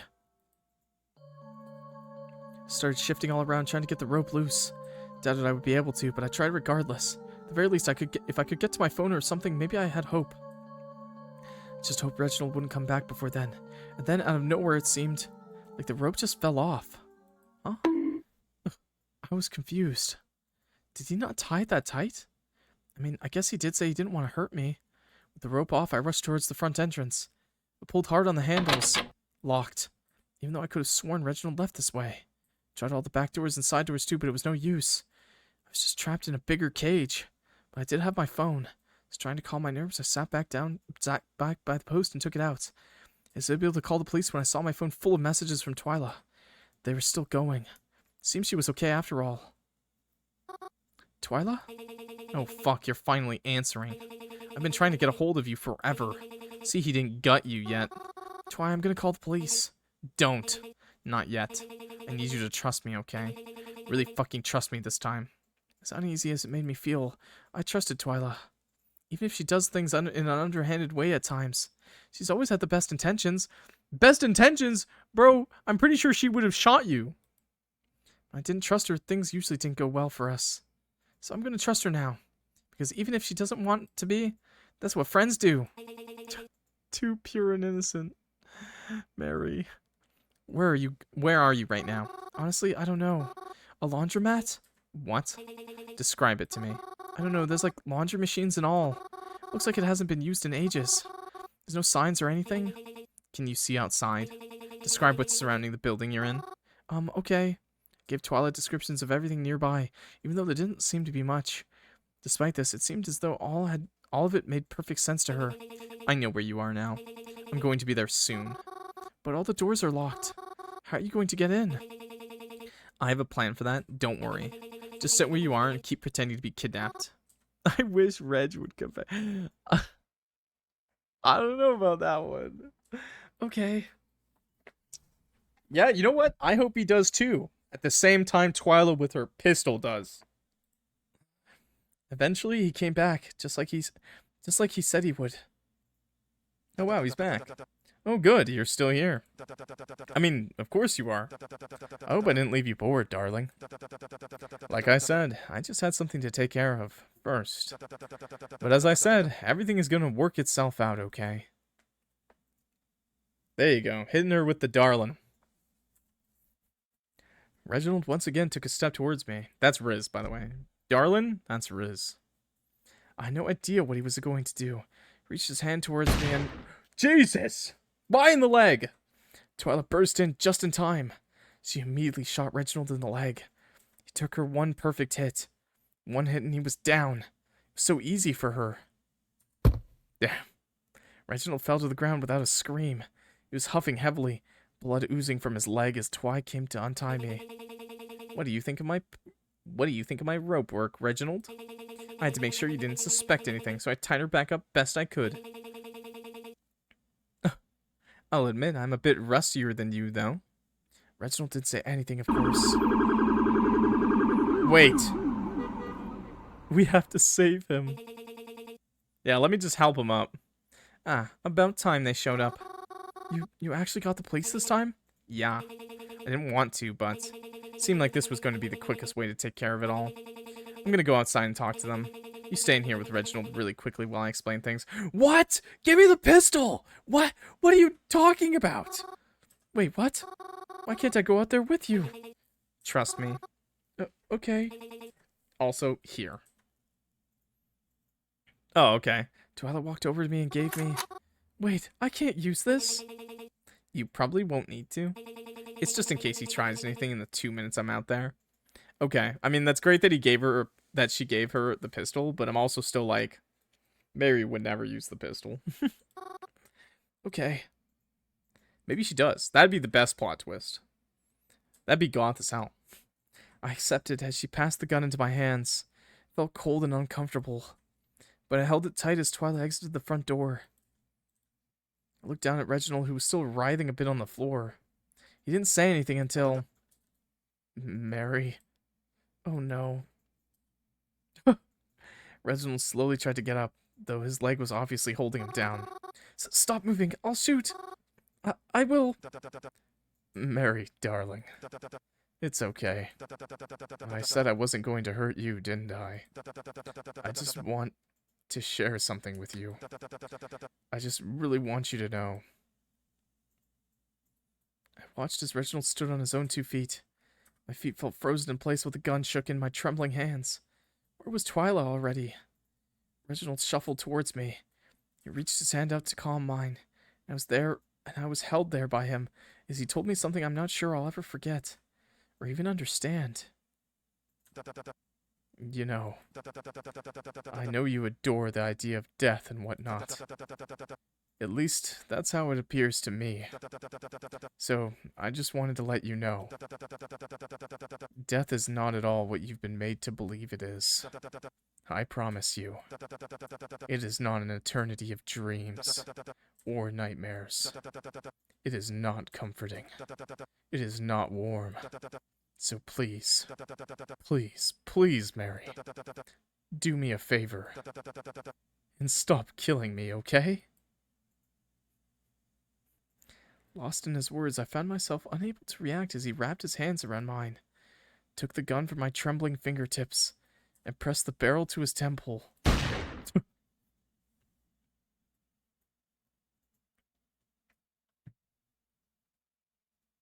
Sun Gardens therapy hours. It's been a month since that day. My therapist says I'm getting better at dealing with the memories from it. Wow, I can't believe you escaped just like that, huh? Wow, crazy. Things have been much different ever since the incident. For one, there seems to be much fewer deaths around the city. Weird. So I guess that means... I don't like to think about it much. Damn. Yeah, I don't know how, damn, Reggie. Damn. But I'm at least happy that things are much calmer now. I'm thinking, you know, after all these routes, there's something more going on. You know, there might be something more going on. I don't think I noticed it before, but I do see a lot more people walking around than before. But maybe that's because the weather has been uncharacteristically nice lately, too. Oh, right. Speaking of things that have been different lately, the number that used to text me stopped around that time, too. I still don't have a clue about where my parents are. Thinking about it too much makes me worry, but my therapist has been helping me feel a lot calmer about it all. Mary, you really shouldn't stare directly into the sun. That's really bad for your eyes. It's true what Twyla said to me that night, that she didn't really intend to talk to me anymore after we caught the killer, because she doesn't really. She never messages me anymore. Occasionally, I'll message her first, but less than half the time I will get an answer back. Even when I do, it's usually only because I asked her a question about something I was curious about. But it actually doesn't bother me all that much. Even the sun is not as bright as her phone at the night. Not as much as I thought it would. Because sometimes I'll see her outside, in the library or at the park. And every time she notices me too. And although she never says anything, she always waves at me. And I appreciate it. I do. Twyla was never much of a people person, I know that. Friendship didn't ever seem like something of importance to her. So, in that sense, getting a wave from her is more than okay with me. Speaking of Twyla, I was actually headed down to the library to return some books after my session. Maybe pick up some more. When I see Twyla in the library, I try to sit near her. And for me at least, I always have a pleasant time reading with her. So, I'll see if she wants to come today too. I'm going to the library to read. Would you want to come with? She responded, good end, fairest weather friends. How am I sad for her that this is her friendship? How am I sad that this is her friendship, bro? What? Congratulations, you've just completed a route of Cemetery Mary. Okay, we just got the bad ending and the true ending left. Chad, we're so close. Thank you for playing. But do you think you can get the true ending if you try again? No, I don't think I could. Because I don't need to. Let's do this right now, chat. Okay, how far back do you think we have to go? How far back do you think we could go? Like, oh, right before that, actually. Right before going with Reginald. Just don't go with Reginald. Like, right here. Right here. Yeah, call her over. I called over Twyla to come help me. This is definitely far enough, right? I can mess up so much here. She appeared visibly annoyed, and I'm a bit startled that I called out to her, but she made her way over to me anyways. Stern look on her face made me start to regret calling her over. You two are together? Yes, we are. My apologies. I got separated from my cousin when she went to get something from our car. Cousin? She texted me to come and find her because she got lost. Yes, thank you for explaining. Couldn't find the words to explain it properly to the nurse. All I was able to get out was that we're here to visit our grandfather. What is your grandfather's name? Ed Rayward. Ed Wraithward. Red hair, like my cut. No, I understand. Sorry, I apologize if I came off as rude. Here, I'll take you two back to his room. Just take careful note of his room number this time. It's 3 a.m. now. Have a good... Yo, Line, have a good night. See you next time, okay? Line. Jesus. 3 a.m. It's not like I stay up till 4. Will do. Then I wake up at 7, YouTube. Because 7 a.m. is my internal clock. Get it? Because I'm clock. The nurse escorted us to the stranger's room. Twyla was a lot better at lying than I was. I was glad she was able to defuse the situation, but she shot daggers at me the entire time we walked. Once we were in the room, the nurse left us, and it was just me, Twyla, and this old man. Well, only for a few moments. Mary, don't fucking do that next time. You could have landed us both in trouble. I'm really sorry, Twy. Listen, just stay here, alright? It's better if you don't give them any more reason to be suspicious. I'll come get you when I'm done. She was at the door when I could finish. I was able to tell something about... I wasn't able to tell her about the strange trail that I'd seen. Okay, blah, blah, blah. I didn't want to try chasing after her, just in case I was caught again. So defeated, I made my way over to where the old man had been silently sitting the entire time. Pulled up a stool and took a seat across from him. Okay. Yeah, I was gonna say. I'm your granddaughter. Granddaughter. Nice try, lassie. But I have 4 grandsons. Not a single granddaughter. Maybe old, but I still got a little memory left in me. I see. Sorry I tried to lie to you. I'm Mary. I don't think I heard... Okay. She was in here earlier, but I don't know if you saw her. I almost got her in trouble with the nurses, so she got mad at me. Bah. Okay, nice. How did she die? Okay, boom, boom, boom. Whoa! Whoa! Skipping! Chat, what a surprise. We're skipping a bunch today. Oh my god, these skips. You took a sample? Went back to the kitchen? Oh, don't try to start an argument. I did what I had to do. And it helped us, didn't it? Because now we know it was some type of antifreeze. Some type? It's close enough. Okay, skip. Skip. Skip. Maybe we're going off track. Whenever I heard things about the butcher, it was always about something violent, so how does that correlate with this? Are we really on the right track? Or is this case something else entirely? Bottom shelves. Do you believe in ghosts? Do you? No, never. I'd like to. And I do too. That's not... I can't just believe in them if I do. Why can't I? I trust your judgment. So if there's something you believe in, then I believe in them too. I guess I can't stop you. Good night, Mary. Good night, Mary. Okay. What if it isn't him? What if it isn't him, though? What if we spend so much time on Reginald that the real butcher gets away? I doubt it. I know a lot of people in this town, but no one has ever struck me with more suspicion than Reginald Tetra. Okay. Skip. Go with the boy. I laid atop the grave and gently shut my eyes. It felt weird to be doing it purposely this time, but I was prepared and made sure I woke up extra early today, so that I'd be able to fall asleep with no problem. ... It happened. Just like the last time I woke up in an unfamiliar place. Getting a closer look, this place seemed more familiar than I thought. I recognized this place. There's a road below my feet and buildings surrounded me. Looking up, I could see the sign on the post next to me. Black Oak Street. I know this street. It's a little out of the way from where I usually go, but I have been here a few times before. My shoes are wet. Ew. I looked down. There was water running past my feet. The trail of it led further down the road. It was a bit foggy that way, but I could see bright lights shining from behind the mist. Made my way over. Nearly startled myself when I realized there was someone else here with me. Oh! That's one way to go. I'd found the source of water. A terribly busted fire hydrant was bursting with it. And sitting on top of it was a boy I'd never met before. Looked like he was taller than me, but he also looked like a high schooler. I like this. It's good. It's good. I like he's just chillaxing, bro. I also love the nice touch of the lights flickering. That's good. Despite his body dripping with blood and the steering wheel around his neck, he seemed bored more than anything else.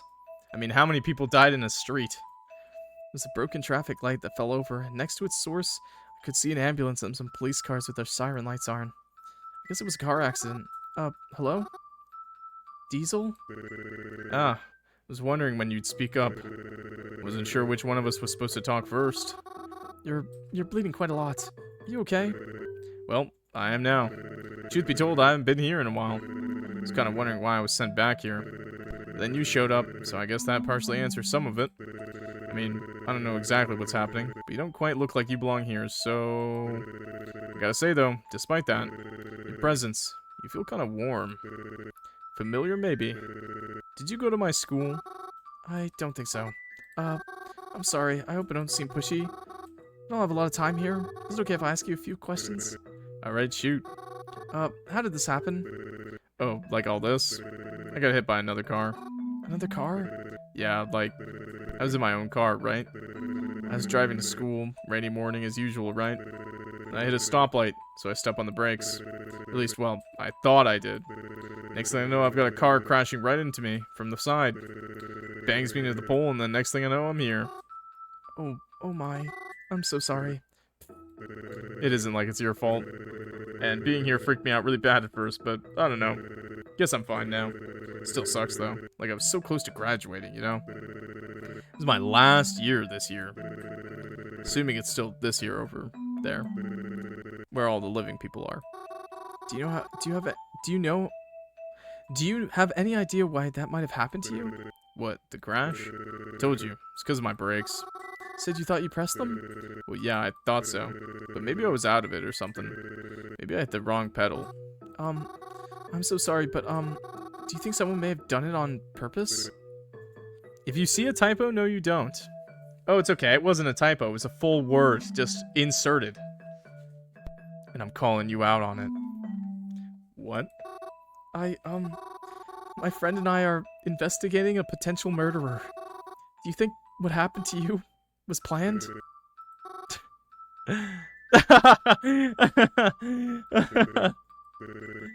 Well, I hope not. I can't think of any reason why someone would want to do this to me. It's okay, I'll edit that out of the video.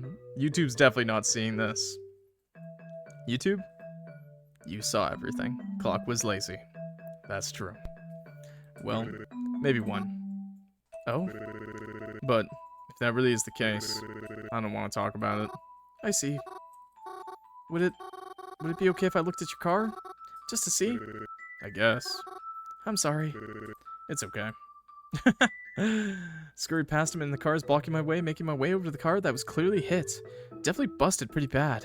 Other than the missing steering wheel, the inside of the car seemed fine. Looked under the car just in case. Something was dripping. It's hard to see just what it was. I was hoping to get some on my Time's up. Over. Blow. Snap back to reality. It's clearly running low on patience. Well, did you find out anything? Or did you just waste my time?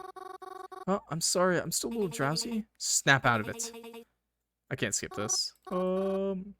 He's on his way to school and his brakes weren't working, so when he accidentally passed a stoplight, another car crashed into him, and that's how he died. And you didn't know him prior? No, not at all. I remember hearing of a crash near Black Oak, but he said his brakes weren't working. That's what he told me. Actually, when I went to his car to check it out, I saw something dripping underneath. Really? How'd it look? I don't know. It was kind of dark. I guess I would assume oil. I see. Did I help? Actually, yeah. You did. I did? I recently heard from an inside source that they discovered the brakes were cut shortly after the incident. Really? I never heard that. Of course you didn't, because they don't want you to know. Who doesn't? The government, Mary. I have to get going, Mary. But I have to say, I don't know how you did it, but this ability seems useful. Okay, wait. Let me skip. I want to believe... Wait, okay, so last time I said I want to believe... Yeah, I said Twyla is a good person. Now I say Crowman is just trying to protect me. Well, the boy I'm friends with? I know he's just been going through a lot recently. I don't know what problems he had with this girl, but I can understand why someone wouldn't like her. True. I can see why he might not want me to hang out with her. I think I have to keep her helping her, though. I promised I would after all. It's for a good reason. But I'll try to be more patient with him. Maybe try to ensure that I trust his judgment too. I think that's very fair of you. Hope everything works out between you and your friends. There we go. Declined. Get declined. What? I'm really sorry, Twy. I can't make it today. I know this is important, but someone's been getting jealous. I've been spending so much time with you. But you can handle it without me, right? It's not like I've been much help to you anyways. Haha. Are you fucking serious right now? Who the fuck even is it? I'm sorry, I'd rather not say. Ugh. Fucking seriously? Fine. I'll let you off this time, even with that weak-ass excuse. But don't let this happen again. Definitely not. I was able to get Twyla to let me off for today. Though if she catches me outside today, she'll know something is up. So I guess I'll have to stay home for today. Walk downstairs, think about what I've had for breakfast now that I didn't have to rush anywhere. But when I reached the bottom, I was surprised to see... My boy! Kroven was still home. Oh, you're still here? Not the illusion of free choice. Yeah! Do you want me to make us breakfast? I could make French toast if you like. Yeah, French toast! Let's go! Hey, I just wanted to say sorry, Mars.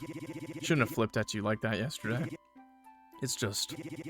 Ugh, she makes me so mad. Hey, Kroven? Can we talk about Twyla? Can we not? Please, Kroven?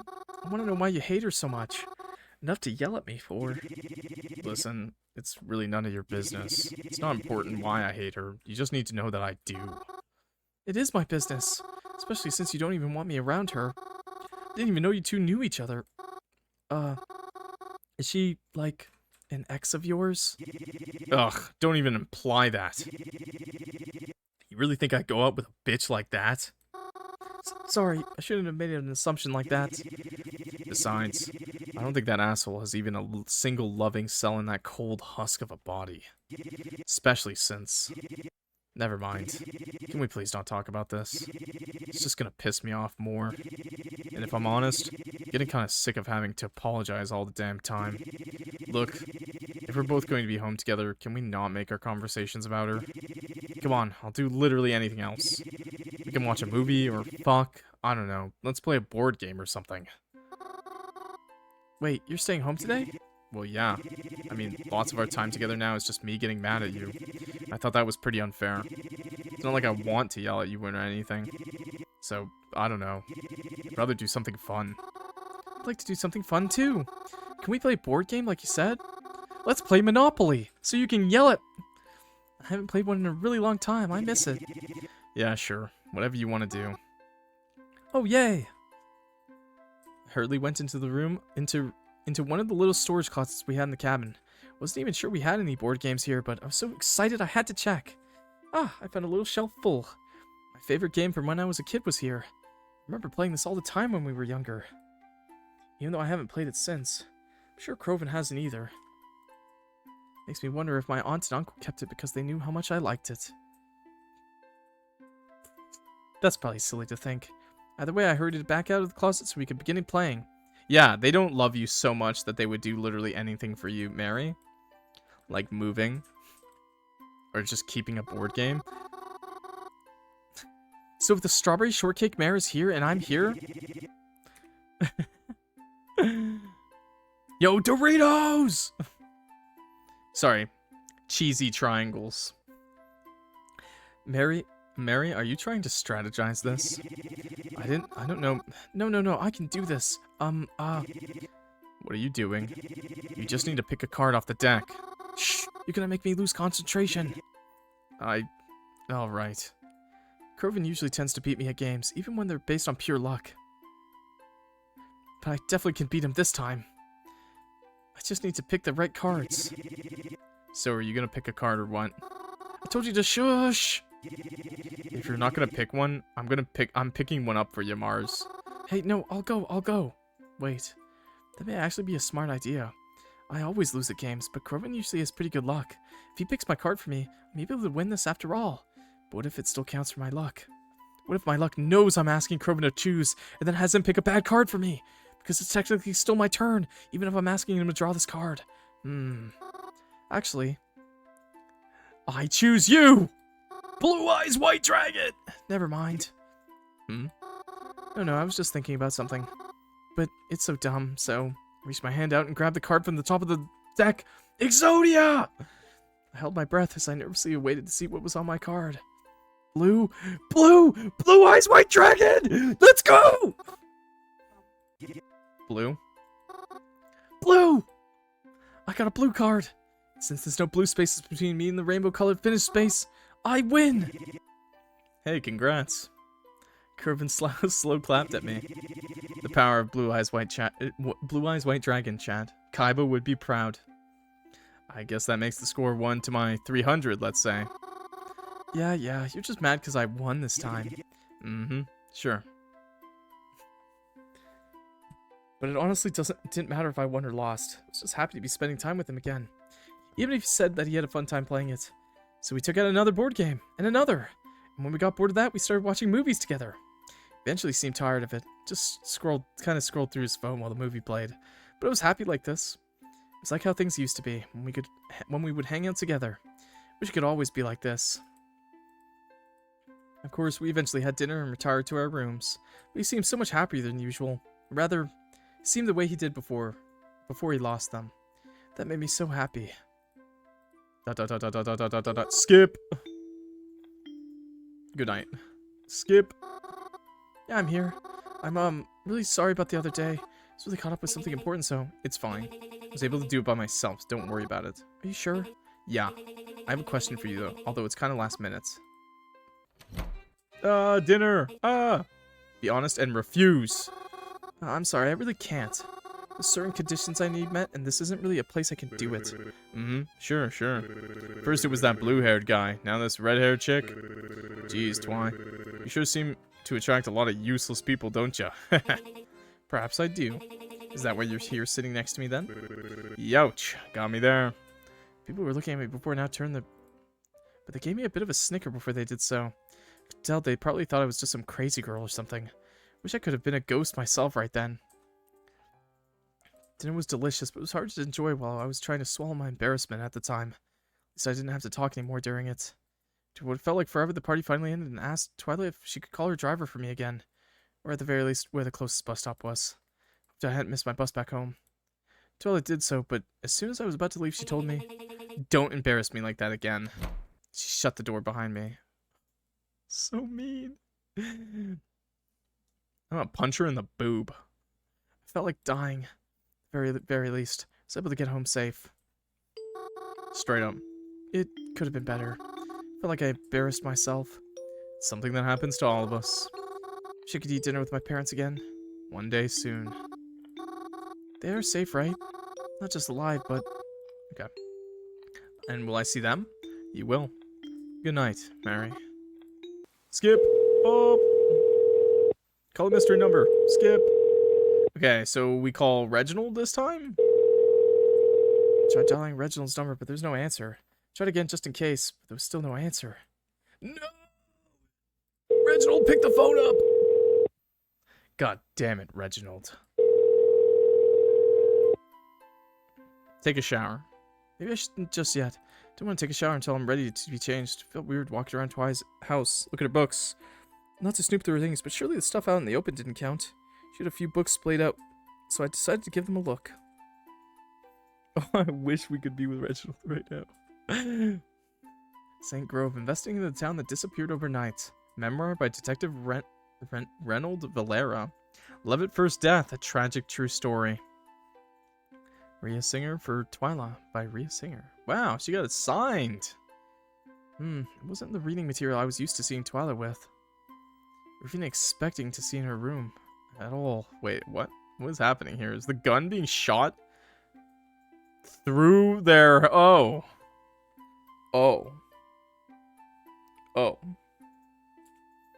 You know, all these tools, man. Even a bomb. Damn, what do you think it takes to kill them? But it's interesting, too. Maybe she's trying to branch out and try new things. Wish I could be more like that. Okay. Go to the kitchen.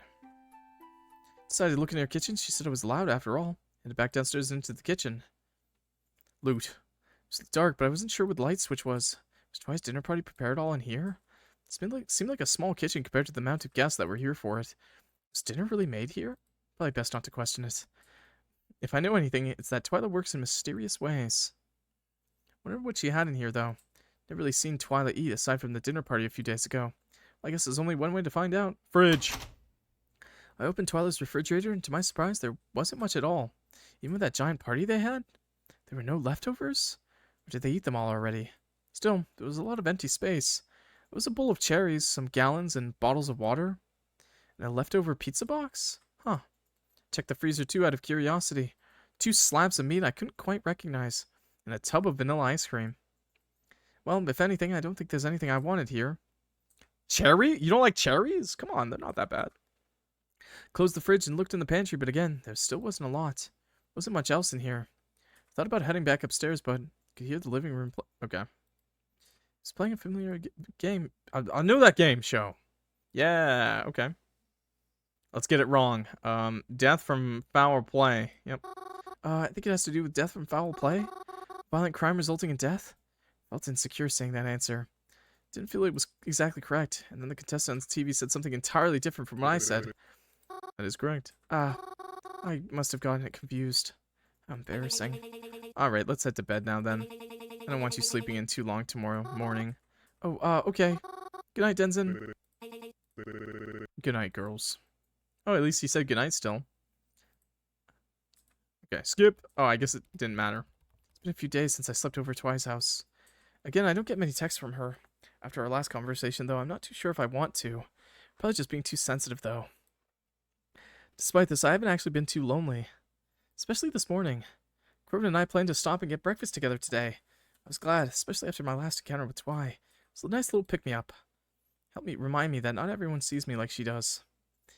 We went to Planet Dollars! Corbin really likes their coffee, but I can't stand coffee. Did get something, though. Stood outside eating our food by the front window. I think we were going to walk around a bit, look in some stores maybe, but we got distracted in conversation. And so I'm like, what the fuck? You can't just say you're getting food and then not ask us if we want any. Based? And then he starts acting like a dumbass because, well, you didn't tell me when you wanted anything. Like, dude, if you say you're getting pizza, we all fucking assume you mean for the group. But no, this bitch just bought 2 slices for himself. Like, I'm not fucking crazy, right? That was fucking stupid, right? I'm sorry, this is just... I just like the fucking face she's making. It's so cute, dude, what? Yes, I can see that being frustrating. If you want, the 2 of us could get pizza tonight instead. Maybe. I don't know, though. No offense, Mars, but don't you think you ought to lay off some of the junk food? I mean, you're eating a donut for breakfast. Come on, that's like nothing, bro. What? Come on, she's a young girl. She's skinny as a twig, man. Come on. What do you mean she's having 1 donut? That's not even like a big donut. It's literally the size of her like palm, okay? That's not even that big. Croven. Goddamn misogynist over here. Oh? Oh, where did this come from? If anything, you eat way more junk food than me. And I'm not the one who bought 2 cases of soda and birthday cake flavored ice cream during our last grocery run. Well, you got me there. Ah, shit. Hold on. I'm gonna use the bathroom before we go. Be right back. It's more about the sugar content than weight. I mean, true, but... Bro, just a donut? 1 donut? What? It doesn't even look like a jelly-filled donut. It just looks like a donut with a little bit of glaze on top. It wasn't even like a chocolate donut. Watched Corbin crinkle his now empty plastic cup in his hands and tossed it into the garbage. Could hear the chatter of people inside from the brief second the door was open as he entered. Stood there patiently waiting for his return. I was about to take my phone out when I felt someone grab my arm. Oh no. Huh? Oh no! Don't you... No way. No way this is gonna happen like this. There's no way. Oh my goodness. It's just you. What are you doing here? Mary, what the fuck? Haven't you been getting my texts? No, I'm sorry. I haven't been checking my phone. I need you for something. Right now? Yeah, I have someone I want you to try talking to. Just like you did at the cemetery. Oh, okay, no. I thought it was gonna be a lot worse than it was. Can it wait? I'm kind of in the middle of something. Oh, fuck you. Oh no. Kroven marched right up to us, and I stood in front of Twyla to prevent him from getting too close. Leave my fucking friends alone, goddammit. Nice to see you again, Kroven. Keep my name out of your fucking mouth, you fucking bitch. Crow, please. I tried to shush him. People on the street were beginning to turn their heads our way. I felt my hands begin to shake the more I tried to quiet him down. Sorry I'd let you hurl insults at me more, but Mary and I have a job to do. Come on, let's go. Wait. Don't you dare fucking go with her. I can't believe I even have to be fucking arguing this right now. Are you fucking serious? Even after I fucking told you about the scum that she is? Let's not waste time, Mary. Unless, of course, you want more people to die. You agreed to help me when I needed it, and now I need it. So are you going to keep standing here? Hey, you shut your fucking mouth. Crow, I'm sorry, I have to. You have to? It's really important. I need to help her. Please try to understand. Something that affects you too. Damn right it affects me. You know what? Fuck it. I'm done. Just fuck off, Mary. Just fuck off. Don't even bother coming home tonight. I warned you about her, and you just, what, ignore it? Am I a joke to you? If you'd rather spend time with her than listen to the one person that actually cares about you, then I don't give a shit what happens to you. Don't fucking talk to me again. Bye, Kroven. See you later at home. I tried to reach out to Kroven, tears in my eyes, but he slapped my hand away. Without another word, he stormed off. Hormones. Damn. Leaving just Twyla and I there. Twyla was unaffected, but I... She's like, are you done? I couldn't hold back my tears. I tried to hold it back in with sniffles, but I eventually began wailing.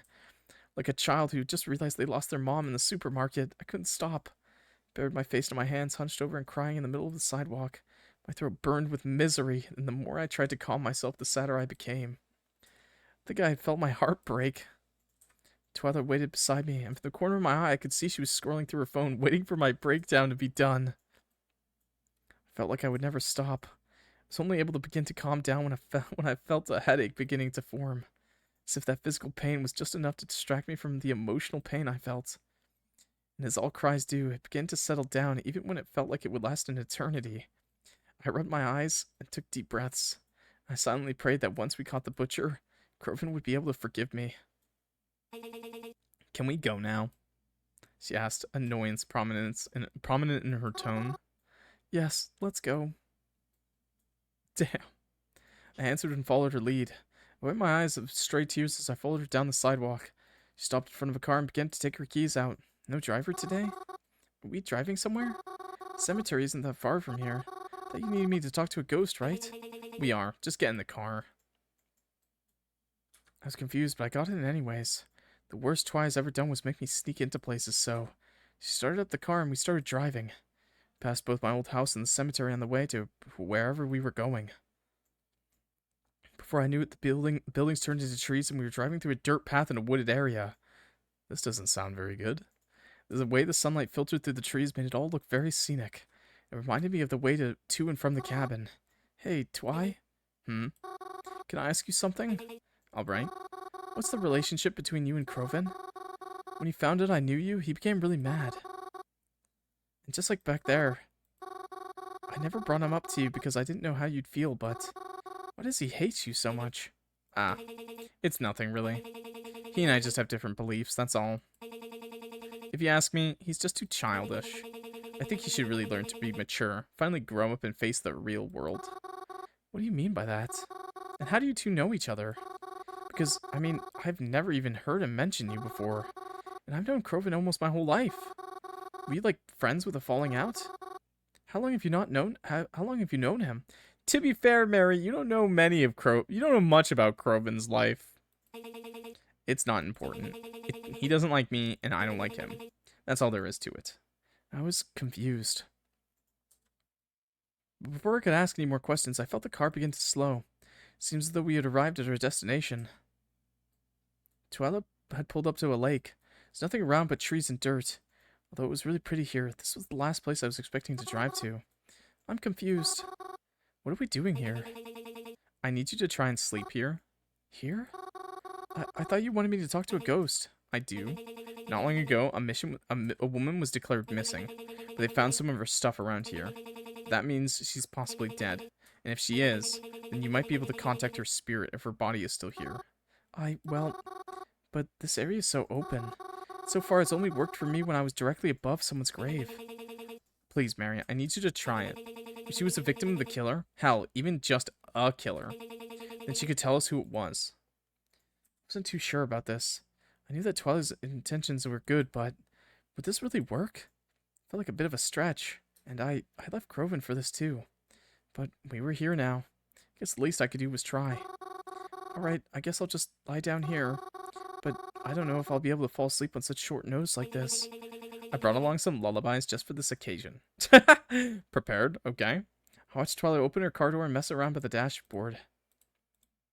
Then I heard some soft music beginning to play from the car. It was peaceful. Listening to it in the sunlight with the beautiful scenery around, it's very nice. Although the ground was bumpy and wasn't sure if I would even be able to, I eventually managed to fall into a deep, deep sleep.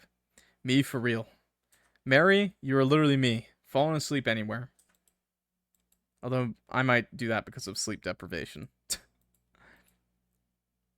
When I opened my eyes again, everything still felt dark. I was unsure if it even worked, but I was aware I was in the dream, so surely that meant it did. But why was it so dark? I felt as though I could hardly see. I tried to feel for my surroundings, but there was nothing around me. When I moved my arms, they felt heavy. I tried to walk around, maybe find some light. My legs felt heavy too, as if there was great pressure all around me. Eventually my eyes began to adjust, you could say, to the little light that was down here, and I noticed why it all felt so weird. I was under the water? Seemed like it by any means. I didn't feel the water, but I definitely felt the pressure. Maybe she's here then? Only one way to find out. Hello? I called out into the darkness. There's no answer. The more I walked, the more uneasy I felt. I kept calling out for whoever might be around to talk to me. Hello? Please don't be scared. I just want to talk, that's all. Hello? Oh, dots. Anybody? Twyla? Is there even anybody here? I want to wake up now. Please, can I wake up? Please? There's nothing here, I don't want to stay. Please let me wake up. Please. Jesus. She's a manta, yeah, it's fine. Huh? Hey, let go. That hurts. Ow! Stop it, let me go. Stop. Something had grabbed me, quite harshly. I tried to shake it off, but I felt almost powerless doing so. It was so dark I couldn't see it. But its grip remained. Ow! It was hard to explain, but it hurt. The sensation. Felt like it was burning itself into my skin. Before I knew it, I felt more hands on me. Jesus, how many people died in this lake? Stop it, let me go. Let me go! It was then that I was able to get a good look at its face. All their faces. Now, I'm usually not someone to be too squeamish. I had a pet tarantula, and I never blinked at the gore effects in horror movies. I'm not someone easily grossed out, but this... I felt like I could puke. It was revolting. Their faces, their poor faces. What happened to them? Where did your eyes go? Where's your jaw? Please don't look at me like that. I'm not the one who did it. Please stop. You're dragging me down. I don't want this. I don't want this. Oh no. Oh no, Mary. Oh no. I don't want to end up like you. All of their hands on me, pulling me down. I couldn't fight against them, but boy did I struggle. Looked up to where that faint light stayed, shining upon me in waves. The water I couldn't feel before was now filling my lungs. There's nothing I could do. Please, I can't. I don't want to. Just let me leave. Please. Hmm.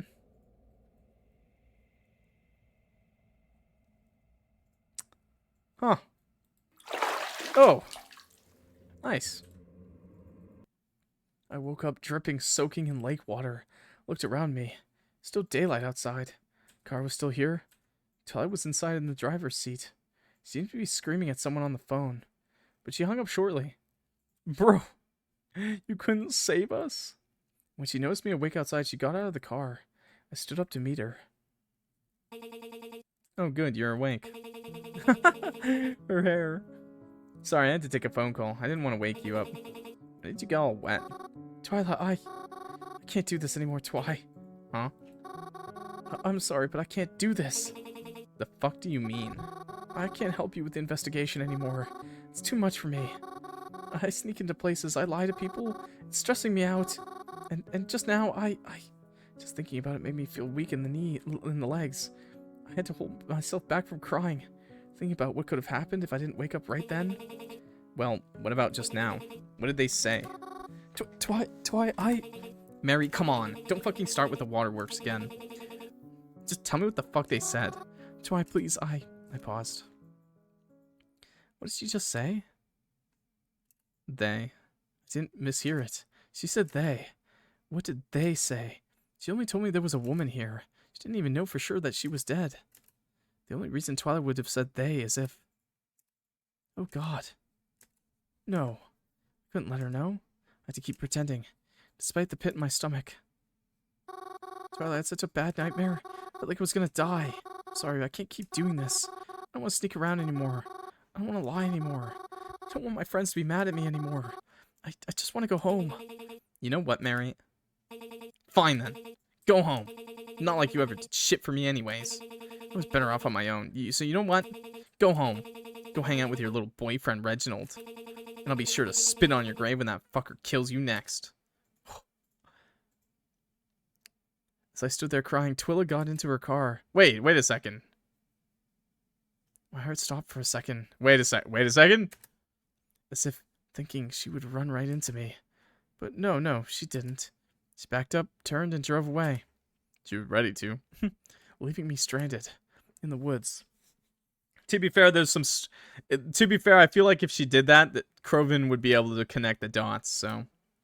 In the woods, all alone. But this isn't much better. I pulled out my phone hoping to call someone for help, but I was soaking, my phone was too. But I was able to turn it on. I didn't have much battery left. I used it to call Croven. He didn't pick up. Fuck. And then my phone died. I tried to start it again, but it was no use. No matter how hard I tried, it wouldn't start. I was stuck. Damn. Well, there was only one way home. So I began walking. Yeah, that's, I had a similar situation like this one time. I had a compass, though. Poor Mary. At least there's a trail, I guess. If I remembered correctly, we drove straight here along the path.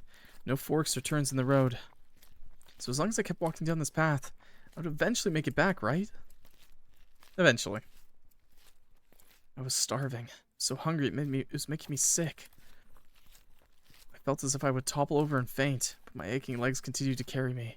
As long as I didn't tell them to stop, then they wouldn't. And you guys were judging her for eating a donut for breakfast. Shaking my head. They brought me all the way back to the city. It was night now. Didn't feel that long driving there, but walking felt like an eternity. But as if I was being given one more blessing today, I caught the last bus home. Damn, nice! I say home, even though Croven told me not to come back. But I had nowhere else to go. Yeah, Croven's just gonna have to chill. Being able to rest my feet on the bus felt like heaven. Having to get back off to make the rest of the trek to the cabin felt like hell. I was so tired, I just wanted to pass out. It was so close, I couldn't give up now. Just a bit more. Before I knew it, I was back before the door. Before I could even knock, he answered. Well, maybe answered isn't the right word. He was on his way out. I don't know where the last bus just left, but he was heading out somewhere.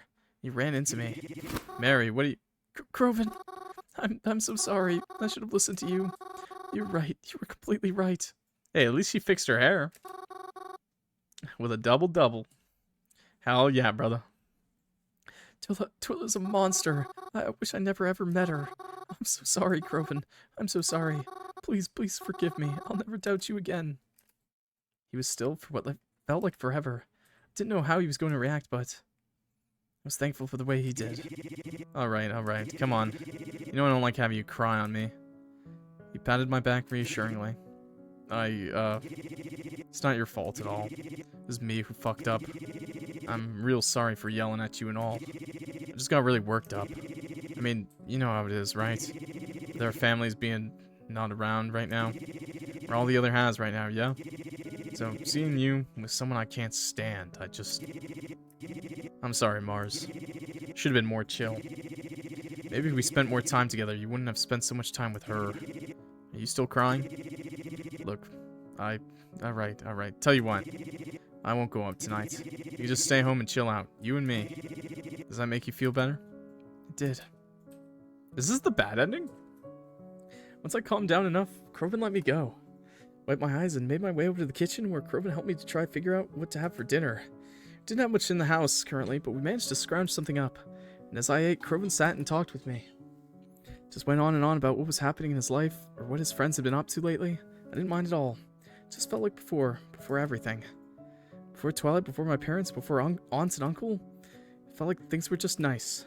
Different, but nice. Kroven? Yeah, Mars? You know I love you, right? Lord, don't get all cheesy on me like that. What? I was just reminding you. Yeah, whatever. Love you too. After we ate, we hung out for a little while more downstairs. But I think it was apparent we were both pretty tired. So eventually we retreated to our rooms. Plugged my phone into the charger and waited for it to turn back on. When it did, I considered messaging the mysterious number, but I was way too tired, even if I had been messaging them late at times before. Speaking of the time, it got much later than I thought. Even Kroven, who usually stayed up all night, was snoring away in his room. It seemed to me like he passed out the minute he hit his head on hit the pillow. Honestly, I felt like I might do the same, but despite how late it was and how tired I felt, I didn't want to sleep just yet, not without taking a shower first. Lake water that had dried in my clothes and skin from earlier felt disgusting. Even though I had probably become used to it, I could only imagine I didn't smell pleasant. Opened my drawers and got out a fresh pair of pajamas. I'm surprised you didn't shower earlier, bro. I was about to make my way to the bathroom and shower when I heard a scream. Kroven's scream. It sounded like he was yelling in pain. Kroven? What happened? I yelled. There's no answer. Rushed to his bedroom, swung the door open, and then the answer presented itself. Huh.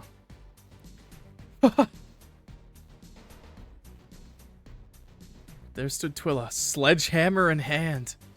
I had no idea how she got in or how she found us, but she flew in. Those arms don't flap for nothing. She was here now, standing over Kroven, who was clutching his ankle in pain. Did she smash it? Before Kroven could even try to fight against her, she dealt a swift blow to his abdomen. Kroven was pushed to the floor in pain. Then she turned around to face me. Good evening, Mary. Twyla! What is all this? You look shocked. Perhaps I was beginning to give you too much credit. You're just as stupid as I thought you were.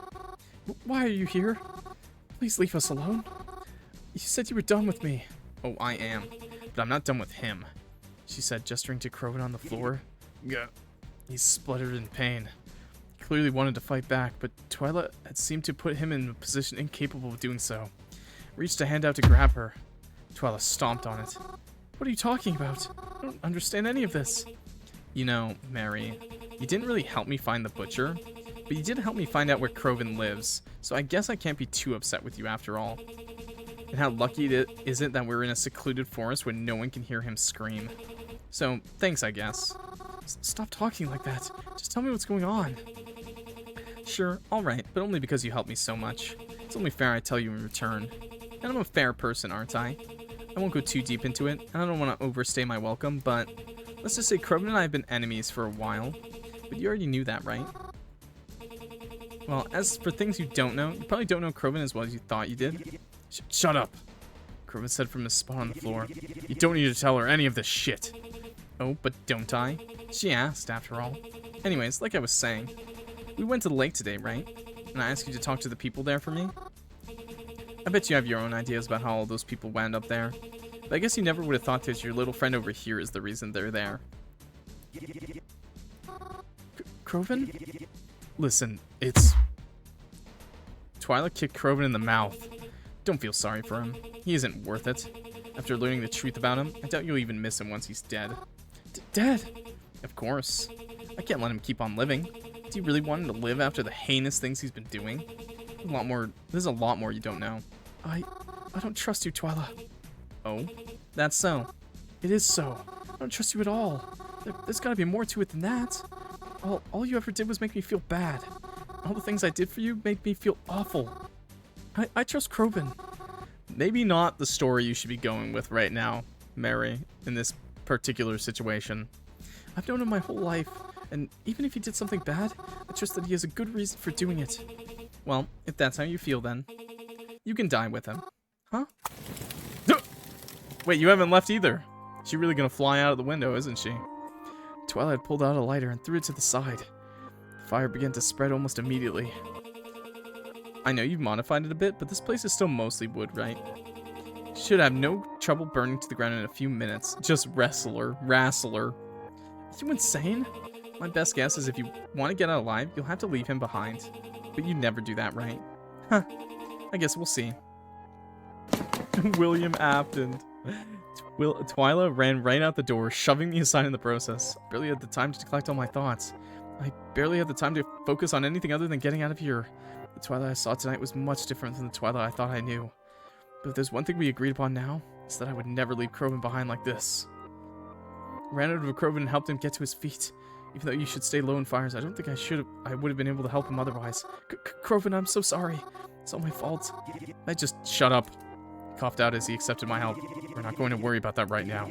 We need to get out of here. Then I can focus. And then I'll fucking kill that bitch, Twyla. Okay. Don't question him murdering her. I picked Kroven up off the floor and wrapped his arm around my shoulders. We shuffled out the door of his bedroom. I mean, I don't know. I mean, she couldn't even choke a certain someone to death, like with advantage. So, doesn't seem that strong to me. Fire had already spread out here, but luckily there was an open path to the stairs.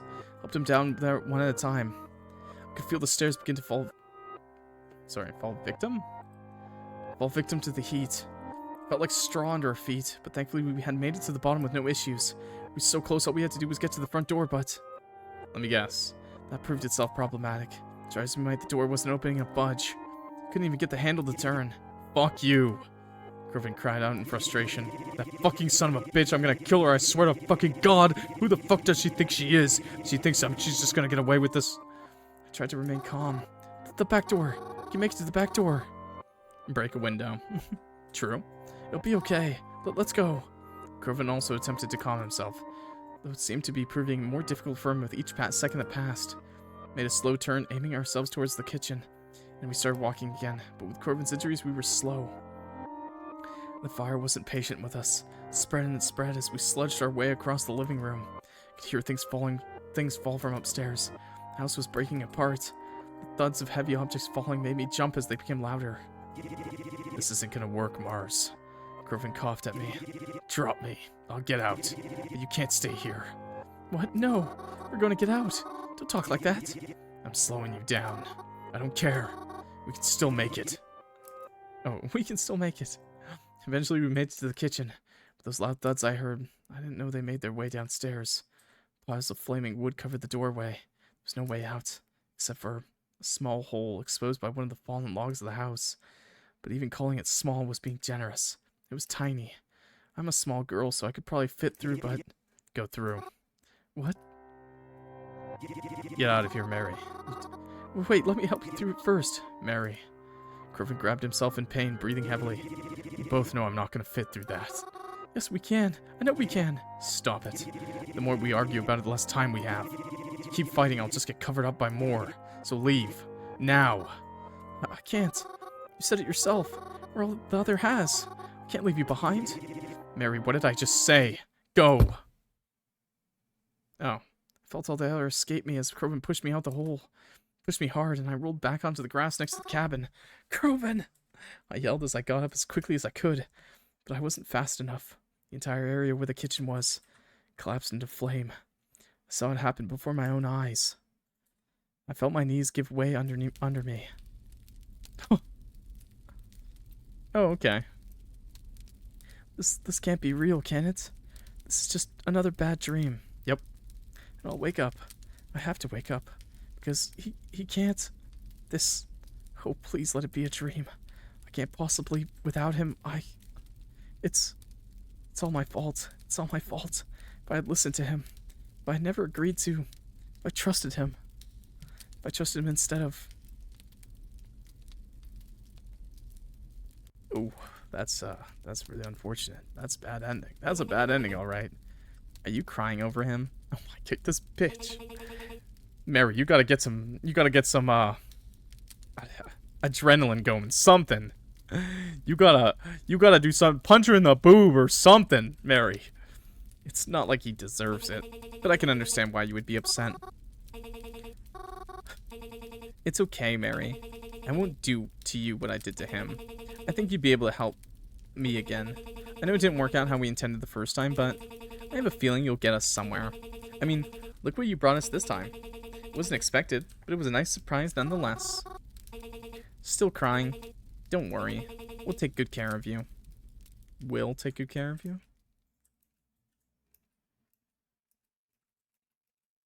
That was a while ago.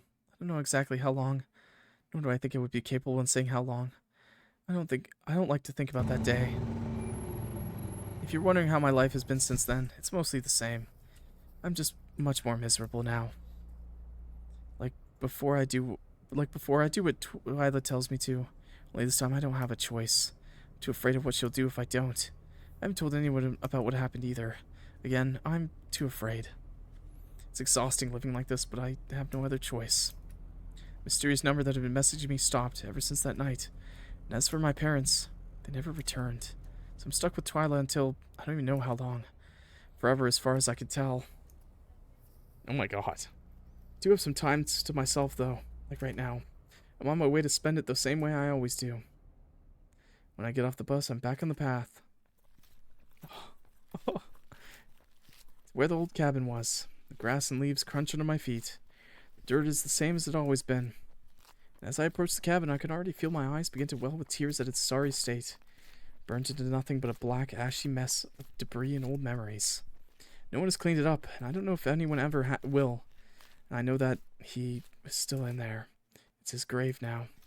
So I make sure to pay my respects when given the time. I try to see him, too.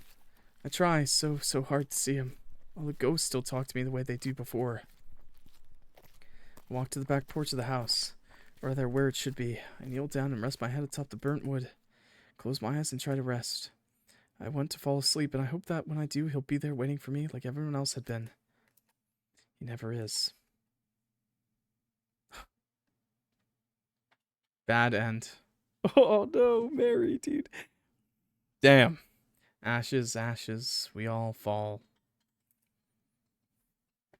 Oh my god, okay. Congratulations! You just completed a round of Cemetery Mary. Thank you for playing. But, do you think you can get the true ending if you try again? Okay! Okay. Oh my god. I gotta get the true ending. Secret ending, the true ending. Last thing. Last thing. Oh my god, this is going longer than I thought. I didn't think it would take this long. Oh my gosh. Okay, that was good. That was well, terrible for Mary. Jesus Christ, Mary. Oh my gosh. Okay, let's see if I can find my save. Was it number 9? Yes.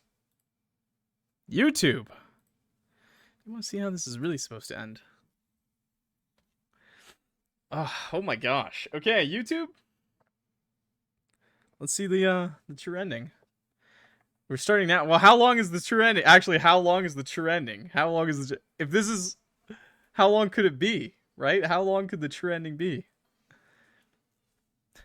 Let me ask, actually. We had 5 hours. Yeah, we're kind of long right now. Maybe I should end.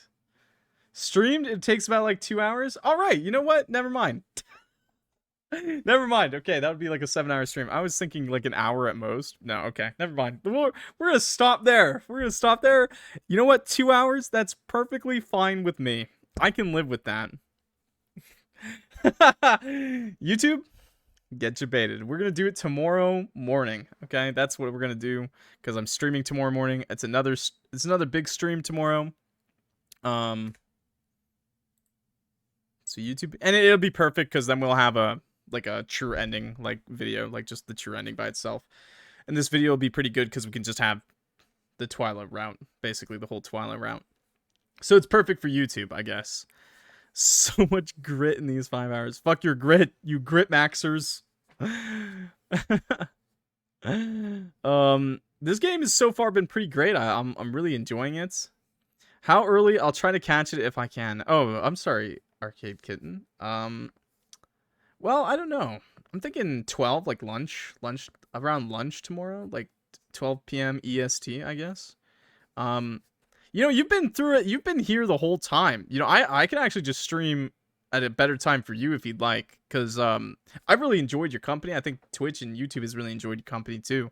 So if you want to watch it, I would love to have you, and I would definitely not mind changing around the times.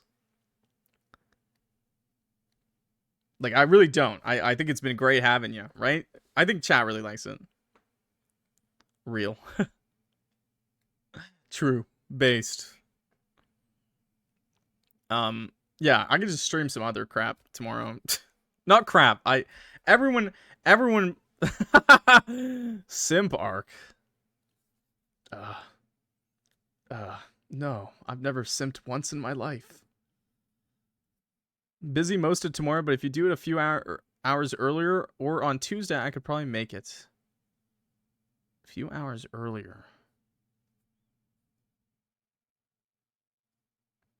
Probably make it. What do you mean? What do you mean earlier? Like 10 a.m.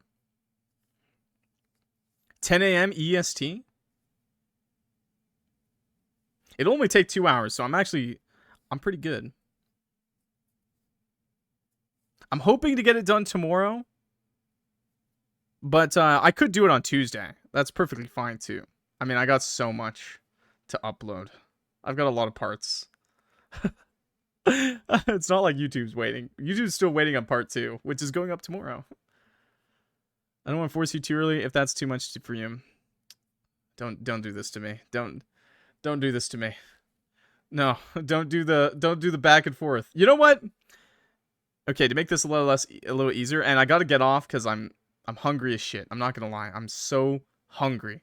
5 hours, no food. It's been longer than 5 hours. I haven't eaten since like 8:30 a.m. actually, so I want to eat. If it's not too much to ask, ArcadeKitten, could I like message you on some kind of platform if that's okay? If it's too much to ask for, that's fine, but is there anywhere I could message you, like Twitter DMs or Discord DMs? Twitch DM? I could whisper you through Twitch later, but I don't know if you're going to be on there. So, yeah. Twitch DMs are kind of weird because no one has Twitch open like that. Twitter, for now, is good. Okay, awesome. I'm MrClockWorks on Twitter, so that works for me. Twitter Lamau. I mean, that's perfectly fine with me. Twitter, just anywhere. I'll message you and we'll see a time good for you, okay? Because I don't want to do the back and forth on here, and I'm quite accommodating, you'll find. So, have a good night, everybody. YouTube, do not look at my Twitter posts. Not the most recent one. Do not do that. Do not click on my profile. For God's sake, don't do that. It was a joke. I'm not horny on main, okay? That's what I'm going to leave it off at, okay? I should delete that tweet. Okay, maybe I will. All right, YouTube, you don't know about that. You don't know about it. You should follow my Twitter, YouTube, though. We need some followers on there. Oh, no. The one day I made a joke. Okay, anyways, so YouTube, thank you so much for watching. Have a good one. I'll see you next time. Make sure you subscribe if you haven't already to see more great games like Cemetery Mary and to see the true ending of Cemetery Mary, okay? You're gonna have to wait another day, okay? Nut. Hell yeah. See you next time. This has been Clock. Peace.